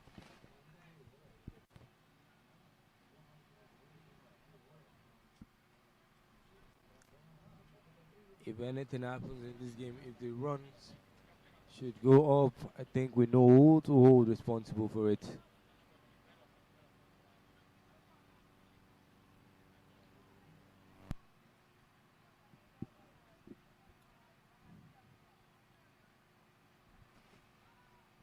John Michael to Salim Salah, another batter he took out yesterday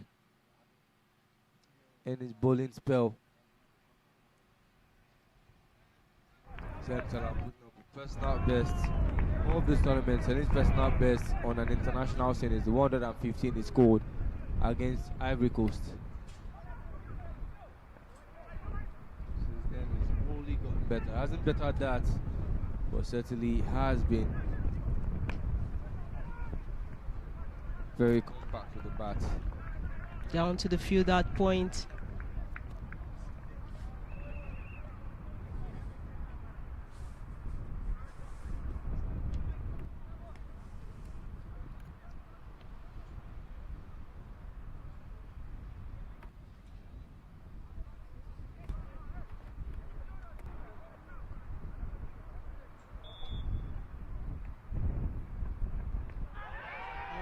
Appeal, big one.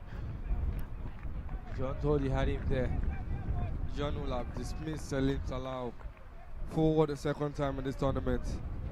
The first time Salim Salah was out, courtesy of John Michael, was a run out.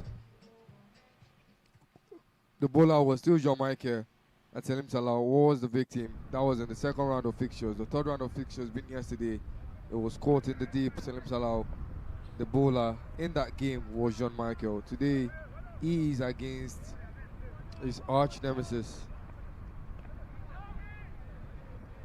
And John making it easier, making Salim Salah stay in the batting crease, extend a little longer. 2 more balls seem to take forever to bowl, as that quick and explosive start from Nigeria seems to have put a little bit of unease and tension into the Rwandan side. This is the finals, you know. Already lost one. They do not want to lose another.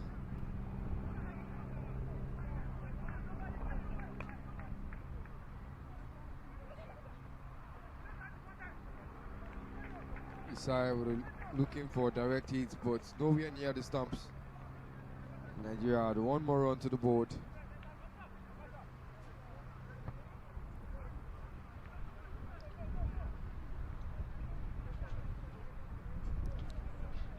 Last ball of the power play. So we on strike.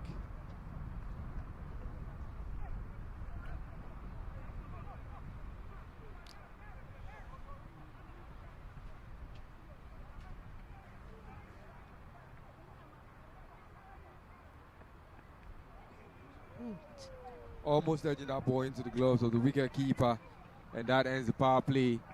And fourth now, I will step aside. IG and I will step aside for Saad, Butt, and Seun Ajidagba to continue to analyze and discuss how this game is looking.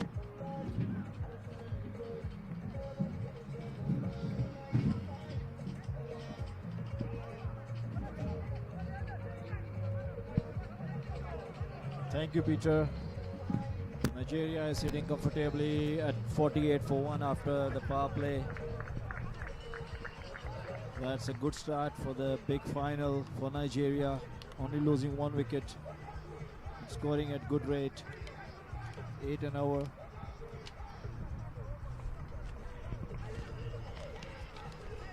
Suleiman is getting some medical attention by the conditioning coach.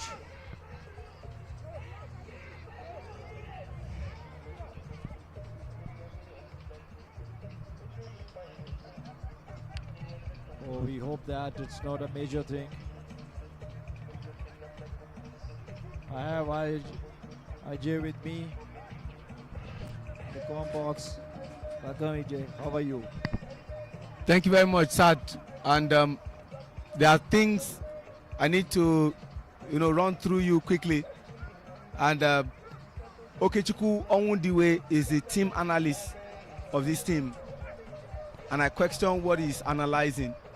Nigeria has played 10 matches and they have not been able to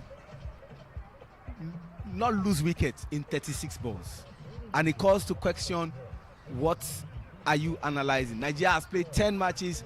They have never played beyond the power play without losing a wicket. And we are thinking today was going to be one of those days where they would survive it. But again, thunderstruck, Ramonali lost his wicket. That's one. Another thing of interest is before you see Inyash Intirengaya coming from the House of the Rock, Bimei Manazapi, they both 2 overs, and all of a sudden you see Mohamed Nadir coming, but it was Rubagumya Clinton, and now Mohamed Nadir, who had a poor game by standard yesterday, both 4 overs, considered 24 runs, didn't get any wickets, is coming from the City Gate end. He started with a long hop. Luckily, didn't go for a boundary.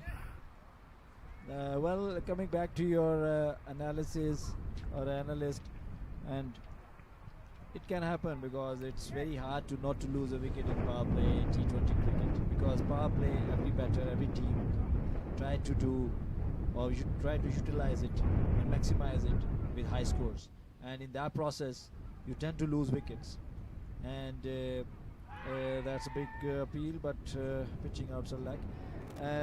So that gives chance for a bowling side to take wickets, because you have a tendency to score big in the power play, to utilize it to maximize. So that makes it one reason where you can lose wickets, and luckily they have not lost many wickets. They only lost 1, and that's pretty much fair and square. I would say there is a run-out chance, but batter is home. That's Suleiman. But that was close. And it could have been something Sulaiman will have regretted, because it's looking more like you are giving away your wicket cheaply. But immediately the square leg umpire, the tallest umpire in Nigeria with the longest name, his name is Dairu Habib Amoto, is also Balogun. Balogun from the southwest means a warrior, NSC.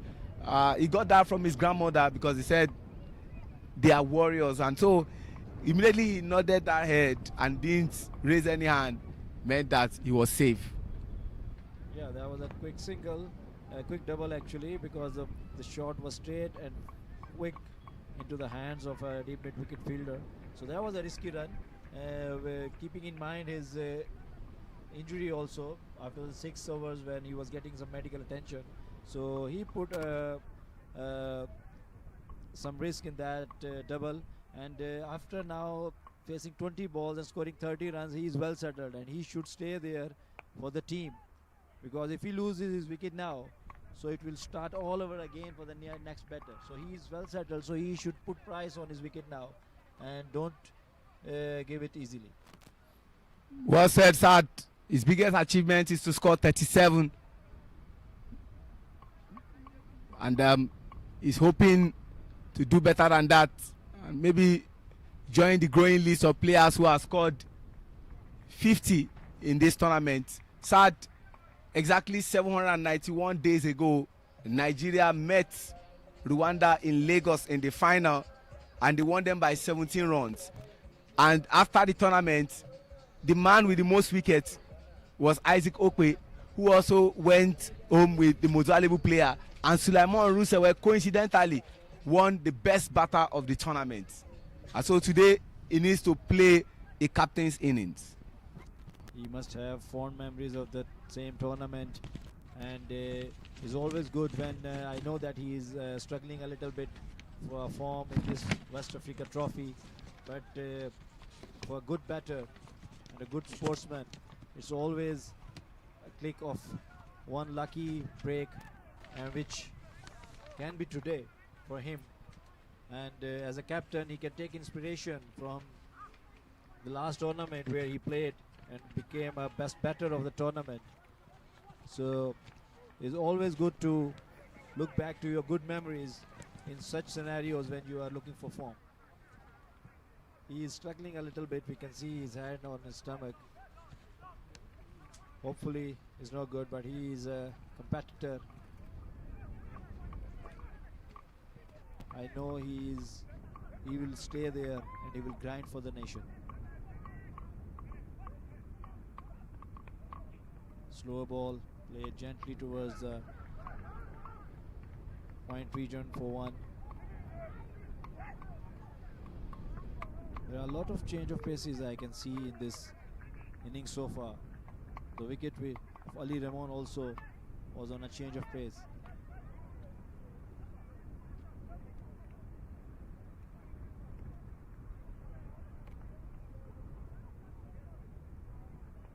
The slow ball, much foolish. Dealt it well for one on the mid-on, for deep mid-on region.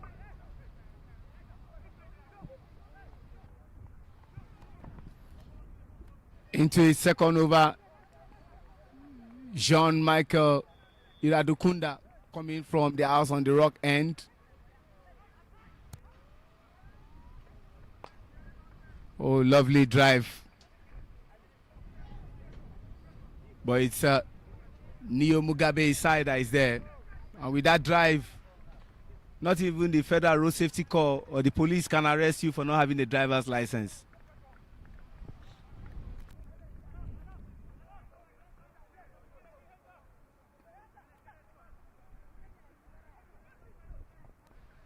Nigeria is settled now. Ajay, what do you think the best score or a safe score for them in the finals? Because final always brings up a little bit pressure on top of as well.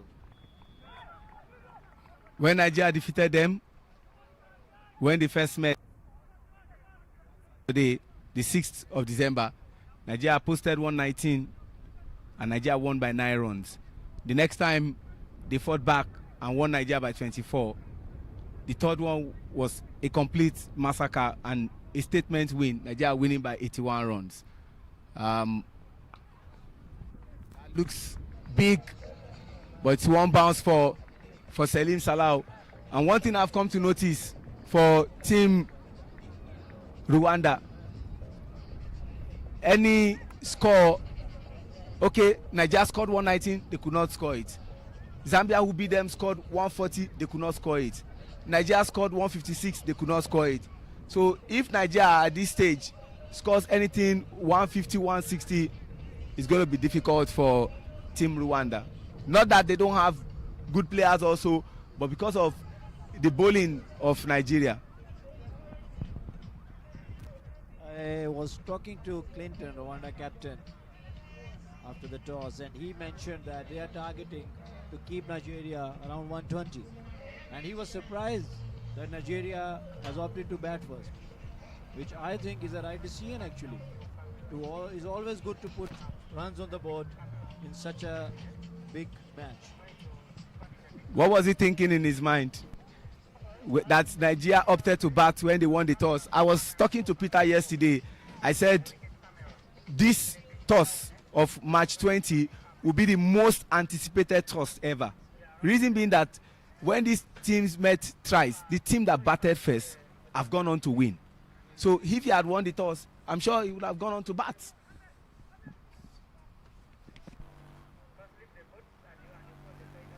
And from the likes of previous results, I can know that Rwanda likes to bowl first.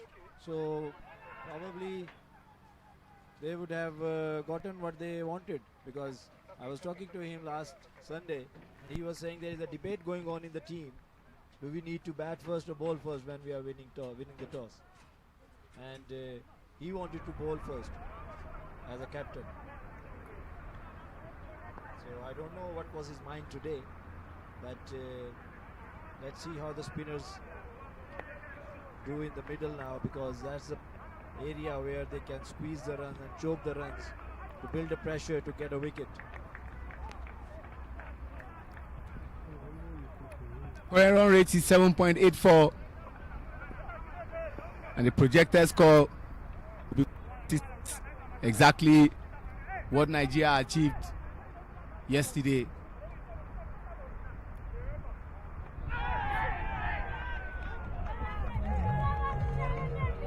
That's a huge blow for Nigeria. He is bowled through his legs. That sweep which Suleiman likes to do of the spinners costed him his wicket. That's a big wicket against the spinners for Nigeria to lose now at this stage. You can see he shuffled across his off stump, exposed all the three stumps, and got bowled out. But good news for Nigeria is their best batter of the tournament right now is entering the pitch and replacing his captain.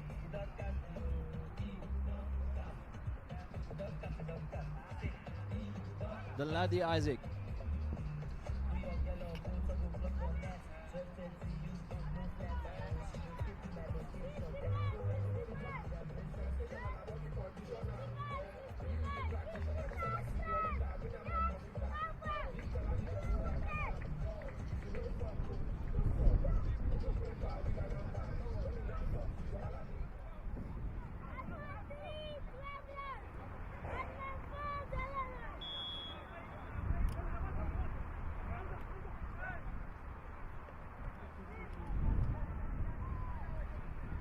In comes Danladi Isaac and Salim Salau, hoping they can stay long like they did yesterday, where they formed a formidable partnership. Actually, the form you are in always helps you to score good runs, and this is a moment now for Isaac to prove that he's carrying a good form. And that is a big stage where you need to perform as well. And probably pull away from his chasing pack, and one of such is the man Hamza Khan, who will be hoping that he doesn't last in the batting crease just like it happened to him yesterday, where he scored only 1 run.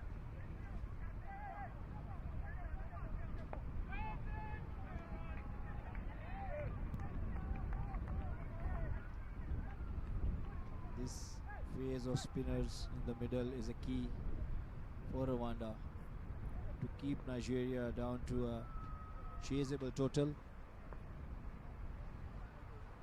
And we can see Danladi Isaac is already stretching his left leg.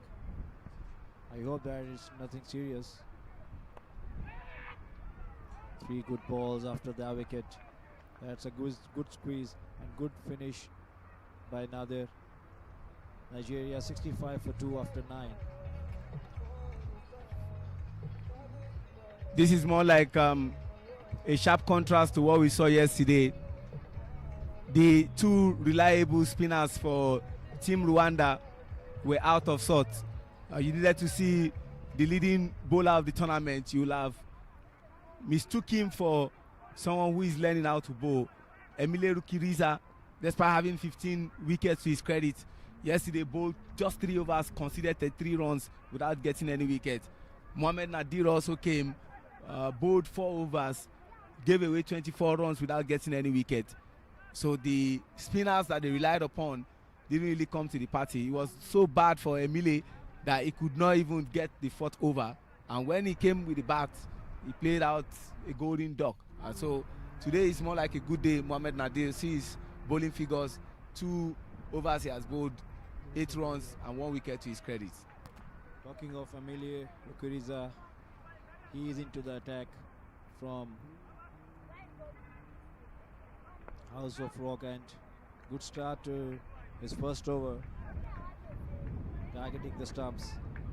It's always important to start good as a spinner, because if you get hit in the first 2 or 3 balls of the over, you tend to chase that over and defend. That's a long hop, played straight to the deep mid wicket. Fielder only for 1.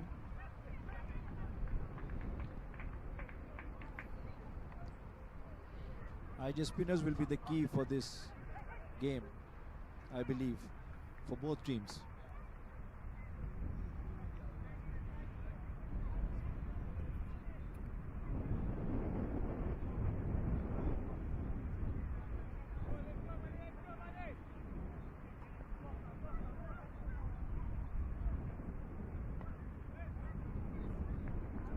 The man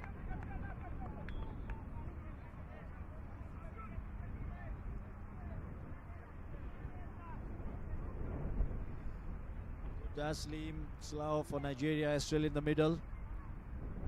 That's a big wide down the leg side. Rwanda needs to control their extras. This is 5th or 6th wide of the innings so far. The ball is gripping, as we can see.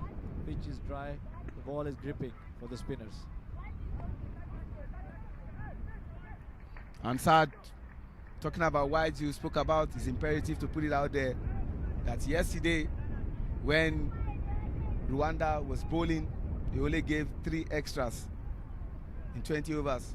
But Nigeria just said it's Christmas period, complement of the season, and they just multiplied it by 2 and they gave 6 extras. And painfully, it had to come from spinner Elo Chukwu. That no team can afford such presence today, because at the day end, big trophy is on the stake. So good start up to now for Emilie. No boundary conceded in the first 5 balls, only 4 given. And Ladi is not a bit more comfortable like how we see normally how he starts. He's taking his time. The half stage of the first innings, Nigeria is 69 of 2, and they would definitely like to double up this score with the wickets in hand. One thing sad, we always say, drinks break does two things. It's either he re-energizes the batter to now say the last 10 overs is very crucial, or the bowlers come back bigger, stronger, or better. The question is, which of those analyses I just gave will play out? Will it be Salim Salau and Isaac Danladi forming that formidable partnership that we saw yesterday, or the bowlers of Rwanda will just find a way around the batting of Nigeria? It calls for desperate times, brings about desperate measure. Steve Tikolo, Gonzi Guns, semi-finalist at the 2003 World Cup between Kenya, South Africa and Zimbabwe, walked into the middle to have a conversation with the two batters. So, good afternoon, gentlemen. We have captain of Rwanda, Clinton, with us to talk about the tournament overall and most importantly about the final. So, Clinton, how do you take this tournament and this big opportunity lies on the table right now in front of you to win it? Yeah, first of all, I want to thank Nigeria Cricket Federation and all our sponsors. I won't mention all of them. This is a very good opportunity for us. We were preparing for ILT20 back home. It was postponed, and to hear that Nigeria could invite us, we were very happy. And to your question, I think we've prepared well. We had to first adjust to these pitches. They're not like what we used to back home where the ball comes onto the bat, and we should be good enough to win this.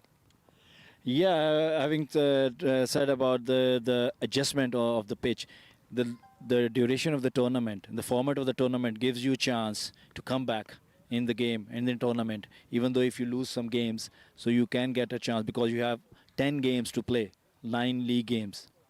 Yeah, of course, it's 3 games every team, and the team we're playing now in the final, we've played 3, they've won 2, we've won 1. So if we win today, maybe it'll be 2-2, but we'll have the trophy. Yeah, that's an important game to play with. How you are seeing the Rwanda chances against Nigeria's weaknesses?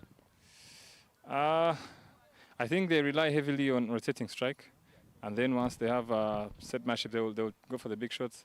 However, I think they decided to bat fast, which is an interesting choice from what I saw on that pitch. So I won't be surprised if they score even less than 120. Because maybe they are thinking to score some runs on the board. It's always good to have the runs on the board in the big game. Yeah, it's easier said than done, and let's see. Okay, best of luck, and best of luck for the game.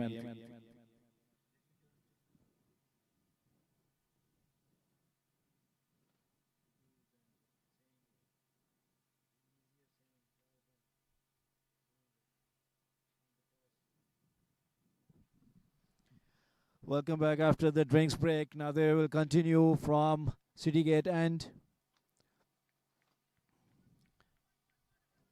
Back foot punch towards mid-on fielder for 1 run.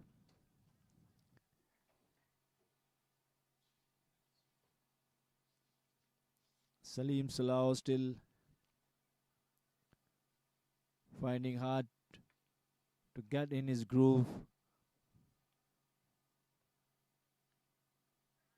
That lovely placement. Get good fielding by Clinton. Only for 1.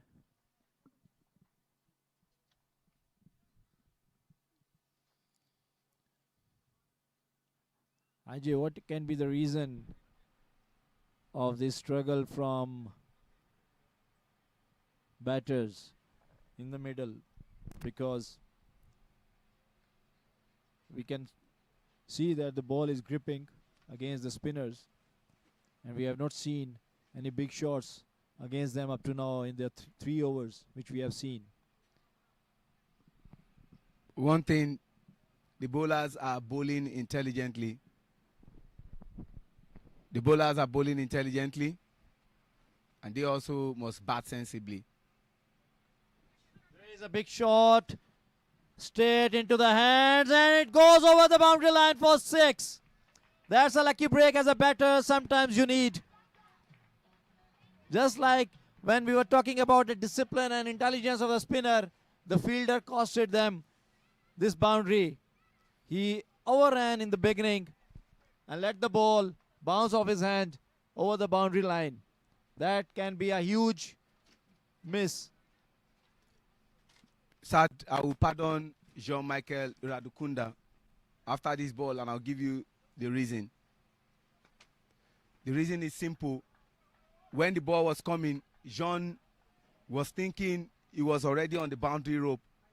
And so by the time he realized that he wasn't close to the boundary rope and he could have just stopped the maximum, it was just too little too late. Reason that ball went there. And in cricket, we see that again. He was way inside the boundary line, and I believe the breeze has helped the ball also to carry over, because in the beginning he was thinking that the ball is way inside, and that's why he ran in. But at the end he found himself overrun the ball, and the breeze must have blown it away as well. Nonetheless, Nigeria with the maximum and good over so far. 10 of the first 5 balls. He will finish with a dot. So just that drinks break would have bring the momentum loss for Nigeria. But the lucky break for them, that no wicket loss in that over. 78 for 2 after 11.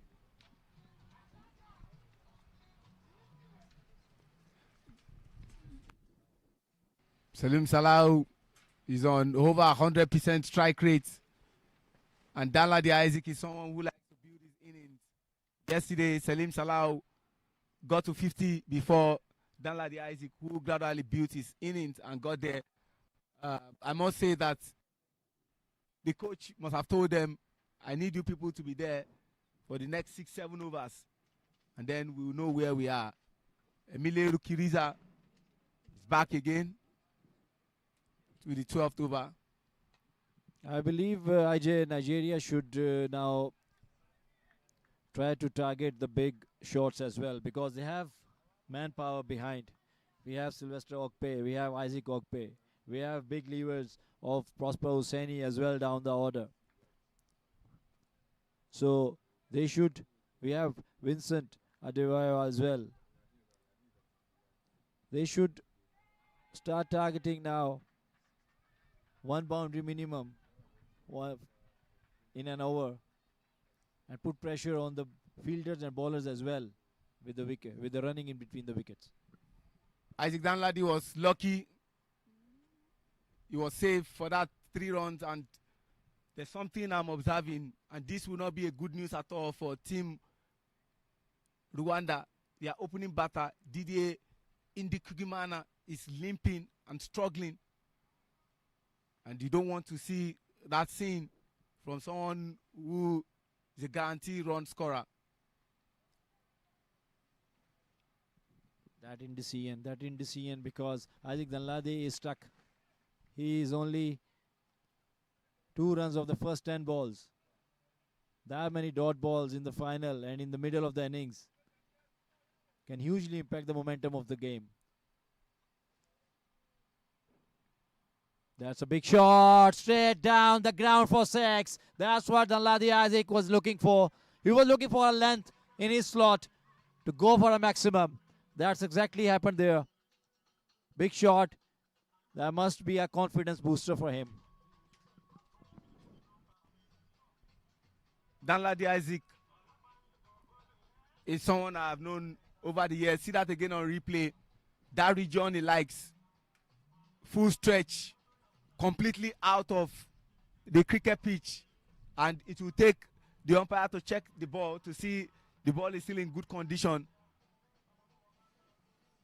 and after that check, I don't know what the umpire is thinking of, whether to still give the ball to Emile or have a change of heart. And Isaac Danladi is receiving treatment from the physio, Timothy Adeshemo. I think that dive on the run, that he got a bruise on his abdomen area where he's getting a medical attention. Hopefully, nothing much big, and then he will continue. Yes. Umpires are pretty much quick to see the reserve player out, and we'll be continuing with the next ball. 9 of the first 4. That's where one more boundary can make it a big over.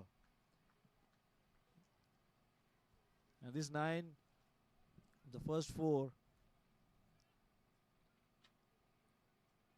includes a big 6 by Danladi.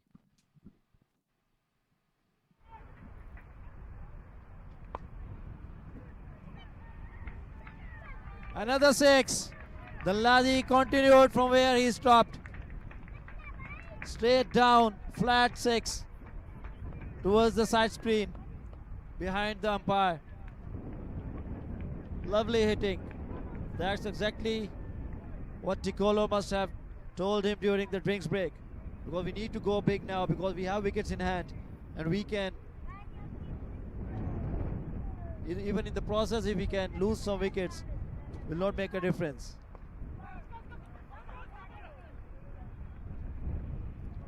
Go big, score runs, but bat intelligently. They cannot afford to lose Danladi Isaac at this stage. Very, very pivotal player. Like I said, Sad, you weren't here for reasons beyond your control. On Friday, Peter talked about some of the intriguing things that have happened in the field, some lovely run out, and of course, the one-hand catch of Lansana Lamine.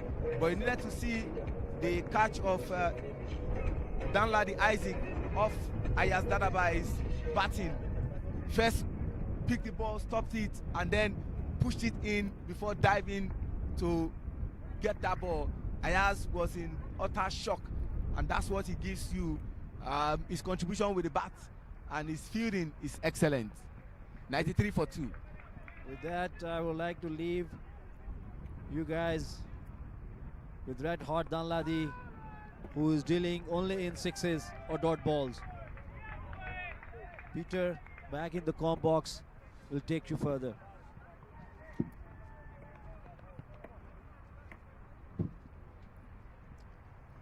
Thank you very much, Saad.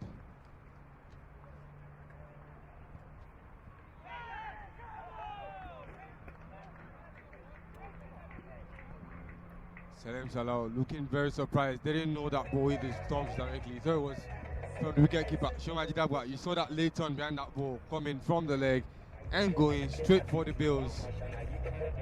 Tricky bowling from Nadir, Mohamed Nadir.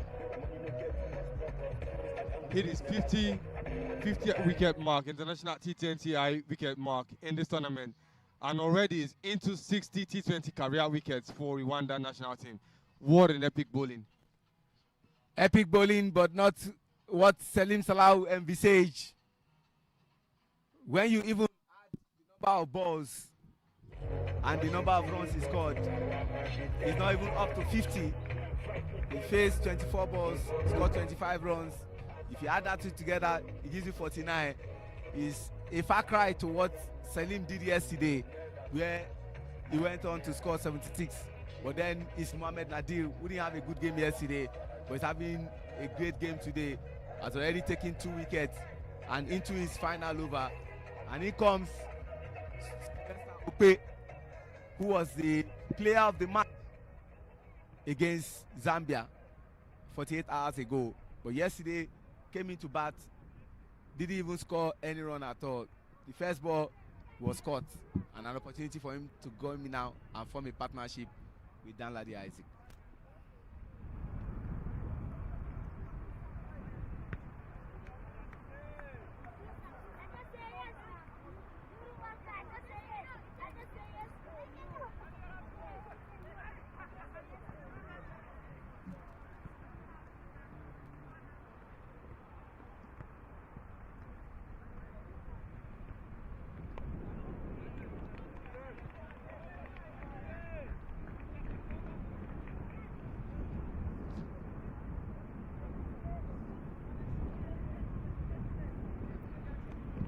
and allow him to finish his over.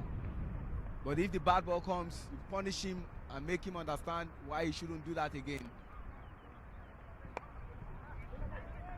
You know, if you look into Mohamed Nadi's career, his debut in this competition came against Nigeria at the first edition of this West African Trophy, and picking up his 60th career wicket 2 years later against the same Nigeria side. Picked up his first wicket against them, picking up and not reaching another, round figure against this Nigerian side.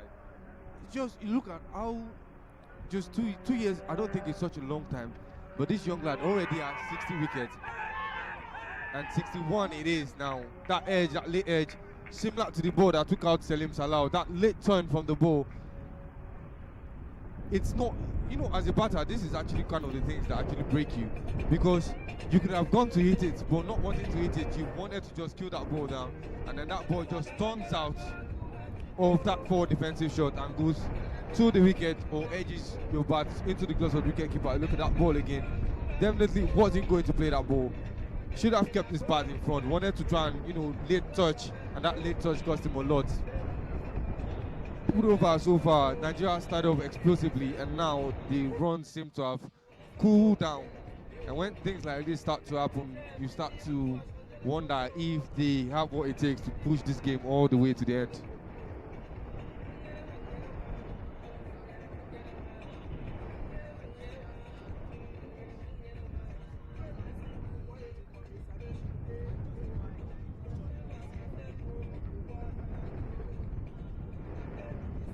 Ahmed.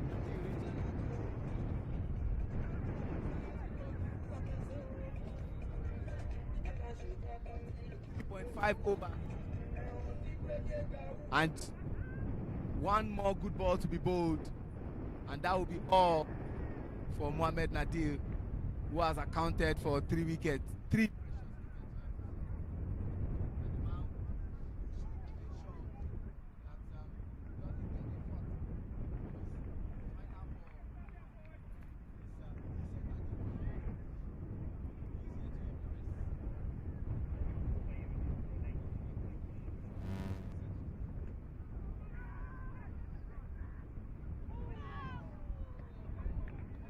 Wilson will have been Nadir's third victim. The orthodox bowler. We've seen mostly of off-break spinning from Mohamed Nadir, and today we've seen him use the leg spin more often, and that left leg spin gifted him 2 wickets in 1 over. And now Nigeria are going to be very, very uncomfortable. We said that the way still has struggled with replicating that 49 runs that he scored against Sierra Leone. He hasn't done anything close to that since back in other coming innings for Nigeria. Today is the finals. Everybody, like I said, everybody has to put more than 100% on the ball. Everybody has to go beyond the limits, as there is no chance anymore in this competition for any side to, settle feuds. Yeah, absolutely.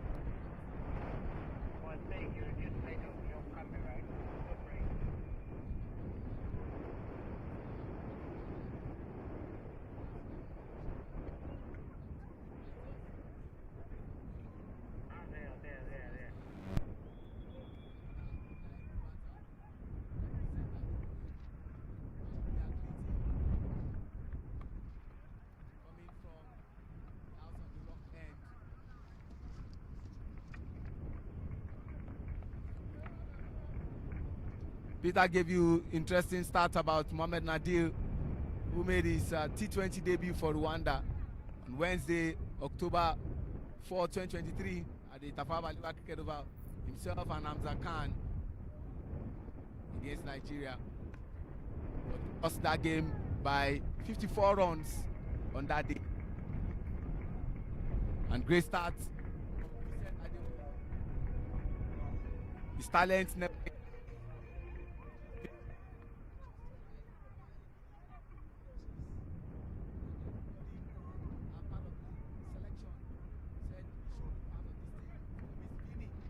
That's his nickname. He needs to strike with the bat.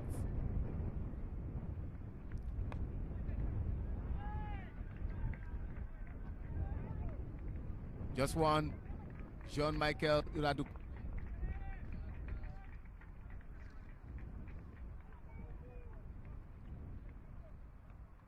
100.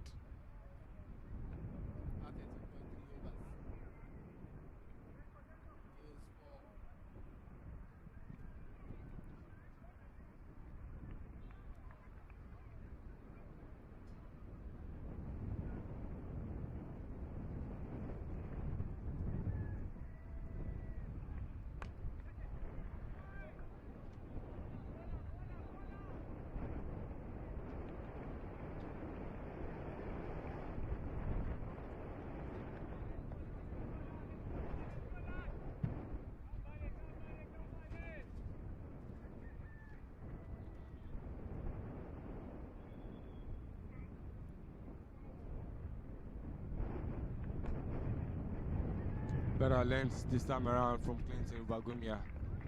First time he bowled this, he was bowling to Silma Rusewi and was bowling short, and I saw it was exploited. 2 maximums in that over from Silma Rusewi. Better bowling this time around, better length, I would say. And he's bowling to one of the most competent batters for the national team, Sylvester Oke.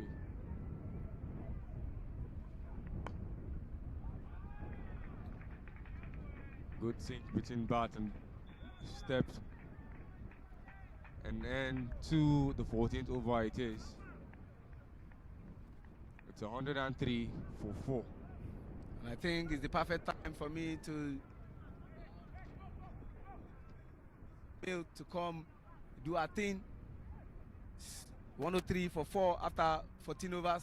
And what these two need to do is what they do at the club level. They both play for Government College Ibadan Old Boys Cricket Club, and they will need that batting partnership to take Nigeria over the line. Over to you, Ijoma.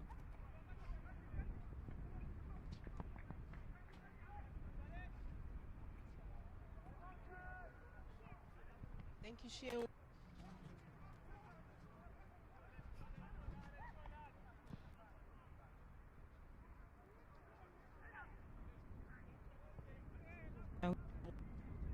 For overs.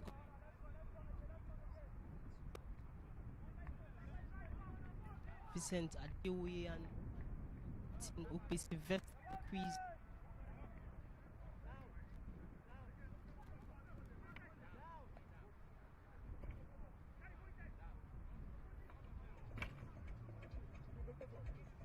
The wind is making it really present in this game. That's one of the reasons for the delay.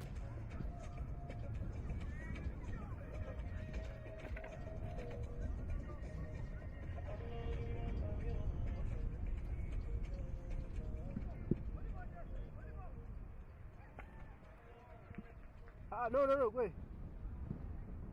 Don't hold.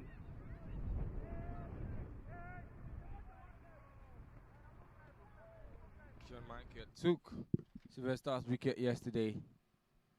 Looking for it today. And comes 2 full. Dealt with. And no ball is the call. 2 full, John Michael Radukunda. 2 runs.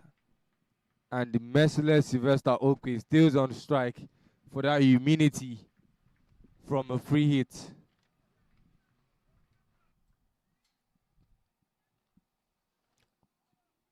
That 1 finger tap to the shoulder signaling to John Michael a warning. Any more of those and that no ball signal will come more times in this over.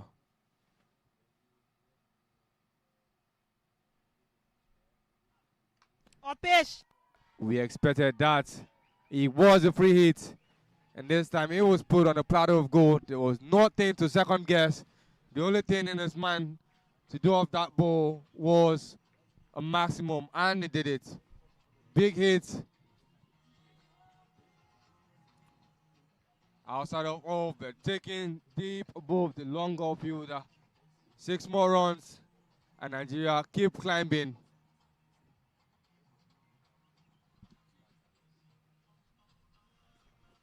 That was well punished by Okwe Sylvester.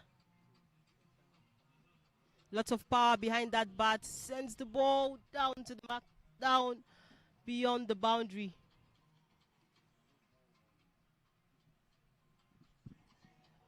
IJ, this is the first time in this tournament that Sylvester Okwe is successfully getting into double figures against Rwanda. The first meeting, only able to score 1 run. The second meeting, 4. And yesterday, didn't even score any runs at all. He's already into double figures, already put in his best. But this is not enough if Nigeria want to win this game. Full length bowling and lofted over the field that covers. They will settle for 2. Is there a chance for 3? No, there isn't. Sylvester will stay on strike.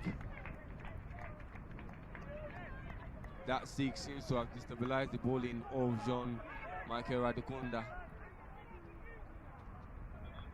Bowling of very good length. And the previous overs bowled. After that, no ball, and then the 6 that ensued from the immunity of a no ball free hit. Now doesn't seem to have his line and length again. Bowling full for Sylvester that loves full balls. Comes full again. This time cuts it. Races all the way to the boundary. Gave a big chase, Emily. There's nothing he could do. The Nigerian bench is pleased with Sylvester. Opro hasn't really found his rhythm so far.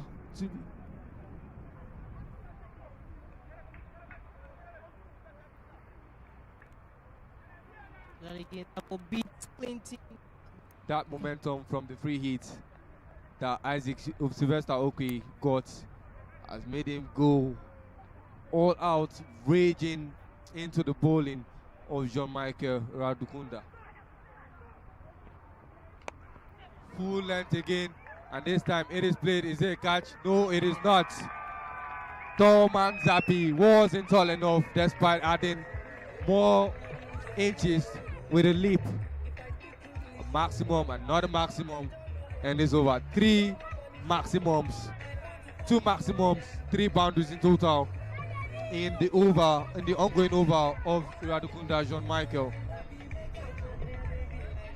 Needs to draw back on the length, giving that ball to Sylvester Okwe too full, and it was just a matter of time before another 6 comes in. 2 more balls. This time around, that ball pitched. Good length. Sylvester only caught it into the gap.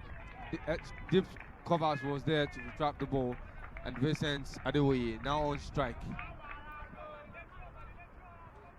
21 runs already conceded in this over. 1 ball left.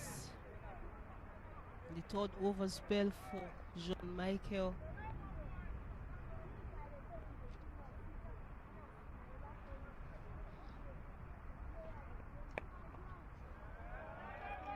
Shots, that one is down to the boundary.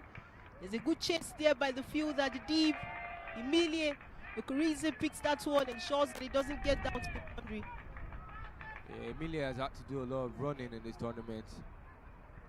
Nigeria always finding that gap, and he's always had to run. If he was on long gun, had to run in. If he was on off, he was on covers, he had to run in as well. And then looks like Didier is experiencing some discomfort. Went down initially for that ball and hasn't stood up since. A little bit of discomfort, getting attended to by the medics as well as the umpire.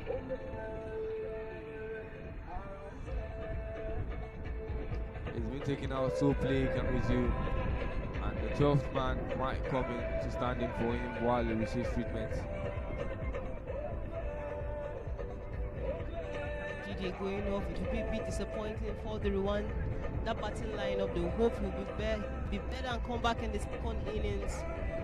Because Didier is an opening batter for the Rwandans.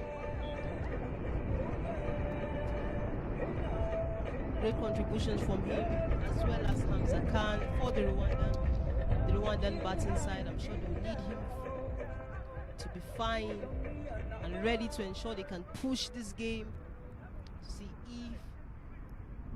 if Rwanda can go for the title. Yeah, while Didier receives treatment, 12th man standing in for him right now is Israel Mugisha. The quick spike in the runs of Nigeria has seen them bring back the first wicket taker in this inning for them. Inyas coming to ball from his favorite end, the House of the Rock end, as he runs in, facing the on fire Sylvester Okwe.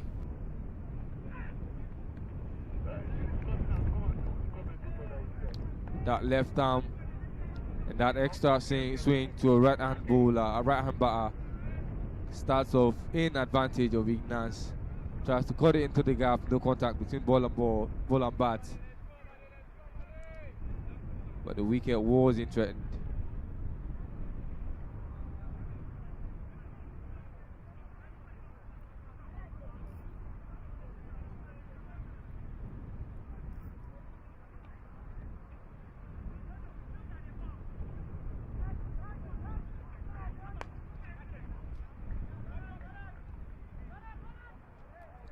Lot of power, but that ball didn't go skyways. On the ground it stays.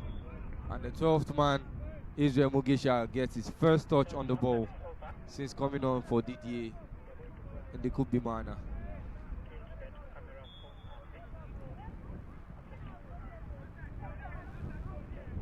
Ignatz has been the most economical bowler for this team.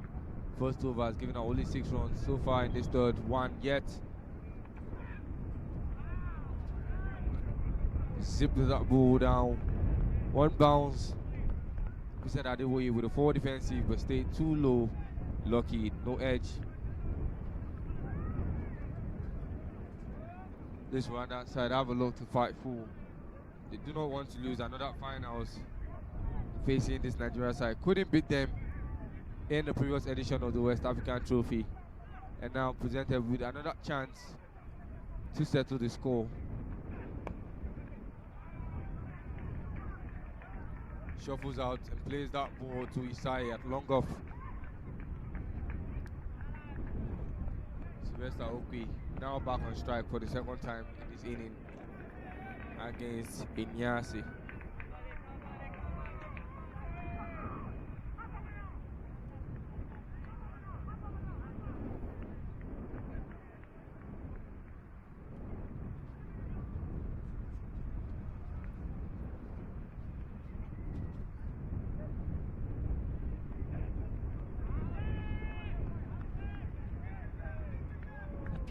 But the umpire is not interested. Nance just picked 1 wicket. In this innings, we'll be looking to pick more. Very good economy from the bowler. H1's conceded in 3 over spell. Last ball for his 3rd over.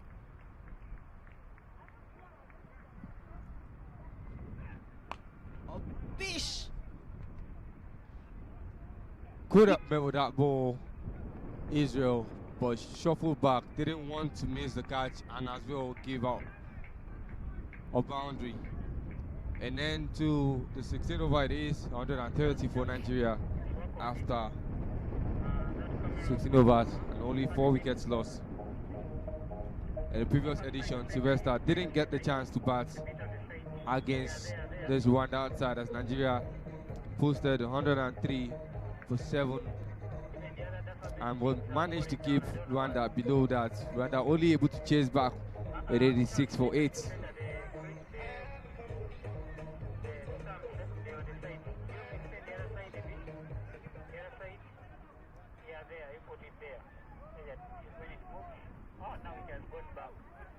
Exactly. Now coming again from his end, Sidige end. Zappi hasn't picked up a wicket yet. Hasn't picked up a wicket since yesterday, and he looks desperate for one.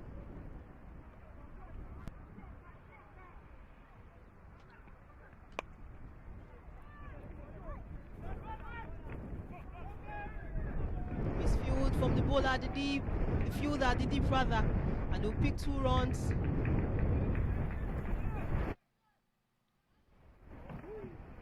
They had intended to settle for 1, but that midfield ensured they pick a double.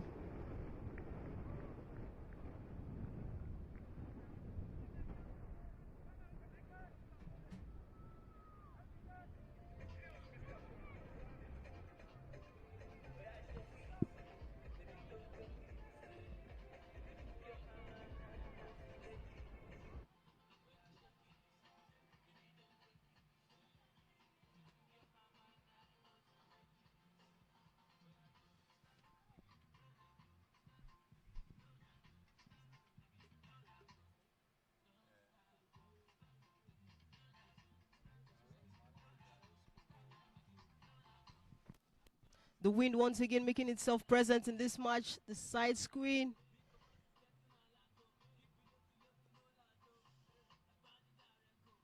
See the side screen falling to the ground, but great to have the groundsmen around to help secure it quickly, to ensure the game progresses smoothly as well. It's still Nigeria, who is 132 for the loss of 4 wickets in 17 overs into the 17th over.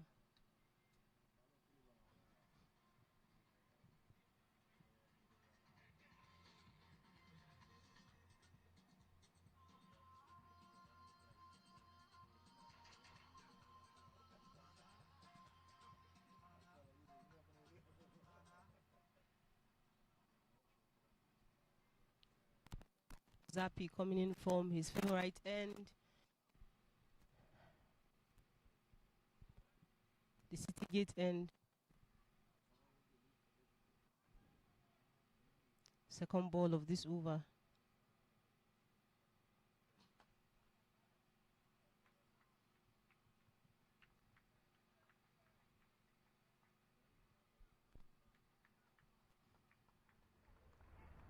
Zappi conceded 28 runs.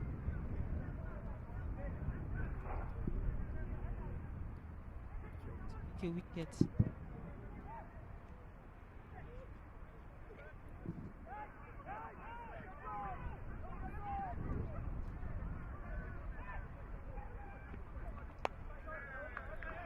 Listen, picking that ball over the bowler. Lofted. Good call from Sylvester Okwe. Was initially running to the danger end, but the target was the keeper, Loki. For Vincent Adewoye. He was there in time. Run out avoided. Couldn't have seen that ball even if he tried, as that ball was behind him all the way, all through. Stays on strike. Not enough power behind that shot initially, and that is why that ball ended in that 30-yard circle. 3 balls left in this over. Zappi. Towards Kwele and Ignance. And the batter speak to. It's Nigeria who it's having. The Nigerian batters seem to be having a good time at the quiz, much to dismay of the Rwandans. Zappi yet to pick a wicket. 11 wickets already to his credit in this tournament. This is the final.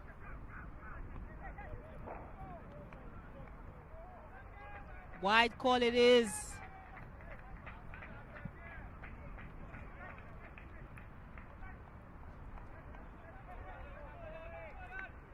Nigeria want to take this game away as far as possible from this Rwandan side. Nigeria is the only team in this competition that can boast of competent middle orders when the wicket is falling in the top order.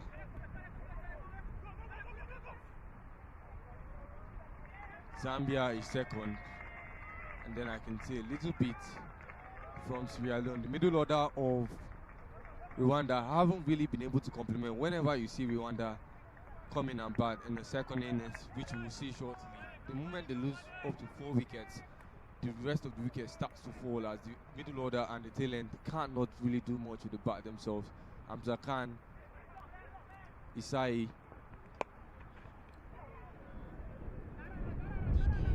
and Didi, as well as Oscar in the few innings he's batted, have been the only ones being able to keep those runs as high as possible. But when none of those 4 are present in the batting crease, the rest haven't really been contributive to the push.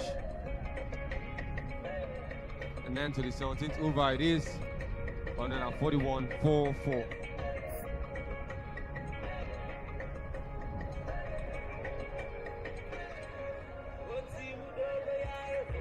Let me stepping back a little bit for Saad.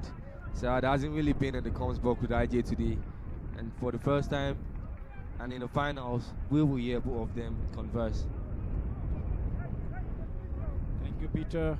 Nigeria is sitting comfortably at 141 for 4 at 17 overs mark. And they are ready to launch big with wickets in hand. Good afternoon, Ajay. Welcome to the comms side. Saad rather. Saad, earlier you were in the comms together alongside Shion and you were talking. Shion was anticipating that if Nigeria scores about 150, which is looking very good, very possible rather, if Nigeria is able to score at least 160 on the board, do you white ball it is. But then Saad, if Nigeria is able to score 160 on the board, do you think it's something that is a score that the Rwandans can actually chase? Well, I think Nigeria is in a position to score much more than 160 at this stage because they have wickets in hand, they have 17 balls left, and they have big hitters down the order as well in dugout yet to come. And I believe anything above 150 will be a tough ask for Rwanda to chase, as we have seen, as Peter has just mentioned before as well, that Rwanda is finding difficulty in the middle order batting. So if Nigeria can break open their top order, so they have a huge chance to win this final. So Nigeria just need to stay calm and focused at this stage and score minimum 2 boundaries in an over. Can get them easily above 170. The current run rate is already 8.23. Projected score is 165. Nigeria looks and aims to ensure they can get even beyond 165. Look, Sylvester is going gun blazes today. 31 runs off 18 balls. That is an almost unplayable ball. And Vincent made it too with his hoik across the line. That was a good leg cutter. They cannot afford to play dot balls at this stage because it will make your mentality go down as if you are losing balls, because you have wickets in hand and you can go score big at every ball. Another lovely leg cutter. He is unable to read those leg cutters.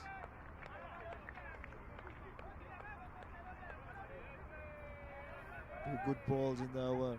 Only 3 runs off this over. That's a huge over by their attack bowler, Niesa.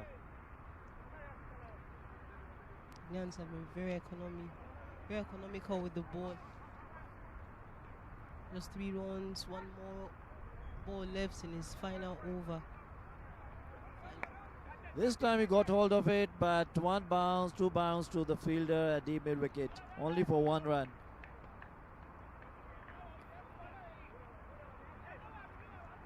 Gans finished his quota of the over. Lovely over quota. 4 overs. Only went for 13 runs. Got 1 wicket. Nigeria sitting at 145 for 4 after 18, which is very good total at this stage. But I must say, that was a lovely over, IJ, at this point in time. Really very lovely over. Excellent over. Tidy over. Decent over from Mignans. He won't be able to contribute so much for the Rwandan anymore. He's done with his over spell. Just 13 runs conceded. Great contribution from Ignans to dry up the runs from the Nigerians, but still the Nigerians have been finding the gaps, finding the spaces and scoring really big. Zappi coming in from. Up he goes. Will there be a fielder? Emilia unable to get to the ball as soon as possible, and it drops shortly in front of him. There was a huge spell in the final, worthy of the final by Ignance, giving only 13 in 4 for his team. Best chance for Nigeria right now is Sylvester to face as many as balls because he is hitting good. That's exactly he has done right now at this ball as well. Luckily for there is a chance for a run out, and they have missed that big opportunity. Sylvester was looking for a second run of the misfield, which was never ever there. They say never take a chance on a misfield, and he went against it and almost lost his wicket in the process. But he was lucky for himself and Nigeria that the bowler could not hold the ball, and he ran back into the crease. Seems like Sylvester was hoping to get back on strike. Exactly. It could have cost him his wicket. Vincent is not reading this back of a length balls. That was another back of a length slower ball. Seems like Ignance, he is learning from Ignance how he kept the balls back of a length and reduced the pace also. That's exactly Zappi has done. And another important dot ball. Hey, IJ, these dot balls in this final stage are like gold. You can say that again. Good fielding by the mid-wicket fielder. They ran easy too. I wonder that why they don't have a deep square leg, because they have a deep third man, which I believe this pace change is not required maybe. Because there's a huge gap behind the batter outside the inner circle. He can exploit that one if he shuffles across off. Here comes Zappi again. It's a big shot. Mid-off fielder is running in. He can take it easily, and he done so. That's a good break for Rwanda at this stage. A new batter definitely will be Hosseini. As we can see, he is running in. He is ready to roll. He is not. He wants to get on the pitch, Ajay, very quickly. He wants to hit big. Said Saeed. Zappi finally gets his wicket after conceding 40 runs. Prosper Hussaini comes in to the crease. Prosper, whenever he comes into the crease, he begins quickly, very confident. Tries to really go big almost all the Canada's games. Sad. Yeah, there was no momentum behind, there was no body control. The ball was way far outside the off stump. He didn't follow the ball, just put his hand behind it and tried to big it. But in that process, there was no power behind. And it was a good running catch from a mid-off boundary fielder. He held his ground and he had the ball control. Last ball of the over, 19th penultimate over coming up. Prosper Hussaini. Prosper Hussaini will face. I'm sure he will be hitting it big. There he tried.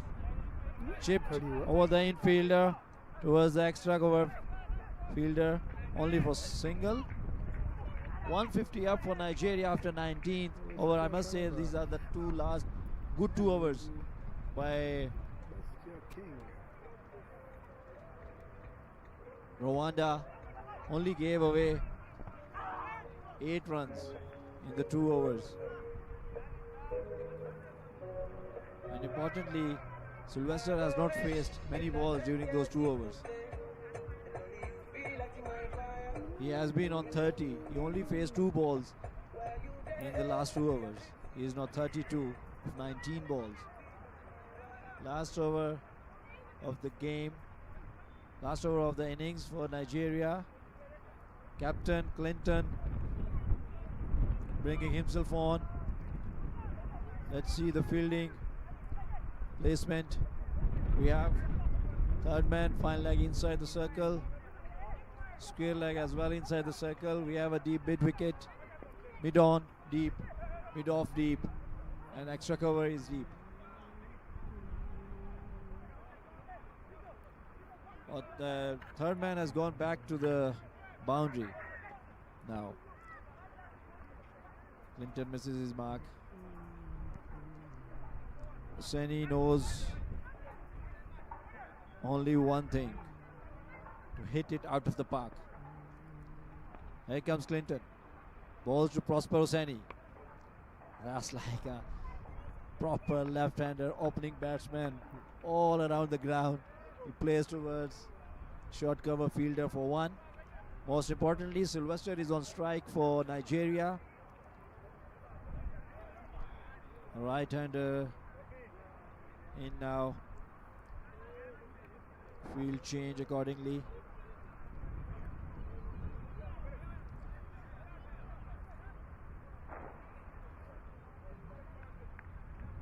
Fine leg. Square leg. Point and gully fielder inside. There he goes about the extra cover. They tried to take 2 runs, but no chance there. Good throw from the deep extra cover fielder. Only kept it for 1. 4 more balls. How many more Nigeria will score?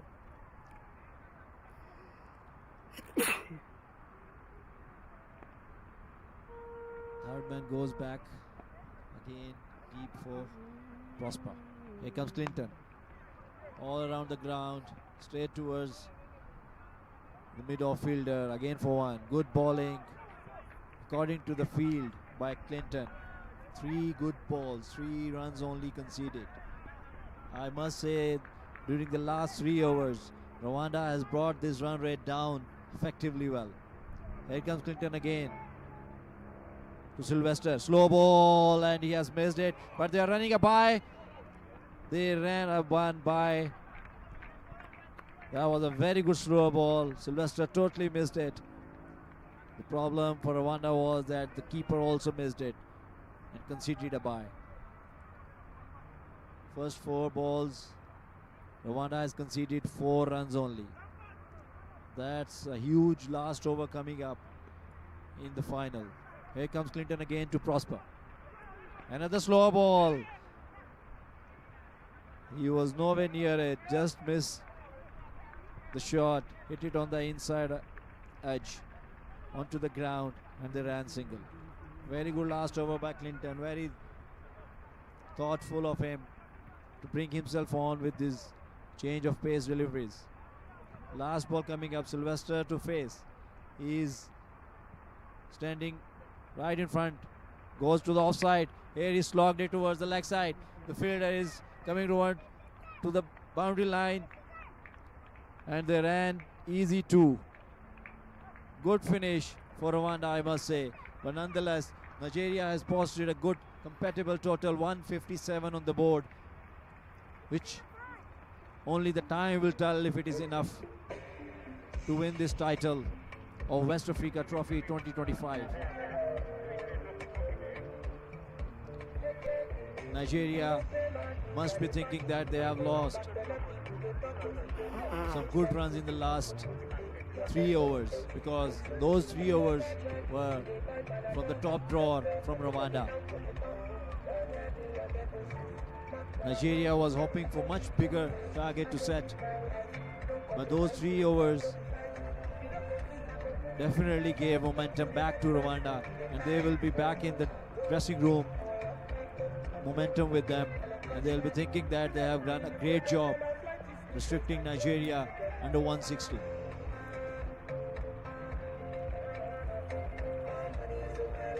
Sylvester Okpe remained unbeaten on 35 of 22. Prosper Hosseini, 4 runs of 4. Nigeria posted 157 for 5 in 20 overs. We'll be back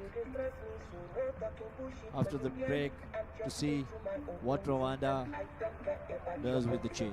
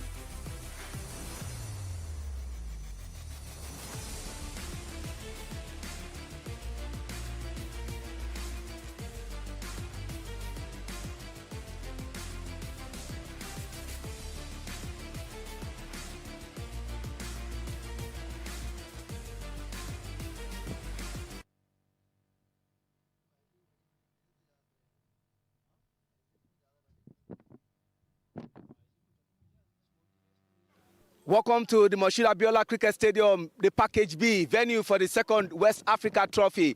This is Oluwaseun Ajidagba, and it's a rare privilege to stand very close to the chairman of Edo State Cricket Association and the president of the Nigerian Cricket Federation, Dr. Uyosa Nosawaru Akpata. Good afternoon, sir. Good afternoon, Seun. Glad to be here with you. Exactly 791 days ago, which is 2 years and 61 days, Nigeria Cricket Federation hosted the first West Africa Trophy. How excited are you today seeing this happen in Abuja? I'm super excited. Pity we missed last year. It was due to some kind of crowded calendar.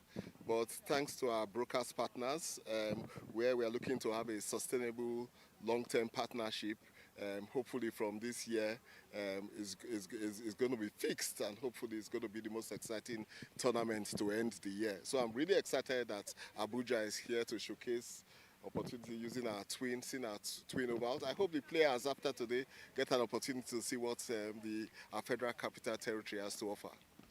Mr. President, at the maiden edition, we had Nigeria the host, we had Sierra Leone, Rwanda, and Ghana. But this time around, we have Zambia, who have not played cricket in 8 years, but have come to this tournament, finishing in third position. Your assessment of this tournament since it got started? I think one of the key things when associate hosts, Nigeria is contributing its own quota as part of the overall objective of broadening the acceptability of cricket in particularly sub-Saharan Africa. So we are also under recognizing the same thing under the ACA platform, we are seizing this opportunity to provide support for our fellow associates, Zambia, to have come through. I mean, they've shown that they can play with the best, as it were, and hopefully we'll get them here next year, and they will become a permanent fixture, as just the same way we have Rwanda, who are our traditional partners. Mr. President, you have done excellently well. No doubt you are the best sport administrator for year 2025 across all the sporting federations. What is your vision for the West Africa Trophy? I mean, this is just the beginning. As I said, thanks to our partners, and particularly the sponsors, we are going to confirm the dates just immediately after this tournament, and just watch out. That's all I can say. It's going to be 5 times bigger in the next 3 years. This is where it's going to be the most sought after competition in sub-Saharan Africa. That's my target. That's the target of my new board. That's the target because we are now prominent as a sport in Nigeria. Potential partners in Nigeria and beyond Nigeria are looking forward to this tournament. So hopefully next year minimum of 5. But if we can get 8 teams, double round robin, you add opportunity to use the twin ovals, then obviously it's all going to be better for all of us. But I'm super excited. The foundation has been established, a solid one for that matter. So just watch out for the remaining of the next years to come. Dr. Akpata, you talked about the over. And I must say, this pitch we are playing on has played 19 successful matches into the 20th one, and the pitch is looking very beautiful. The teams from Rwanda to Sierra Leone to Zambia, even Nigeria, are talking about how the pitch is playing. Credit must go to the ground staff who have done a fantastic job. Yes, they've done well, but please don't broadcast this because they will probably ask for a bonus since it's the end of the year. But those guys are wonderful. Let's just remember that it's been super dry in Abuja the last 2 weeks. So for them to maintain this, I know whilst watching the matches before coming here live, I'd sort of like push them to say, oh, there are some brown patches. But you can see this just because of the cut and loose. I mean, they've done fantastically well.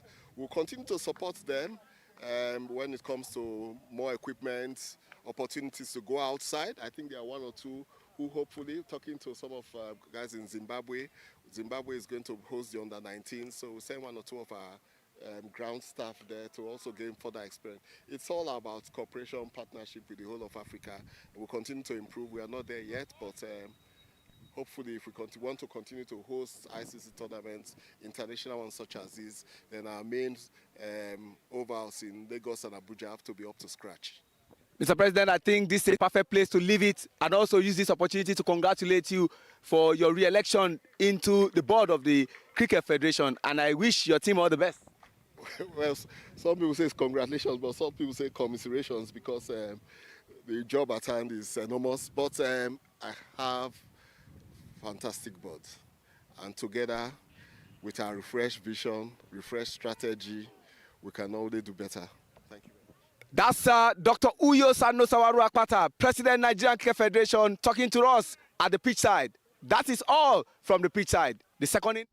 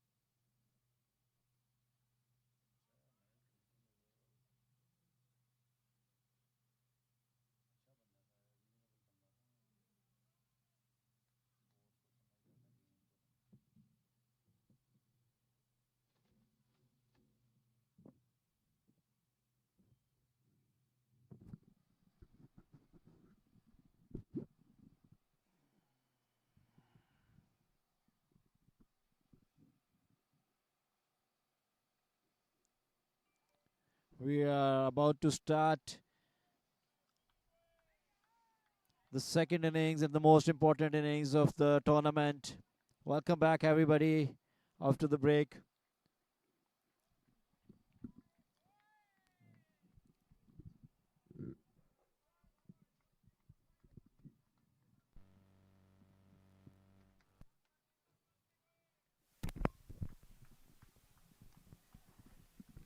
Prosper Hosseini at the top of his bowling mark, warming up.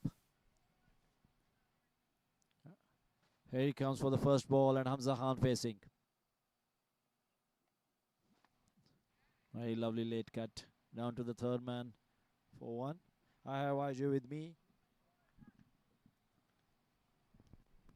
Thank you, Saad. Great to be back in. We saw the first innings where Nigeria put up 157 for the loss of 5 wickets in 20 overs. The Rwandans are here to chase that target and try to see if they can take their first title of the West Africa Trophy in Abuja.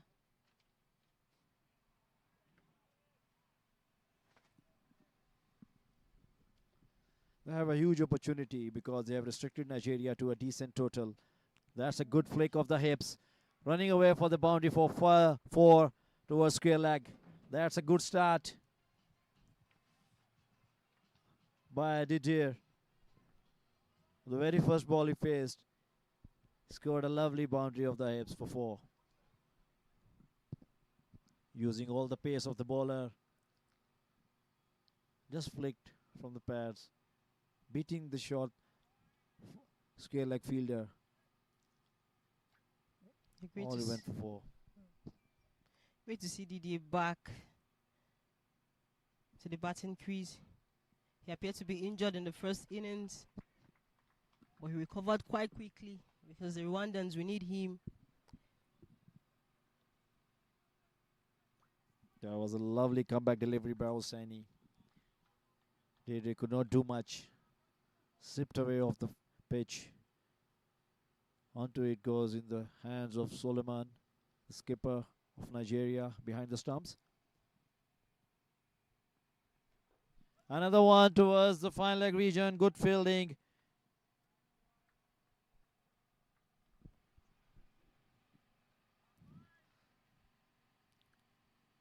By Alichuku.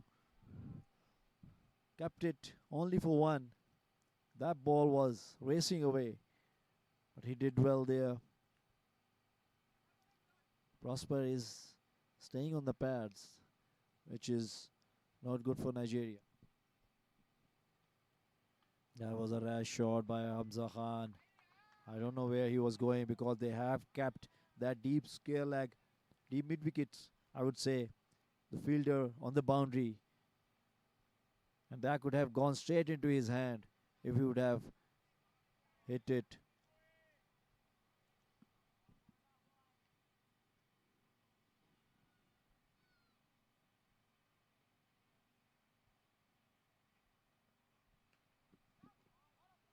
That's firmly struck straight to the square leg fielder. Sylvester did well in front of the leg umpire to stop that certain boundary.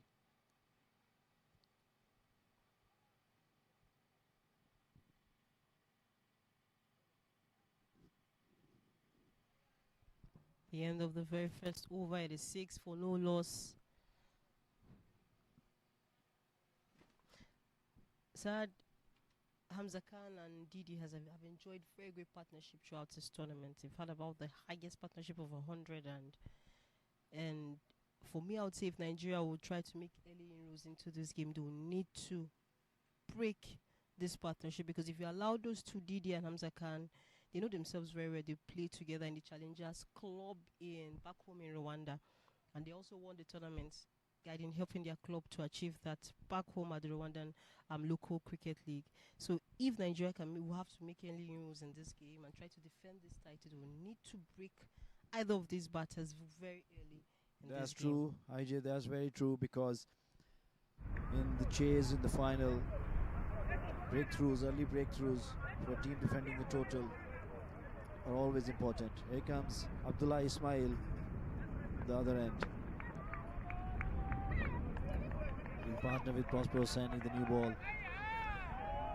The other end, Hamza Khan would definitely be trying to capitalize the power play, because it's not a very big total and it's not a small total as well. So for such totals, especially in the finals, you need to have a good power play to set a platform. That's a good bounce by Ismail. his height to his advantage.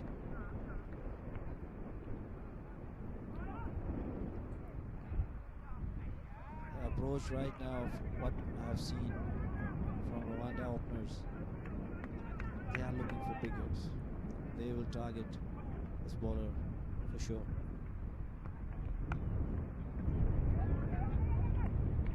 Moved across his stumps to make room to play towards leg side. Ismail did well, kept his line outside the off stump. Another dot. These dot balls, especially in the power play, are very important. Puts pressure on the batter. Yeah. Absolutely does. It puts real pressure on the batter, because if the Rwandans need to go big, it is this time around. That's a huge shot down the pitch. Lands safely. 3 bounces. Off it goes to the deep mid-wicket boundary for another boundary. For 4, Ismail did well the first 3 balls with back of a length balls. But this time the batter was in no mood to play another dot. He charged down the ground. Kept it on the, met the ball on the full. Played in the air, vacant region towards the mid-wicket for 4.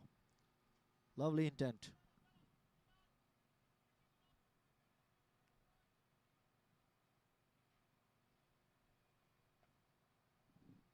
That's a good building by Sylvester Ogbe. He's putting his body on the line, on the scale leg or on the point. He is doing well. Stopped certain 2 runs. In the process, batter cross for 1. Really great to see that from Sylvester Okwe. The fielders really have to complement the effort of the batter, of the bowlers. Last ball of the over.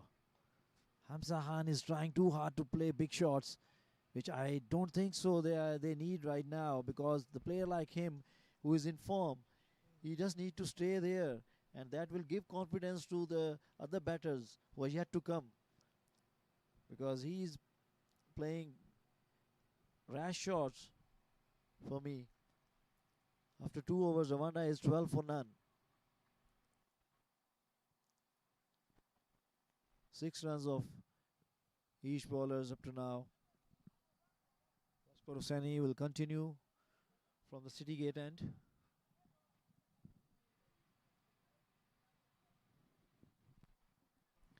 IGI, I believe Hamza Khan needs to keep calm and look for a bad ball. He is trying to construct a shot right now out of good balls.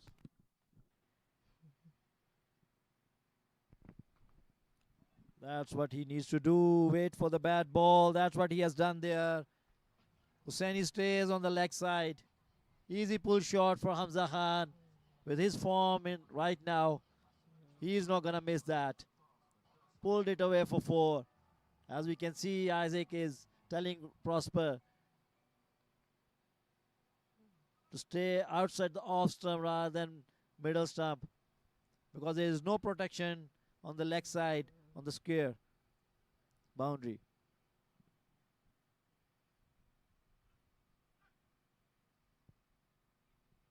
Rwandan batters trying to see if they can take advantage of this power play. Really go big, because the Nigerians in the first innings took advantage of the same power play to up the run score on board, and I'm sure they're trying to do the same. Yesterday, Hamza Khan went out just off a single ball. Yesterday, contributing just 1 run against Nigeria, the Nigerian side. This time around, I'm sure he'll be hoping that himself and Didier can try to see if they can help the Rwandans.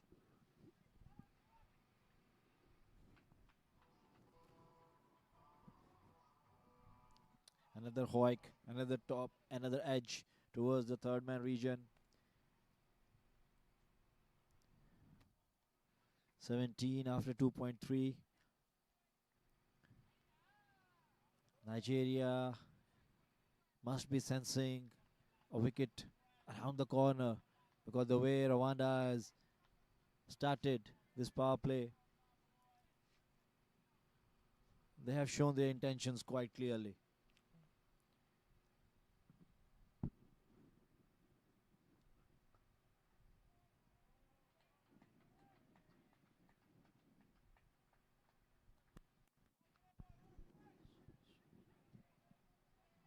We have final leg and third man on the boundary.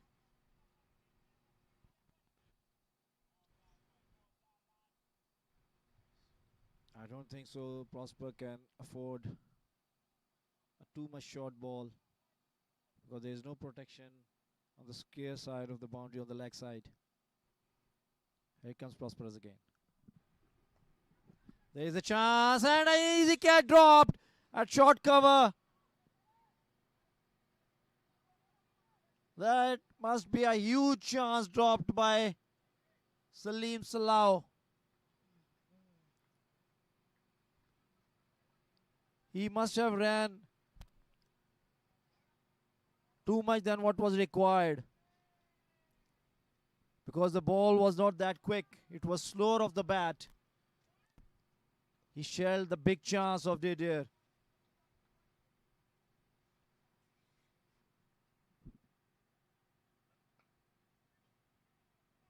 Sad. Hopefully that if that drop catch by Salim Salau doesn't cost the Nigerians this game, because those two batters, Didier and Hamza Khan, they just know how to bat in well into the batting, stay in the crease, take their time, they rotate the strikes very well.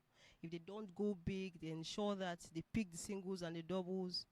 And those two can be a big threat, a huge threat for this Nigerian side if they allow them build the momentum and enjoy themselves at the crease. That's true. As I was saying that Nigeria must be sensing a wicket around the corner. There came the chance, but not accepted by Salim Salau. Nigeria must be hoping that it should not cost them, as you said, much. Nonetheless, here comes Ismail again to Hamza Khan. Flat batted, straight behind the bowler. No run.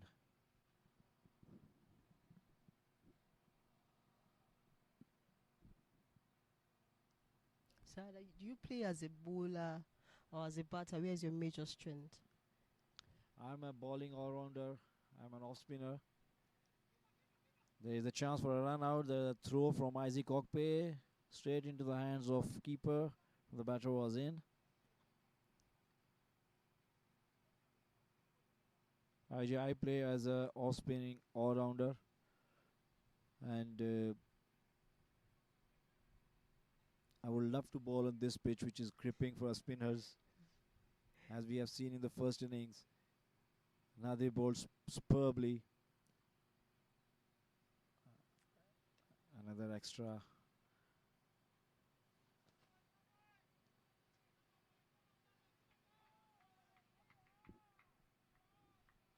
Good energy in the field so far by Nigerians. We have not seen any hiccups apart from that Salim Salau's catch. They must be hoping that they don't repeat such thing again. That's a good slower ball. Inside edge towards the fine leg region. Across for one.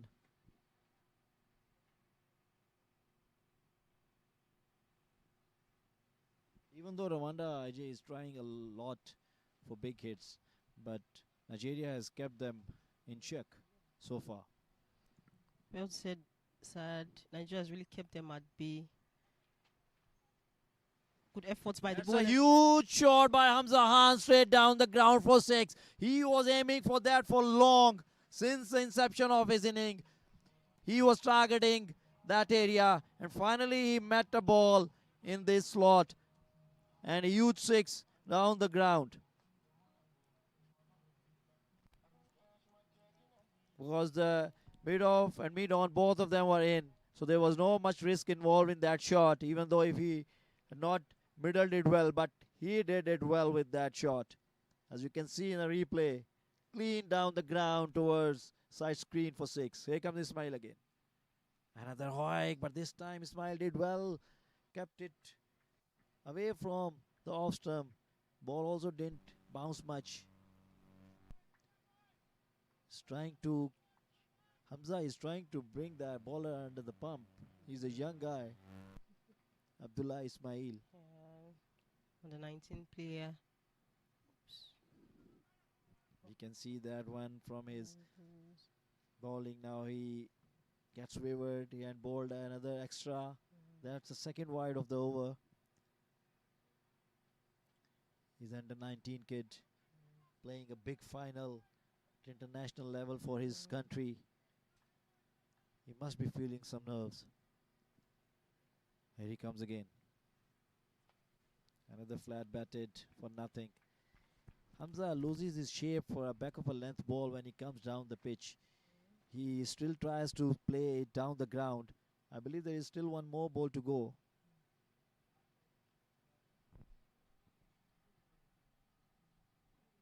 Umpires are checking it.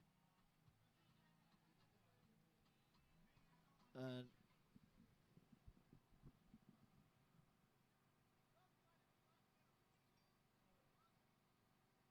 we have a third umpire on the field. There is a change of walkie-talkie. So this is an over given by the scorers. So it's 27 for none after 4.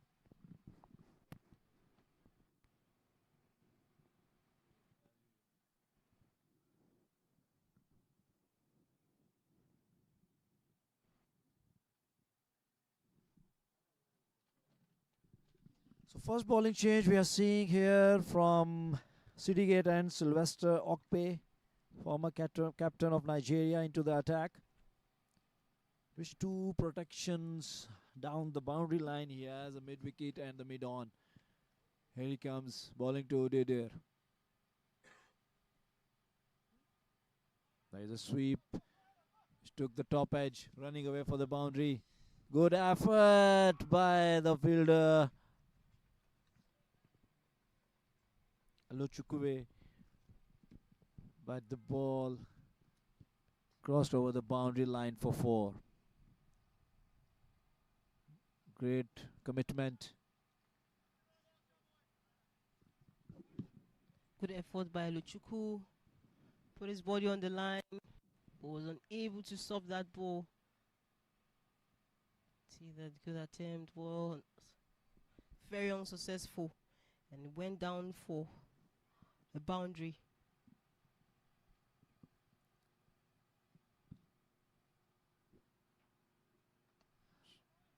That's a good shuffle across the stumps. Pegged it very early the length. Pulled it to the vacant region of the scale leg for 4. Lovely start of the over for Dedir and Rwanda. 2 boundaries of the first 2 balls. Sylvester must be under the pump right now. Bowling in the power play is always tricky, IJ. We can see there was a turn, but he read the length very early and played it cross for 4.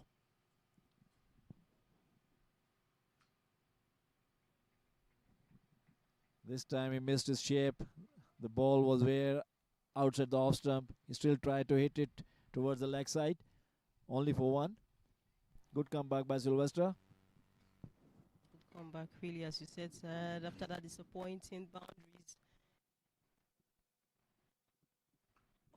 Huge shot for 6 by Hamza Khan towards the mid-wicket region. That was in the slot. That ball was traveling. It's a new ball. The sound of the bat was superb. Rwanda has brought their main spinner under the pressure in his very first over. You can see the huge 6 towards the NCF Oval 2.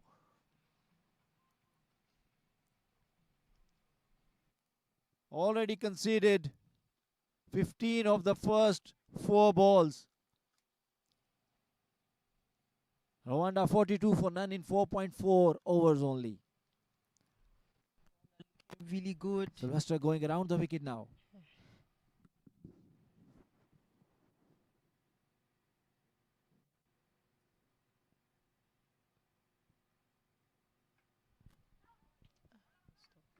Good stopping by Abdullah Ismail.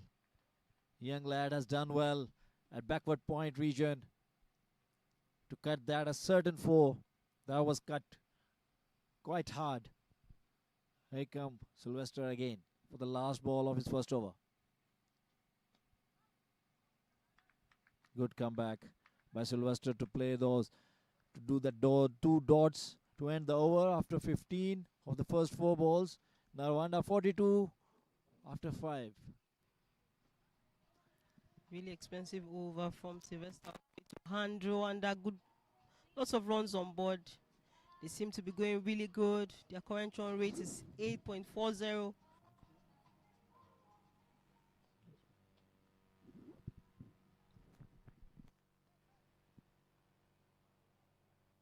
Partnership between those two, Hamza Khan and Didier.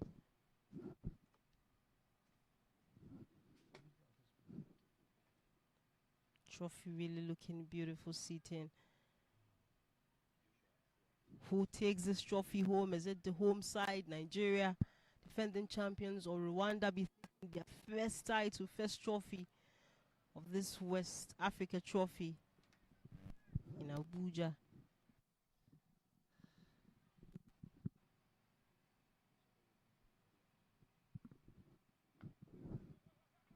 That's a quick single taken by Rwanda. Isaac Okpe into the attack. He will like to do some corrections to compensate what his brother has conceded from the other end. Here he comes again to Hamza Khan. Another dot, another hoik, another down the pitch slog from Hamza Khan. He is riding his luck today.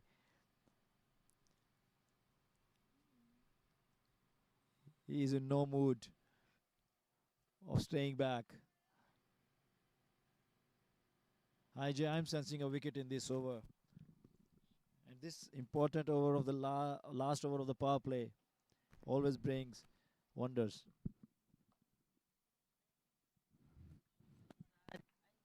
Usually comes into the crucial moments of matches and he delivers really well. In the side, one of the oldest players, lots of experience in the Nigerian colours. He's already 2 wickets in this tournament, one of the top leading wicket taker in this game. So I'm expecting anything. What a clean strike for 6. That was a wrong length to Hamza Khan. He was looking for this length all day long. He found it and he obliged it perfectly. Played over the mid-off fielder for 6. That is not a length to bowl, Hamza Khan. You will pay the price. Rwanda already nearing 50. The last over of the power play is always important because batters like to capitalize, thinking that this is the last over of the power play. In that process, they give you chance. They make mistakes. Third man in, mid on back. That is a length. That is a length to bowl to Hamza Khan because he is looking for a foolish length since the beginning of the innings. Good comeback by experienced Isaac Okpe, as IJ mentioned. He needs to bring his experience into play today. He will be looking for few wickets for his country, which can make effect in this final. Played down the ground for single to the fielder, which was just taken back to the boundary. After the power play, Rwanda has crossed the 50 runs. And I must say that without losing any wicket, this is a good start to the big chase in this big final. Rwanda must be happy at this stage, and Nigeria must be feeling pressure at his home ground. With that, I would like to welcome Peter back in the comm box. Peter, how are you feeling right now as a Nigerian? with your team right now under the pump? Well, as I'm a Nigerian, cricket is a very neutral sport.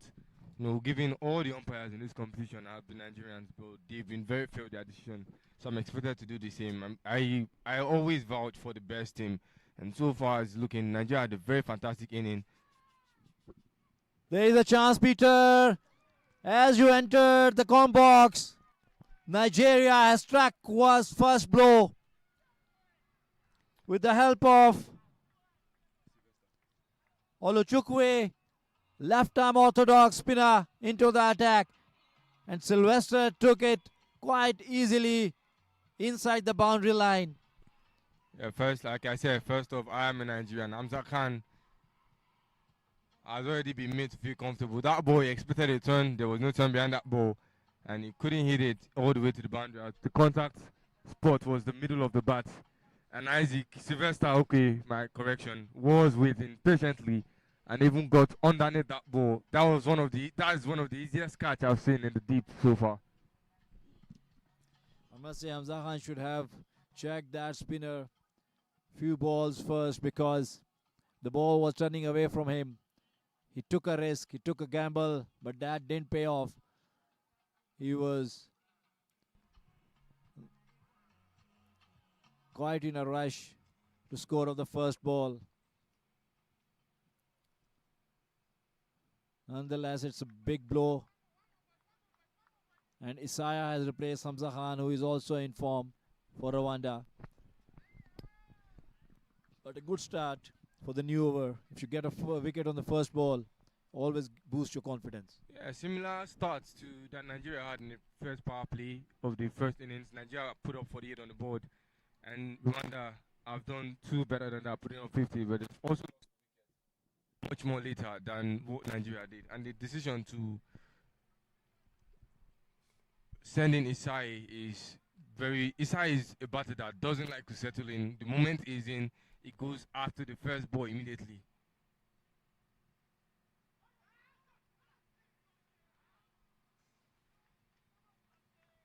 And Isai that coming in at the 18.2 over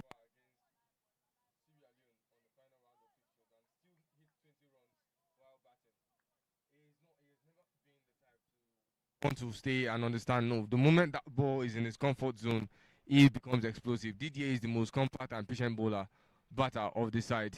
He's not the type to get tempted, but he's very fast with running between the stick. I do not know how Nigeria managed to get those 2 runouts so directly against Rwanda. Both came from the same field. And we can see that energy from Sylvester Okpe. He ran quickly from the boundary line, didn't give a chance to the batters to run for 2. Another time the ball followed him. Rwanda only settled for 1 again. Fielding will make difference in this final. We can see Nigerians a bit more chirpy after that first wicket.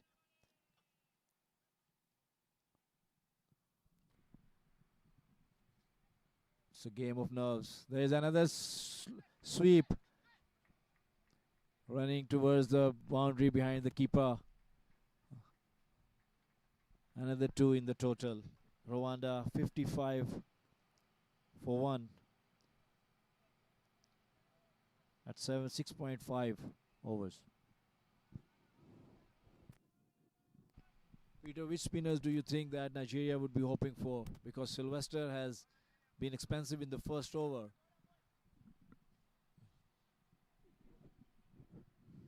Thank you very much for that, Saad. Nigeria have really good spinners in the team. Joshua Yasia, one of them, taking 8 wickets already in this tournament. Umutbim picking up his 6th. He's been very fine on form since coming back. In the first 2 games that he bowled in, he also had expensive overs, and then he was withdrawn for a couple of games, sent back in, and immediately he started to find out and keep those runs in check. So I look at this Nigerian bowling side and everyone knows what to do at the right time. So it just remains a matter of time. If this partnership, as long as this partnership of Didier and Isai is standing, Nigeria have a lot to worry about. If this partnership can be broken, then a little bit of rest can be had, as they will be already into the middle order. and that is where things start to get difficult for Rwanda. Talking of the spinner, there is another spinner into the attack, replacing Isaac Okpe from House of Rock and Joshua Asia. Spinners are keys in this middle over to stem the flow of runs for the batting side. Captain Solomon would be hoping that from his spinners, just like Alochukwu gave him the breakthrough. Here comes Joshua Asia from. Big shot towards the deep extra cover fielder. Batters settled for one only. Good throw straight into the hands. One of the players to look out for, Joshua Asia. Started off great, missed 4 games, came back yesterday, picked up 4 of this Rwandan side wickets, and he's just coming into ball for the first time. It's going to be a big problem for these batters in the crease. Didier is not really too comfortable with playing spinners. We've seen that on several occasions. He fits off the pace by redirecting those balls into gaps. And off the spin, he has to play out. And so most of the times, that is what gets him out. Exactly, with the protection down the boundary, we have deep square leg, deep mid wicket, deep mid on, deep mid off, and deep extra cover on the boundary riders. Here comes Joshua Asia again to Isaiah. Good effort by Joshua. Could The not wounds are stop still the fresh. single. The wounds are still fresh of Didier. This was the same bowler that got him out yesterday, getting him out for 30 of 36. And now he's close to that 30-run mark. He lofted that ball, which was caught by Vincent Adewoye at extra covers. That's not a good thing to do as a spinner. Asia has conceded a free hit, bowling a no ball. Bowling a no ball as a spinner is seemed as a criminal act in cricket. Let's see what Didier will do with this free hit. He could not do much. He could not do. There is a chance of a run out on a free hit.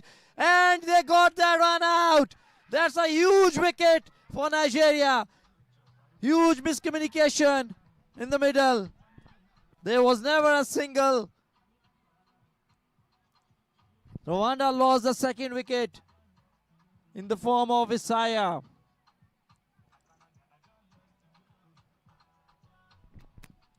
Very sad to see.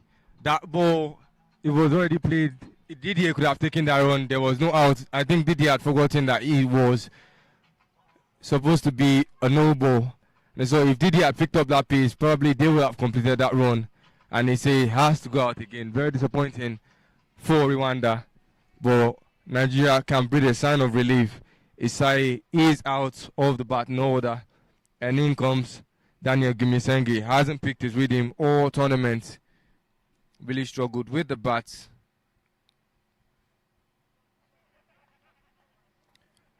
Gimisenge in 8 batting innings was only able to register 47.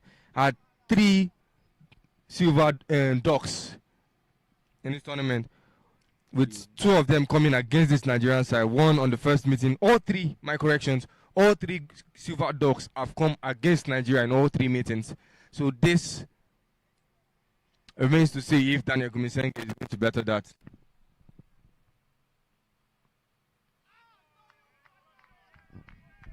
He is in no mood to feel the pressure of those ducks against Nigeria. He went for a huge big hit on the very first ball and misses it completely. I must say, he is testing his luck a lot.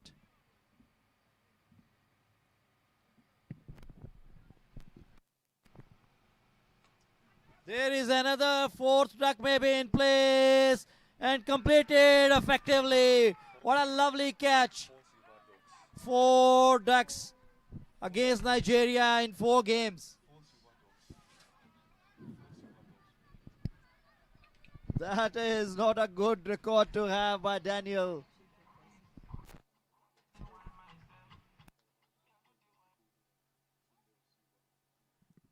And all 4 ducks were silver ducks, means that he got out on the second ball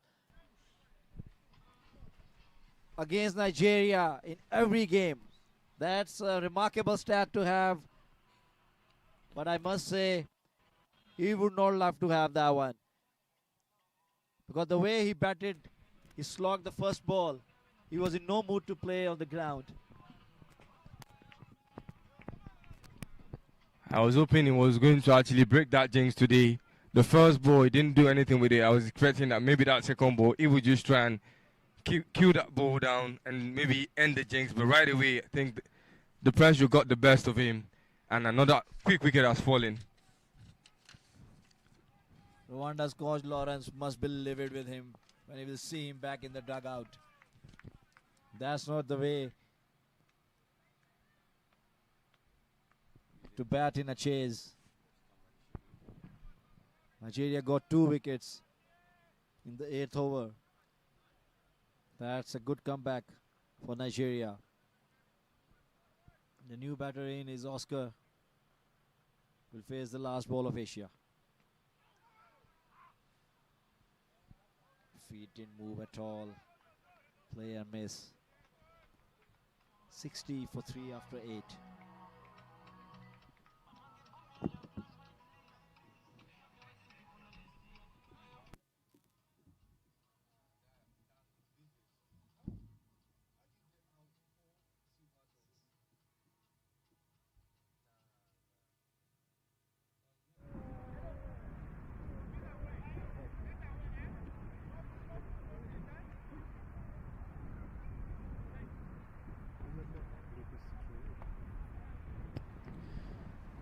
Hello, Chuku Ndubudim.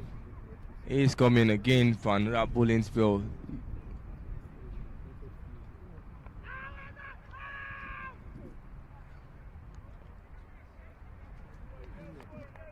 Already ended the opening partnership of Azam Khan, Hamza Khan, and Didier.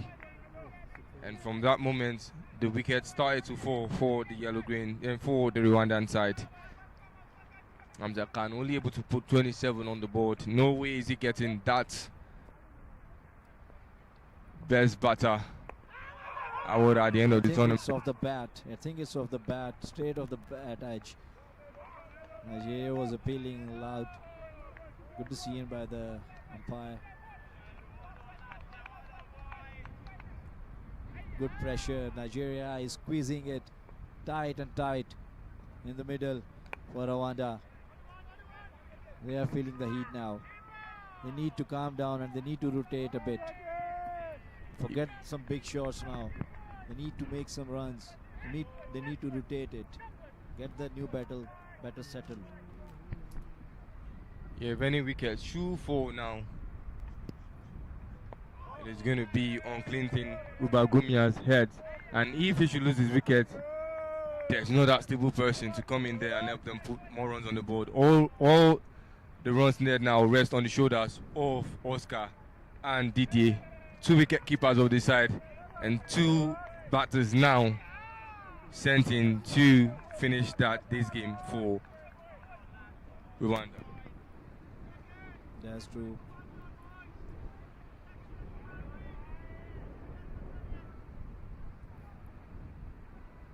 Nigeria is sensing blood here. We can see, we can hear their loud noises. They are chipping in the field. The Ladi is enjoying at the point. Asia is already ready for the next over.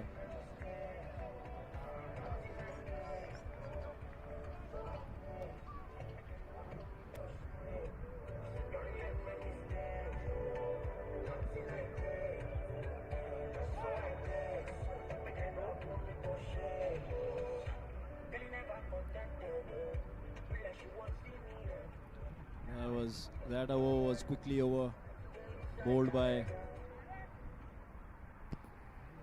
Dubutim. Asia into the attack.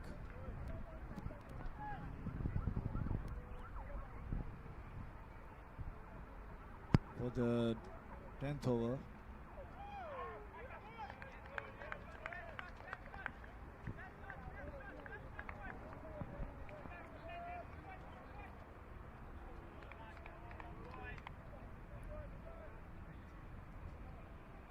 Asia is staying outside the off stump.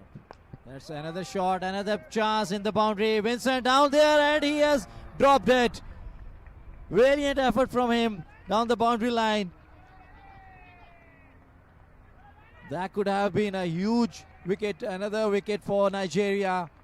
Vincent did all the hard work, but shelled it in the end. As you can see in the replay, he covered his ground very well. Could not hold the ball.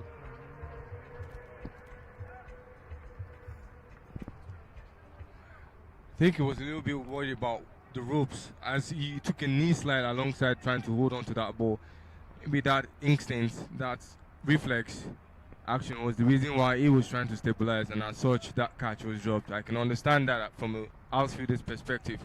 Obviously, when you're chasing a ball going close to the ropes, you always have that two minds, always thinking about the ball and as well as the boundary ropes.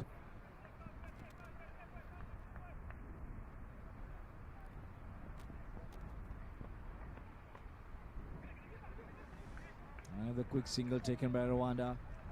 That's what they need to do more oftenly now, to make some partnership, because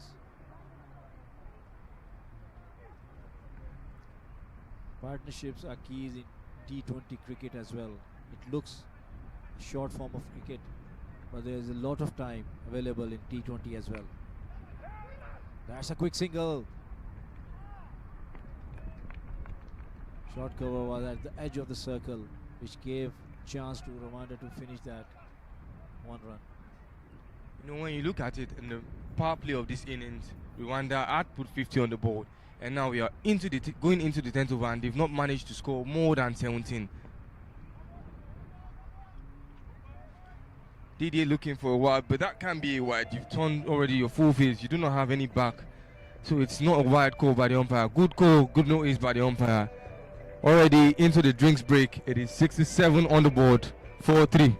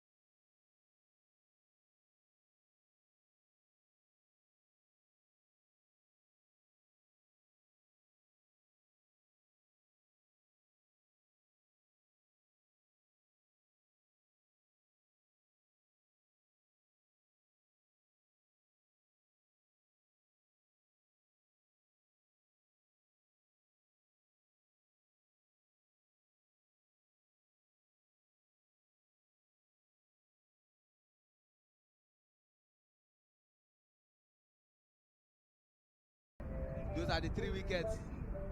And see that again. Joshua Asia. And see that again. That was supposed to be a free hit, but that man, Leone, continues to pull himself away from the chasing pack. Already, congratulations in advance, Isaac Danladi. You are going to be the best batter of the tournament. The other one that is not clear is that of the bowling. Emile Rukiniza is looking forward to that. But it's big time to say to our sponsors, Gafabet, Sportbox, Dreamcatcher.tv, Fireflies and Sport Entertainment, Abino Conducting Foundation, VAS, the Cricketers Club of Lagos, all these people have been very, very important in the success of this competition. The Cricketers Club of Lagos are the ones dashing out those cash awards for the player of the match, and by extension, what will come afterwards at the end of the tournament. Drinks breaks over.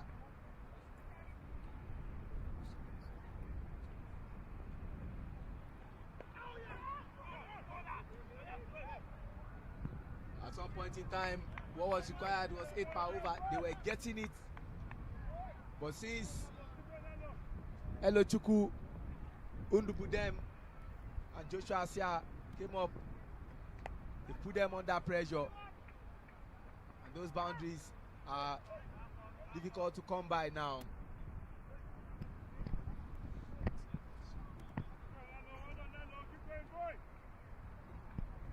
But Didier Indukigimana still batting.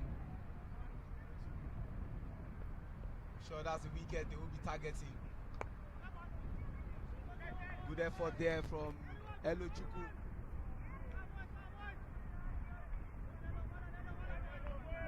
The team wouldn't mind so long as those boundaries they are looking for are not coming.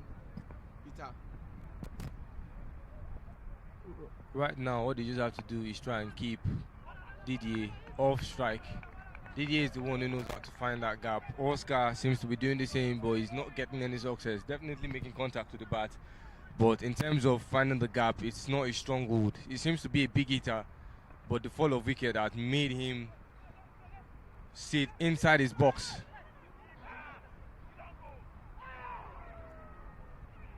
Isaac Danladi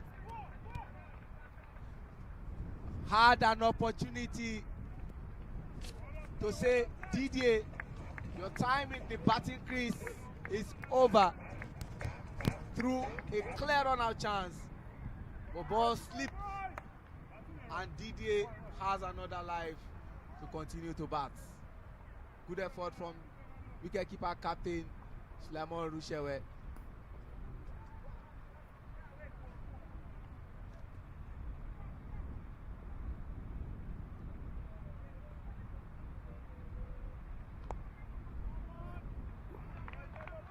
Great bowling spell from Undubudem Elochukwu, coming from the Citygate end. And one interesting stat about Nigeria versus Rwanda: when it first happened in Lagos, the batter who kept on tormenting Nigeria was Ochide Tuizenge. Every game he was the best batter for Team Rwanda. In the last 4 matches, Ochide Tuizenge has not gotten game time. Seems as if there is a dip in form. How things turn. Emmanuel Sebareme no longer in the team. Irakuzi no longer in the team. Oh, brilliant catch! Brilliant catch!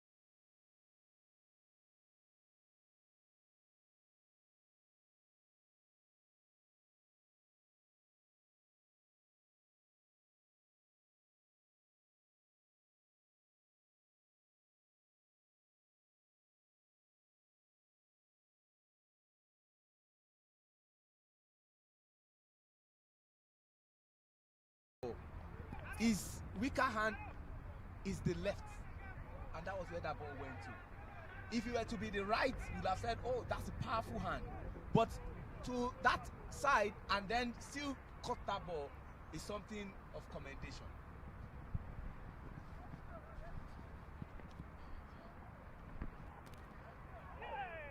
Joshua Asia will be thankful. Got him wickets. But double figure in wickets is something to brag about as a bowler in the tournament. He loves to play Rwanda. Go and check his stats. He loves to play Rwanda.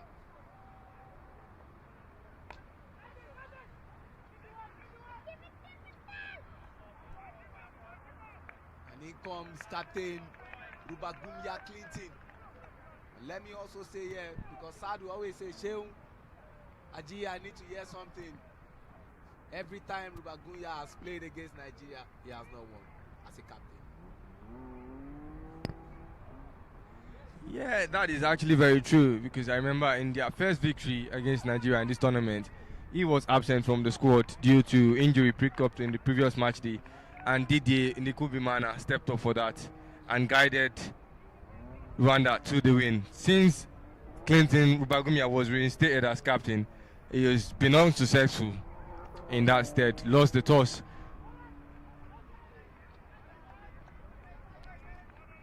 Lovely catch earlier, lovely stop by Ali Ramon.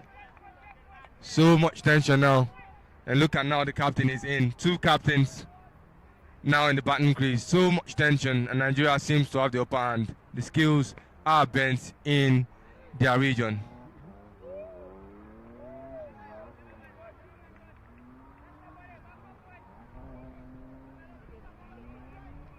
This should be studied, how this team turned adversity to positivity. Needs to be studied. At some point in time, I was looking at Team Rwanda, the way they were going, all guns blazing.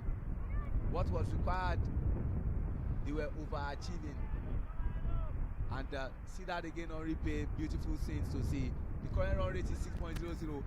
And the required is 10.75. They need 86 runs in 48 balls.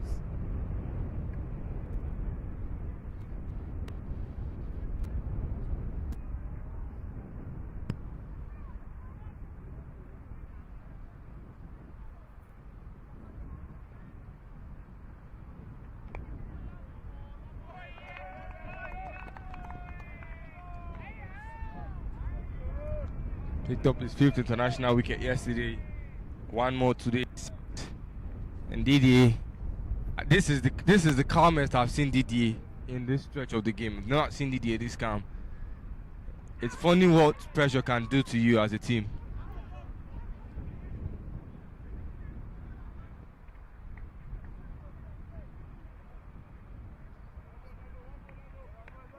And the ball became a Lionel Messi. Dribbled Asia. From 1 became 2.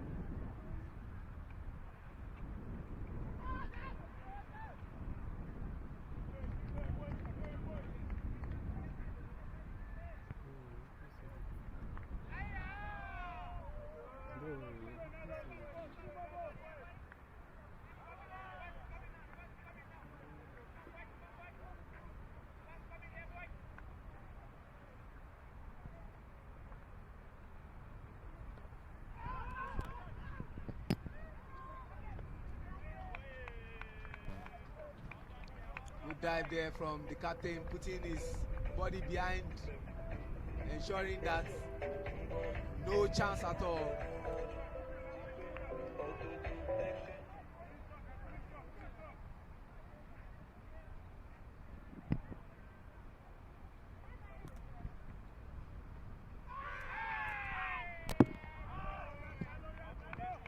Wanted to appeal Elochukwu, but he knew that ball wasn't going to be an out. His teammate assisted him regardless, but the umpire confirms what he already knows.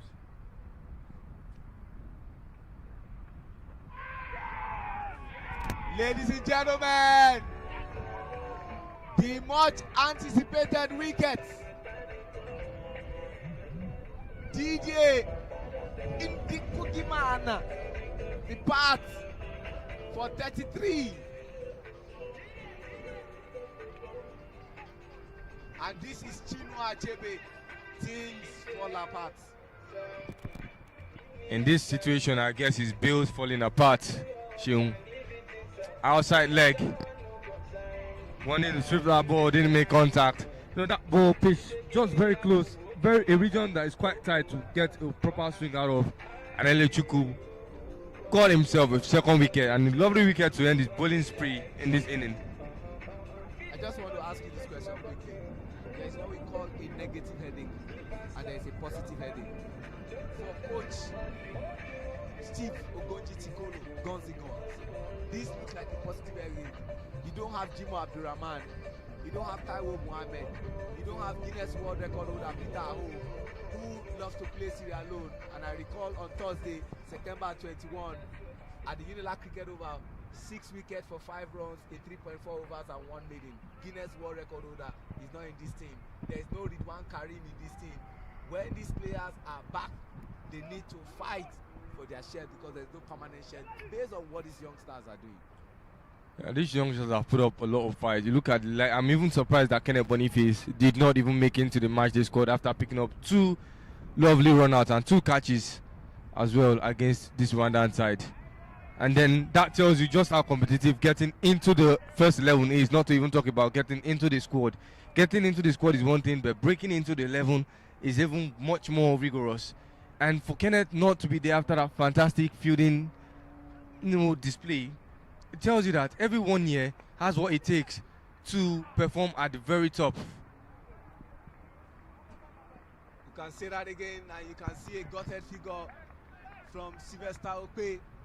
Those who don't know, that's the player who will go down history as the first captain in the history of Nigeria to take anything to the World Cup in 2019 when they went to Windhoek, Namibia.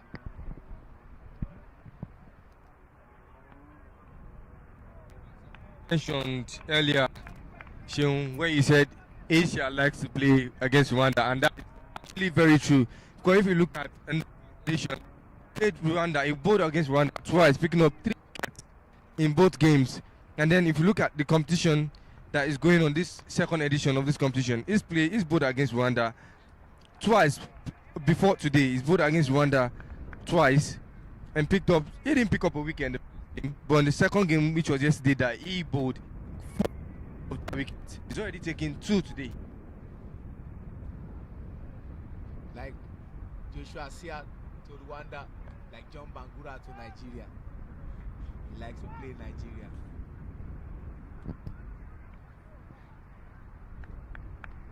And he's into his final over. More importantly, the 14th over. And the task becomes more daunting for Team Rwanda.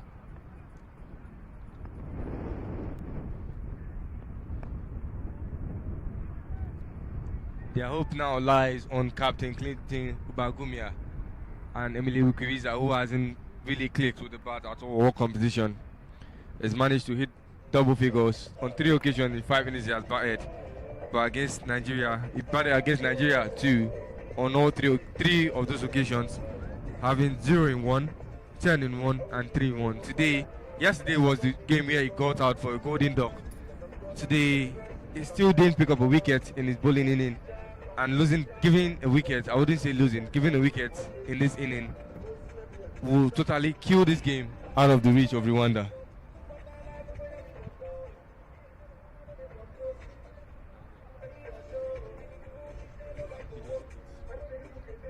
And you know one thing, the funny thing here, Peter, the man who is chasing the leading wicket taker has an opportunity to get his wicket against that man. Sometimes I ask, who writes this script?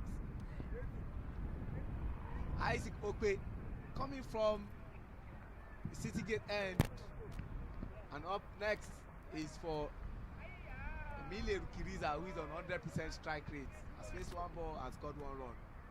Yeah, imagine starting your chase for the top bowler of the tournament against the person who is currently in that lead. If you get his wicket, it is going to go dent and scare into the heart of Emile Rukiriza. If he seemed comfortable there at some point and then didn't pick up a wicket yesterday, didn't pick up any today.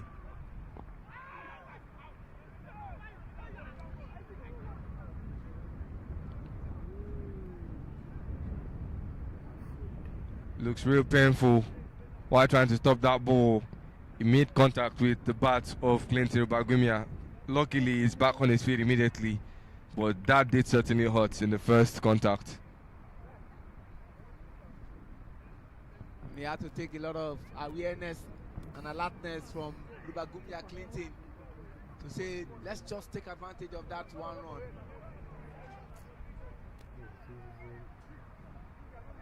You can also call it captain's battle. Isaac is the captain of his club. Clinton is the captain of his country. And he gets his 14th. Clinton is asking what happened there.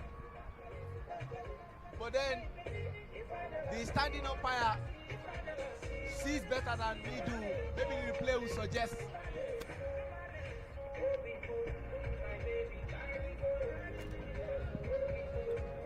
Good call by the umpire. Certainly going for that leg stump. And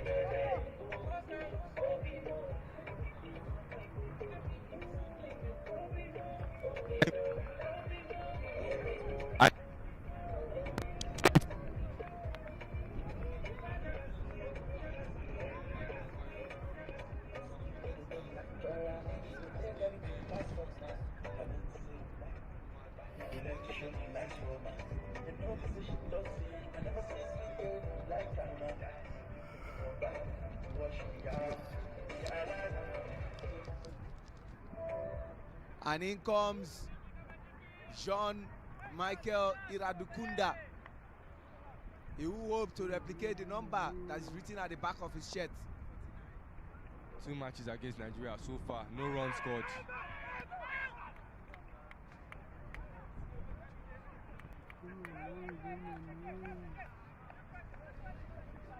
This time around, it is not an LB.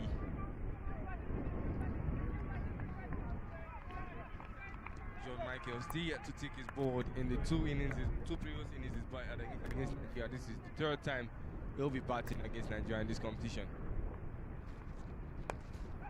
Lovely shots. One day. That was a massive. If it were to be the Tata IPL, they would have told us the meters that ball went for. But I'm sure with my poor mathematics, that should be close to 70, 75. That was a hit. I'm telling Isaac Ope and Peter Oladoshu, I can bat. Sheung, let me blow your mind. Plus, if you include this, the total runs that Iradukunda has scored in this tournament is 22. Guess how many of those are maximums? 3 maximums. You see, 3 maximums. With very little run, that tells you that he has that power. He just doesn't have that technique. You look at that big six again. Good step in mid space and played with power, with strength, lofting that ball as high as he possibly could to the boundary. Something we've not seen the top order do too well.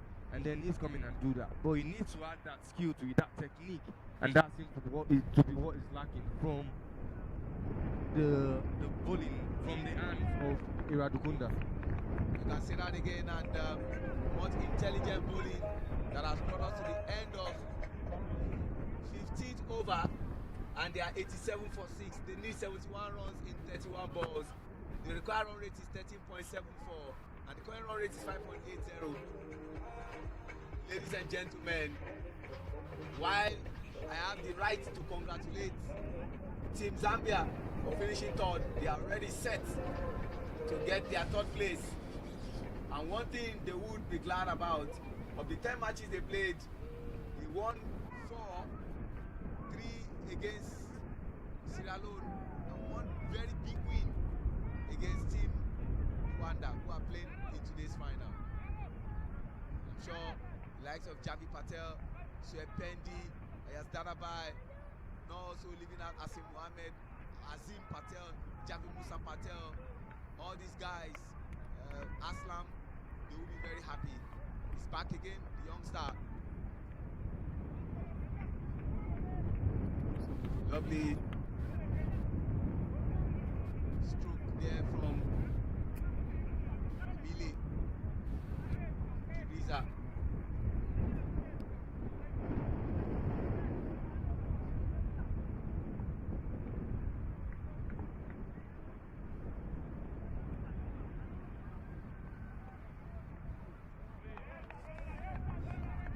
Ismail Abdullah got his first breakthrough against Sierra Leone. Just like Ramon Ali, and he has grabbed it in both hands.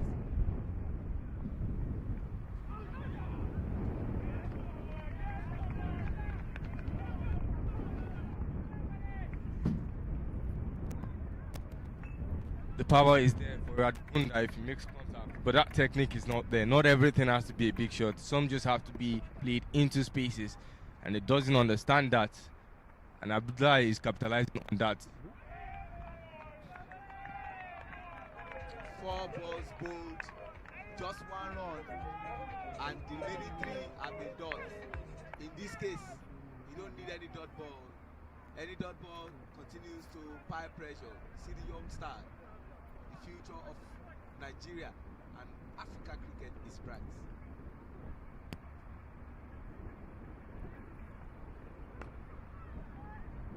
This time there is contact, and there's a chance for 1 run. Last ball of the inning, of this over, my corrections. And Emily on strike. As much as this wicket is falling, Nigeria will look to keep some wicket for Okwi and maybe see if we can take it and propel them to, top that bowling chart again. He's already just 1 shy of that wicket chart. But on economy, Emily Rukiviza is better, and that what you might use to edge it. So what Isaac Okwe needs right now is not 1 wicket, but 2 to propel himself on top of that bowling chart, just like Isaac Danladi has done in the batting order. And it's quite unfortunate for Emile Rukiviza to bowl in 2 consecutive matches and not get a wicket. It's been a while I saw that happen.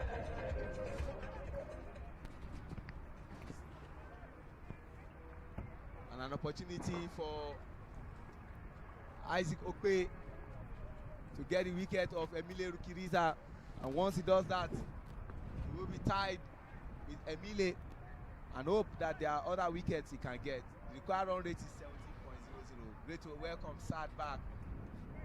Aji, we are in the business end of the game. 4 overs remaining only, and there is a lot to still play on individual performances. There is another chance of a run out, and there is a run out. Lovely work from the boundary fielder. Good effort. Suleiman did the rest. Lovely gloves behind the stump. Suleiman has been the live wire. Pocket of energy for his team. He's almost going to be the man winning the award for the fielding. The last time he was with the bat. This time he cannot do it with the bat. He will do it with the gloves. And it was a needless run there between Iradukunda, and that was great from Vincent Adewoye. He did everything he could do, and Habib and Moto, the Messi had no other choice than to say thank you very much, Emile Rukiviza. We need to call it a day. He has done a lot as a captain as well, Suleiman. If he has not done much well as per the expectation with the bat, he has led his team well. He has the lovely bowling changes. He brought in his spinners, young spinners, at the right time, and he has done well behind the stumps as well. Today he gave a good start with the bat as well in the most important final. So very good team effort from Team Nigeria so far.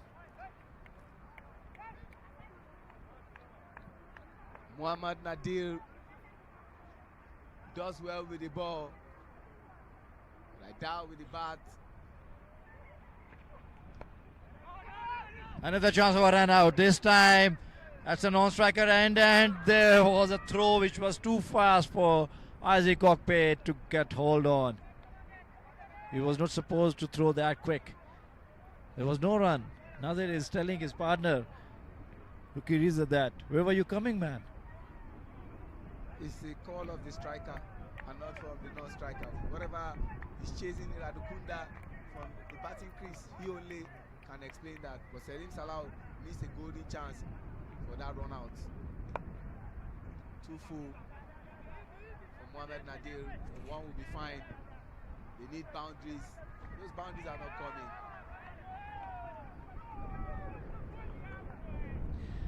Nigeria, we can hear all the chirping sound from Nigerian fielders. They have already pictured themselves the winning trophy. It's a big task ahead for Rwanda. 67 required of 22 balls only. 21, sorry, I beg your pardon. They don't have those long lever batters down the order to hit those big sixes to do the miracle. Talking about the miracle with the bats, no disrespect to Lawrence Chia's team. When you take out Hamza Khan, you take out Didier Kukumana, Iyo Mugabe inside, and probably Oscar Manishimwe, it's almost like they have taken out this team Rwanda. Isaac must be thinking from where he can squeeze those 2 wickets to get level with the top wicket taker of the tournament, Rookie Riza. Because up to now all the Nigerians are leading the chart in the individual performances. There is an edge. Run down towards the third man boundary. No chance for a fielder and Dubutem to stop it for going for 4. Lucky boundary for Nadir. Rwanda sitting at 97 for 7 after 17. 3 more overs, and this tournament that started from Thursday, December 4, 2025, will come to an end. Last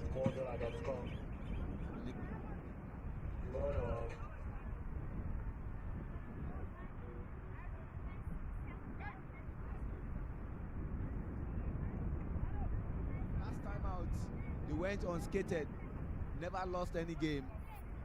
But here in Abuja, the capital of Nigeria, where they say no man's land, you will collect.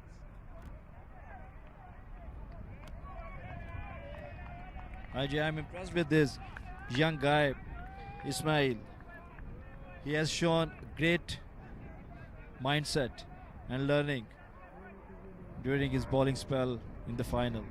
He has changed his pace and he has been bowling the leg cutters. Another one you can see. He knows that batters are trying to hit big, but he has changed his pace very well, giving no pace to the batter to hit down the line. You can say that again, Sad. No intelligent bowler would bowl 6 balls the same way. That's why we always call for variation. And Mohamed Nadir had to go and meet Jean-Michael Radukunda. Stop fanning the balls. We are way short of what is required. And they catch for being shots, and the ball leapt up, and that's a maximum. He likes to do that. 6. Ajay, that was another slower ball, but the only difference between this one and the previous ones was this was much fuller.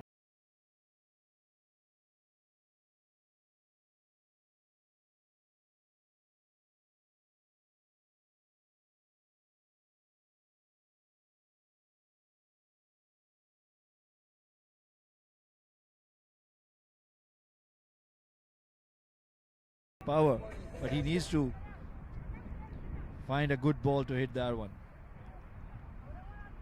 Let's see what Ismail comes up with now after getting hit for a 6. If he still stays with his leg cutters, slower balls back of a length, or he would go for a pace. Then it's a wide ball, and 1 extra run added to Rwanda's run is 104. From the bench to Rwanda, where they are watching from, you will agree that everybody is cold and it's almost looking like the game will come second to Nigeria. Except a miracle happened. Yes, I do believe in miracles. Cricket is a funny game, Ajay. Anything can happen in this. But having seen the level of cricket which Rwanda has played throughout the tournament, we have not found such big hitters down the order to bring that miracle into reality. Nadir has lost on all the hopes.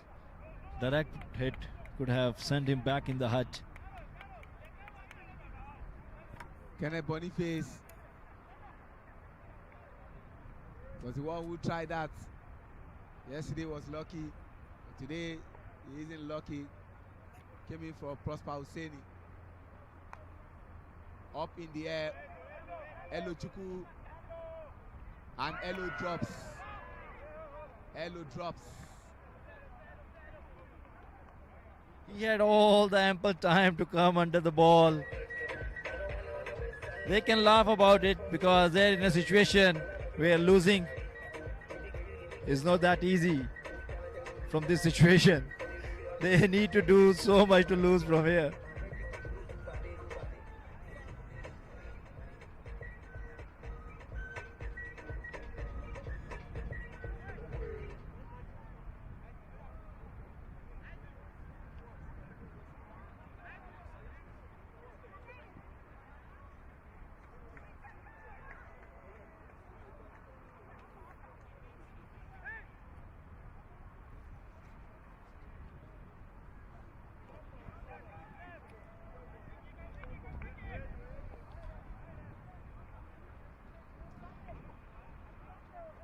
Ajay, what do you think? Isaac can take 2 wickets in this over or 3? Impossibility is nothing. We've seen Ilansan Alamin take 3 wickets from 3 balls. One of the finest cricketers I've ever come in contact with, Sean Phillips. He keeps telling you, you have the ball and you can do damage with it.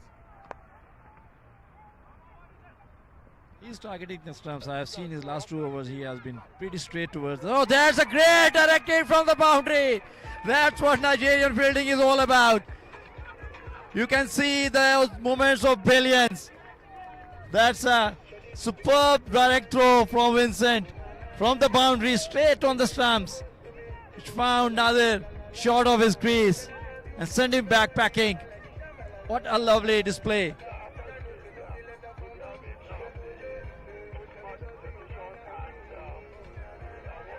As we can see a replay again. Clean pickup. Targets the stumps. Flat throw. Straight to the stumps. Lovely work by Isaac as well to let the ball go. This team's fielding was a huge difference between the other teams as well. IJ.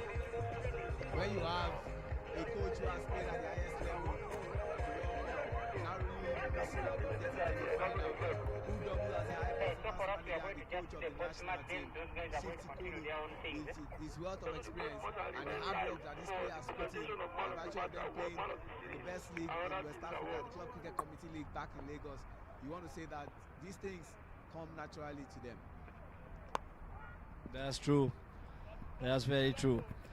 The mindset, actually. There is another chance of a run out. This time the throw from Prosper Hussaini was a bit wavered. That's true, IJ. The mindset brings and says a lot. And the fitness regime of the team has been superb throughout in this tiring weather and that long tournament where you have to play 10 games in less than 2 weeks time. Says a lot of the team's fitness level. There is a chance, but the ball was a little bit high from Isaac. Seems like he has lost hopes that He cannot make the top of the chart in bowling now. I'm sure Emile Rukiriza will be saying to Bime Imanazapi, help me, keep your wicket, don't lose it. This man is trailing me, but you can help. And let's see what happens at the end of the day.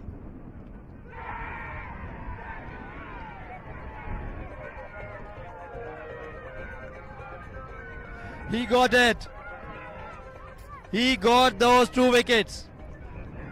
He is now leveling with Emilio Rukirizi in the wicket columns for the tournament. He still has 1 more ball. He wants to replicate what he did 791 days ago, 2 years and 61 days, where he became the best bowler of the tournament and the most valuable player. Now, he is hoping that he can get this wicket. He has 1 more ball. And I'm sure the brief for this person is, please, we have lost this game, but we must not lose this wicket to Nigeria. Emilio must be giving a complete coaching manual to the next batter to save this ball going to the stumps, because Isaac will be targeting the middle stump and he would like to see those bails flying off. I would like to have a slip as well. I would like to have a short cover, short mid wicket as well, because the ball can fly off the bat officially for the catch as well. I believe Solomon should do that one. This man bowls with the left arm, but bats with the right. Intirangaya, will he lose his wicket? Oh no! And ladies and gentlemen, they can laugh about it. I think it's quite unfortunate for Isaac Okpe.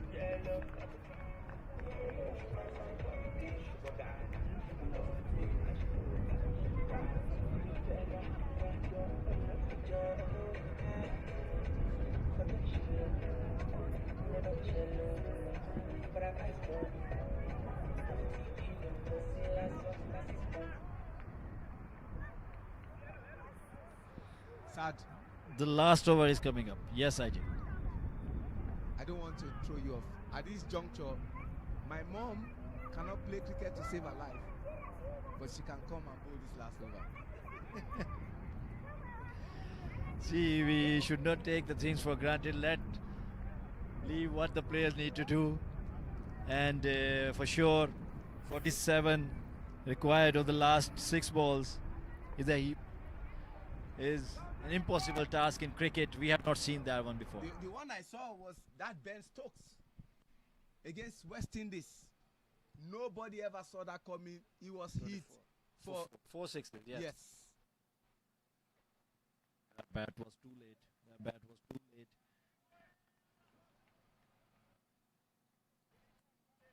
Prosper at some point in time lost his way. He was the leading wicket taker. He was almost pulling away from everybody. But since he got to 9, he has remained on that 9.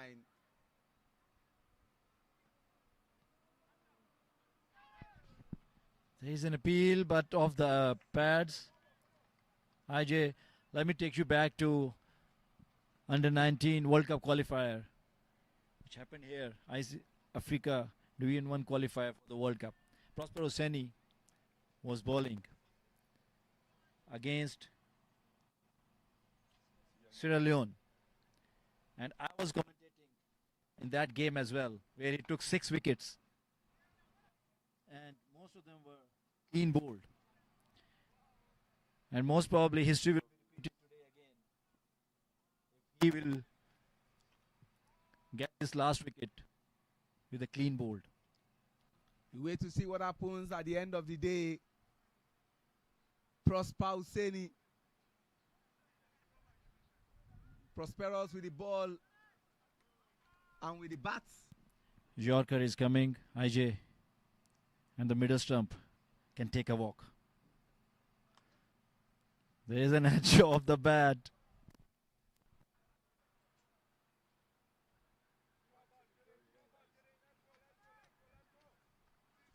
Let's see if we can see the anticlimax like the last game as well. The last wicket fell on the last ball of the innings, of the game. Can we see the same again? 2 more balls before we see people running on the pitch, celebrating each other. Here comes Usaini. Back of a length ball, easy run. We don't want to see a run out to end the tournament, and there was no appeal. There was no appeal from Solomon. The batter was in. That's the best game of Iradukunda, Jean-Michael. The way he's batting is on over 100% strike rate.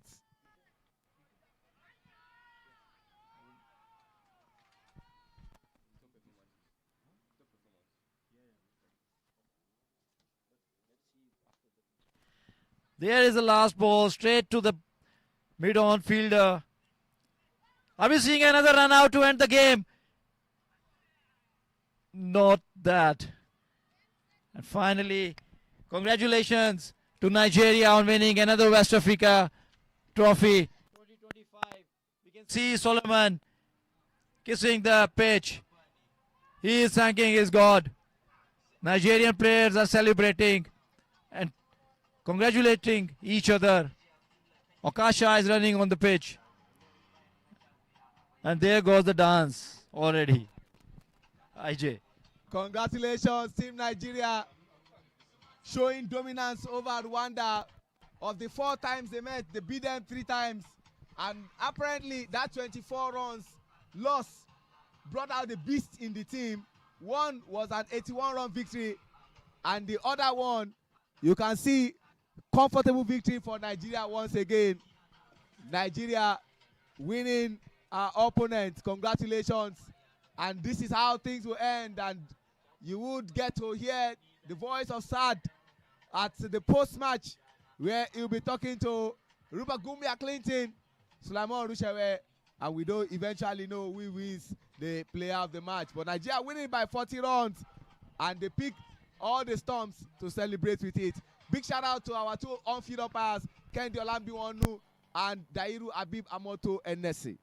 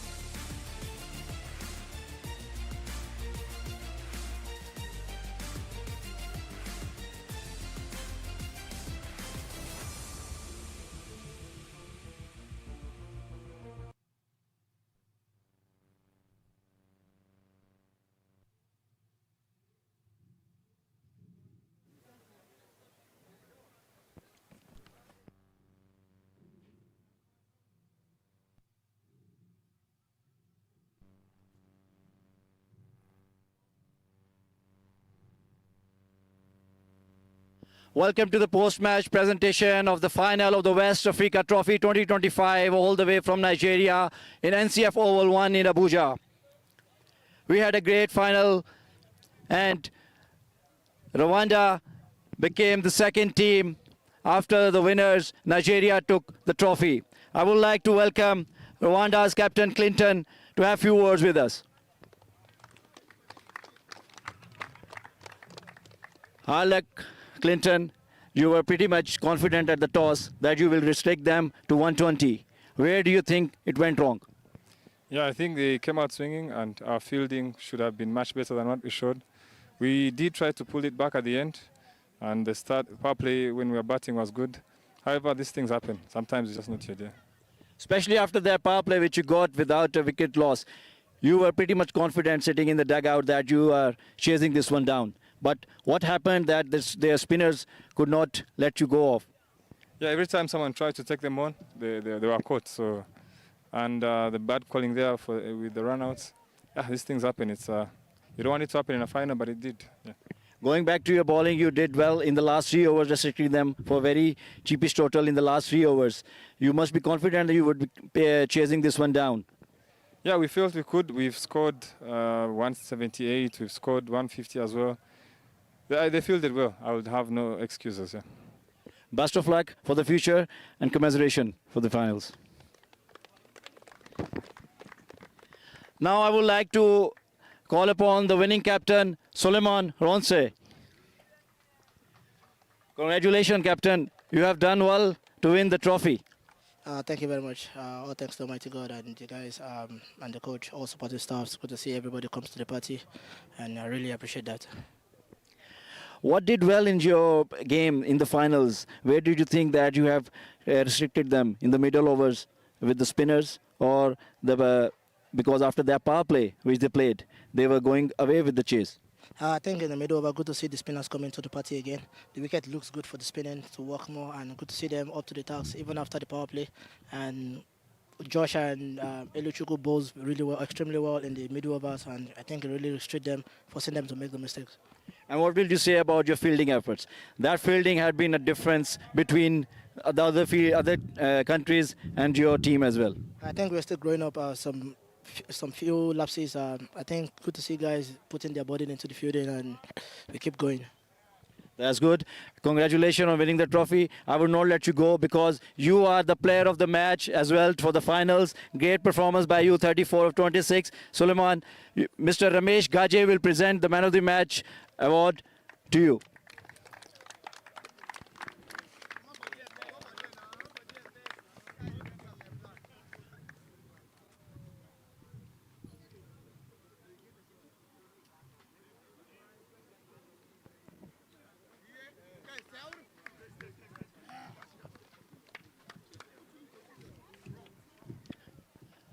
That's all from the man of the match presentation for now.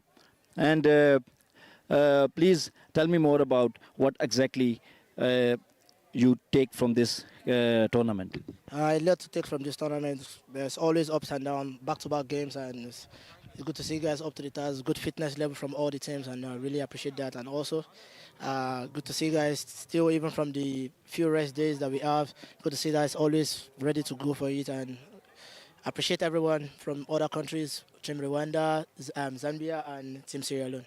Which young guys you are seeing in your team going forward in the national team? Because there are some notable performances for young guns. Yeah, definitely a lot from the young ones, and good to see them coming into the party early.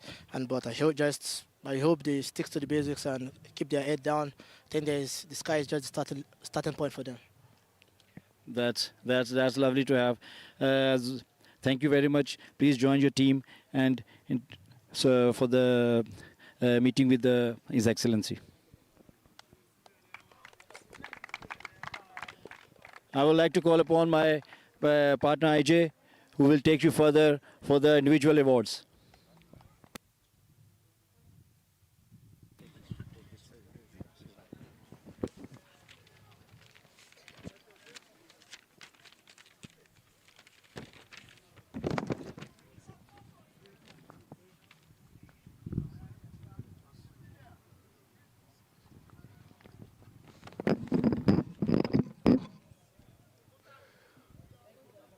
Thank you very much, Sad, for that excellent presentation for the post-match. Congratulations to Team Nigeria, winning 9 out of the 10 matches to emerge as the champions of the second West Africa Trophy, proudly sponsored by Dafabet, Sportbox, Fireflies and Sport Entertainment, Rusa Advisory, Dreamcatchers.tv, Abinu Kondoti Foundation, VAS, not also forgetting the Cricketers Club of Lagos.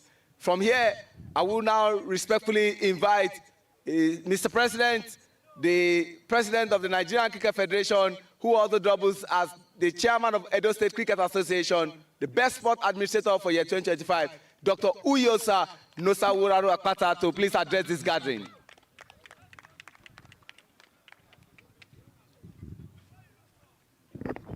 Thank you very much. Cricketers, all protocols observed.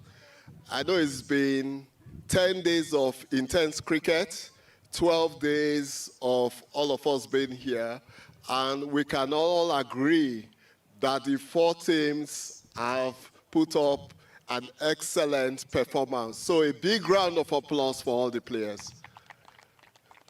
I assure you, the presentation ceremonies will just last 10 minutes.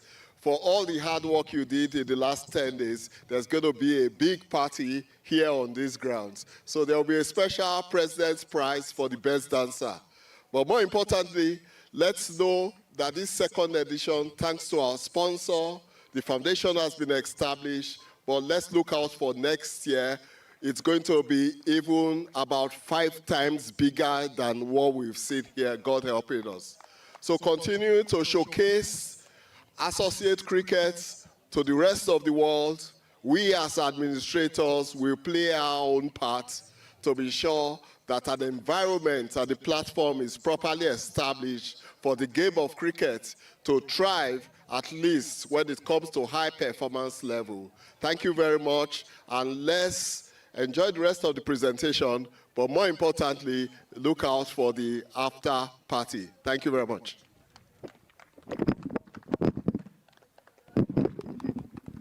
According to Peter Drucker, management is doing the right things, but leadership is doing things right. And I can say for a fact that Dr. Uyosa Nosawaru Akpata, President Nigeria Cricket Federation, Chairman Edo State Cricket Association, is doing excellently well. More power to your elbow. At this juncture, we don't want to waste much time. We are going to go to the individual awards. And before we call on those teams, we'll start with those moments. But I would like to invite Team Zambia and, of course, Team Sierra Leone, who are also part of this competition. But first, the best moment is where we are starting from. And the President of Nigeria Cricket Federation will be doing that. And that goes to the wicketkeeper opening batter for Rwanda, Didier Ndikugimana.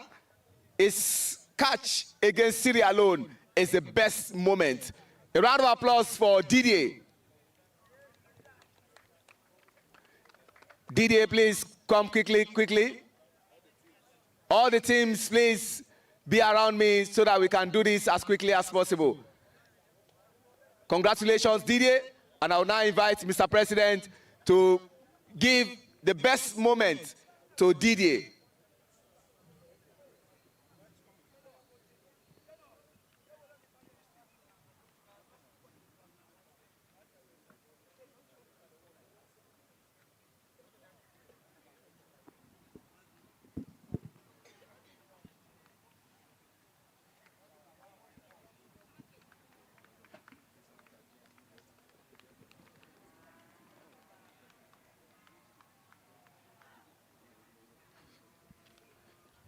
Congratulations, Didier.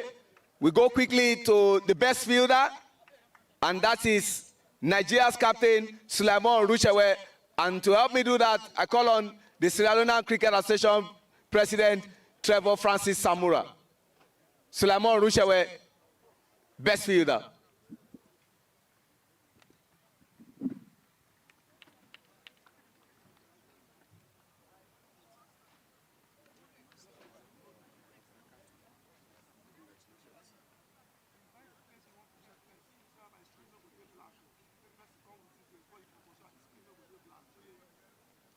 Congratulations. Now, we go straight to the best bowler. The best bowler of this tournament is from Team Rwanda, and is fitting enough that when you have His Excellency here, you should present to that person.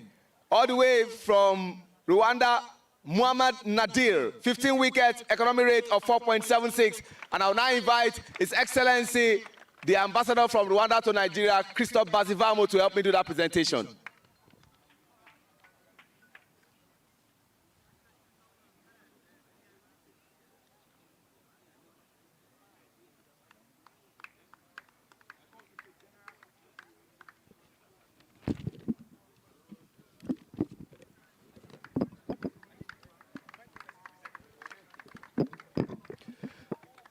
The next one is the best batter of this tournament. I will now invite the president of Nigeria Cricket Federation, Dr. Uyosa Nosawaru Akpata.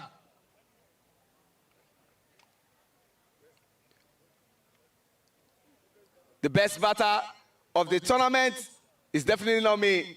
Danladi Isaac, 324 runs.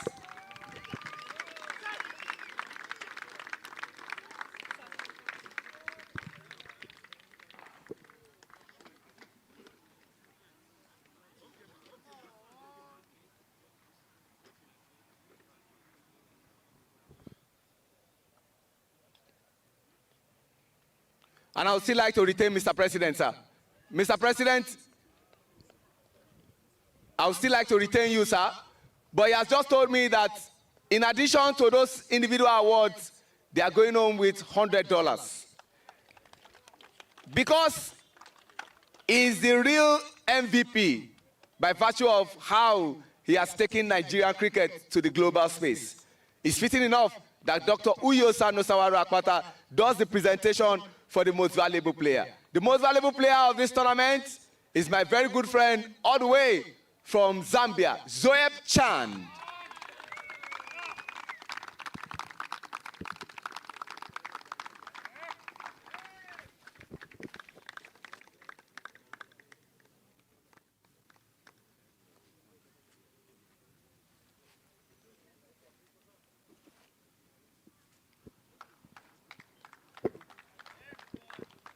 Zoeb, by virtue of the Cricketers Club of Lagos, you are going home with $200. Congratulations.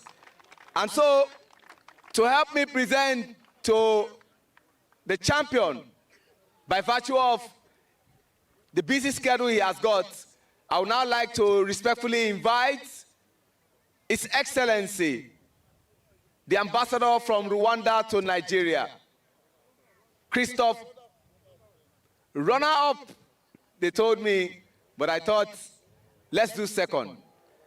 For the runner-up, congratulations to Team Rwanda. And I will invite Mr. President once again to help me present this, alongside the man from the FCT in charge of school sports.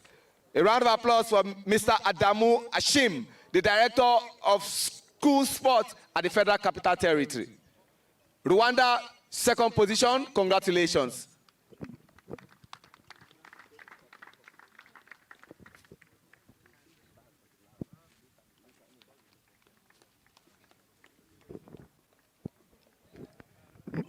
Team Rwanda, led by Didier Indikugumana, fantastic player.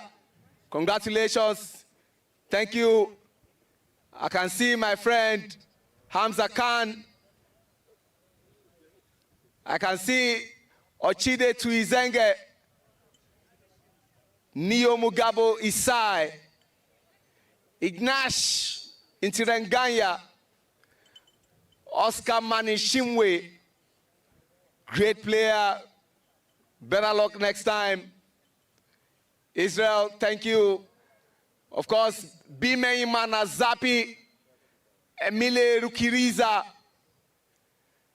Muhammad Nadir, Jean-Michael Iradukunda, and the last but not the least, the leader from the front, Rubagumya Clinton.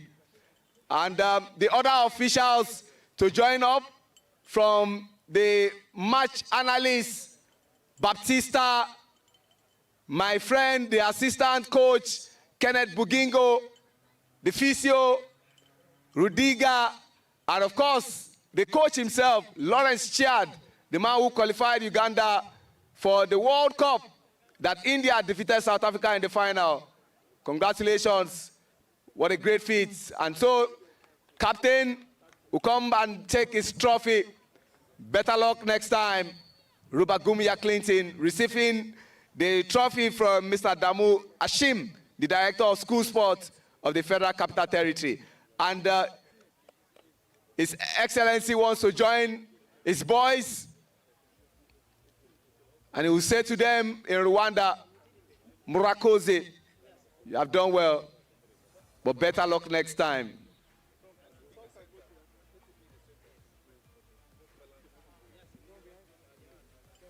And that is Team Rwanda.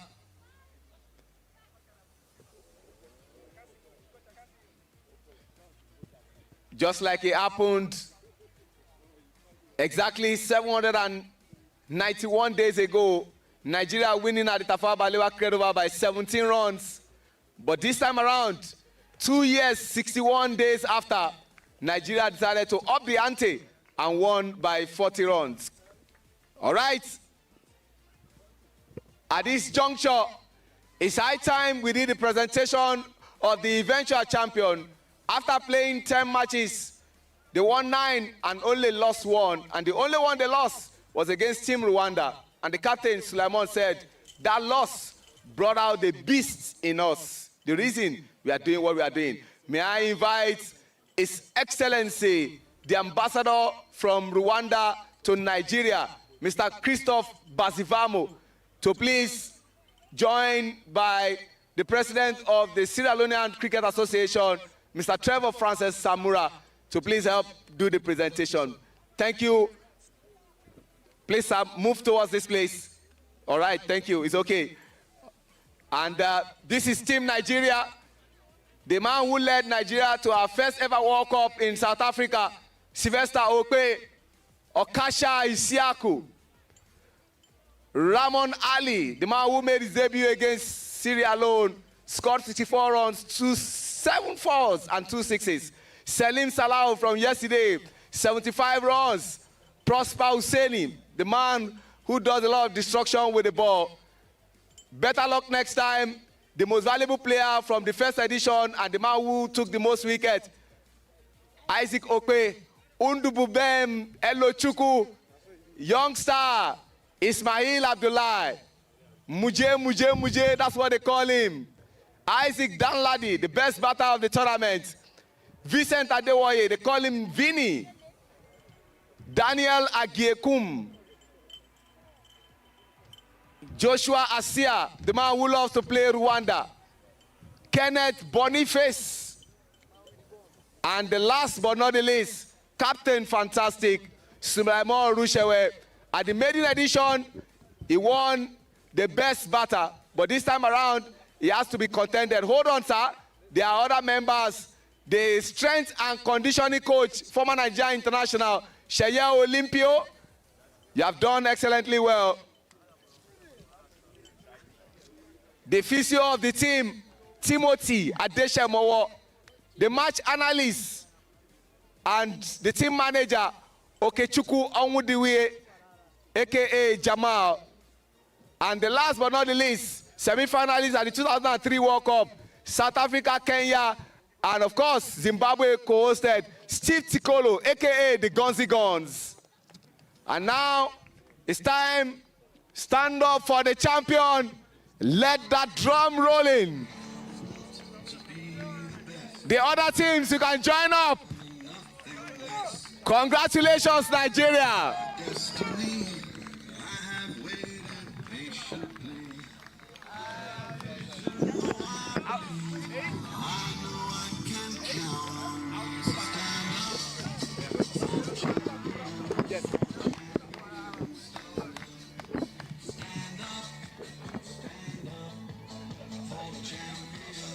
To think that this team does not have the likes of Ridwan Karim, Peter Aho, Guinness World Record bowler, Taiwo Mohammed, Jima Abdurrahman, and they were still able to win.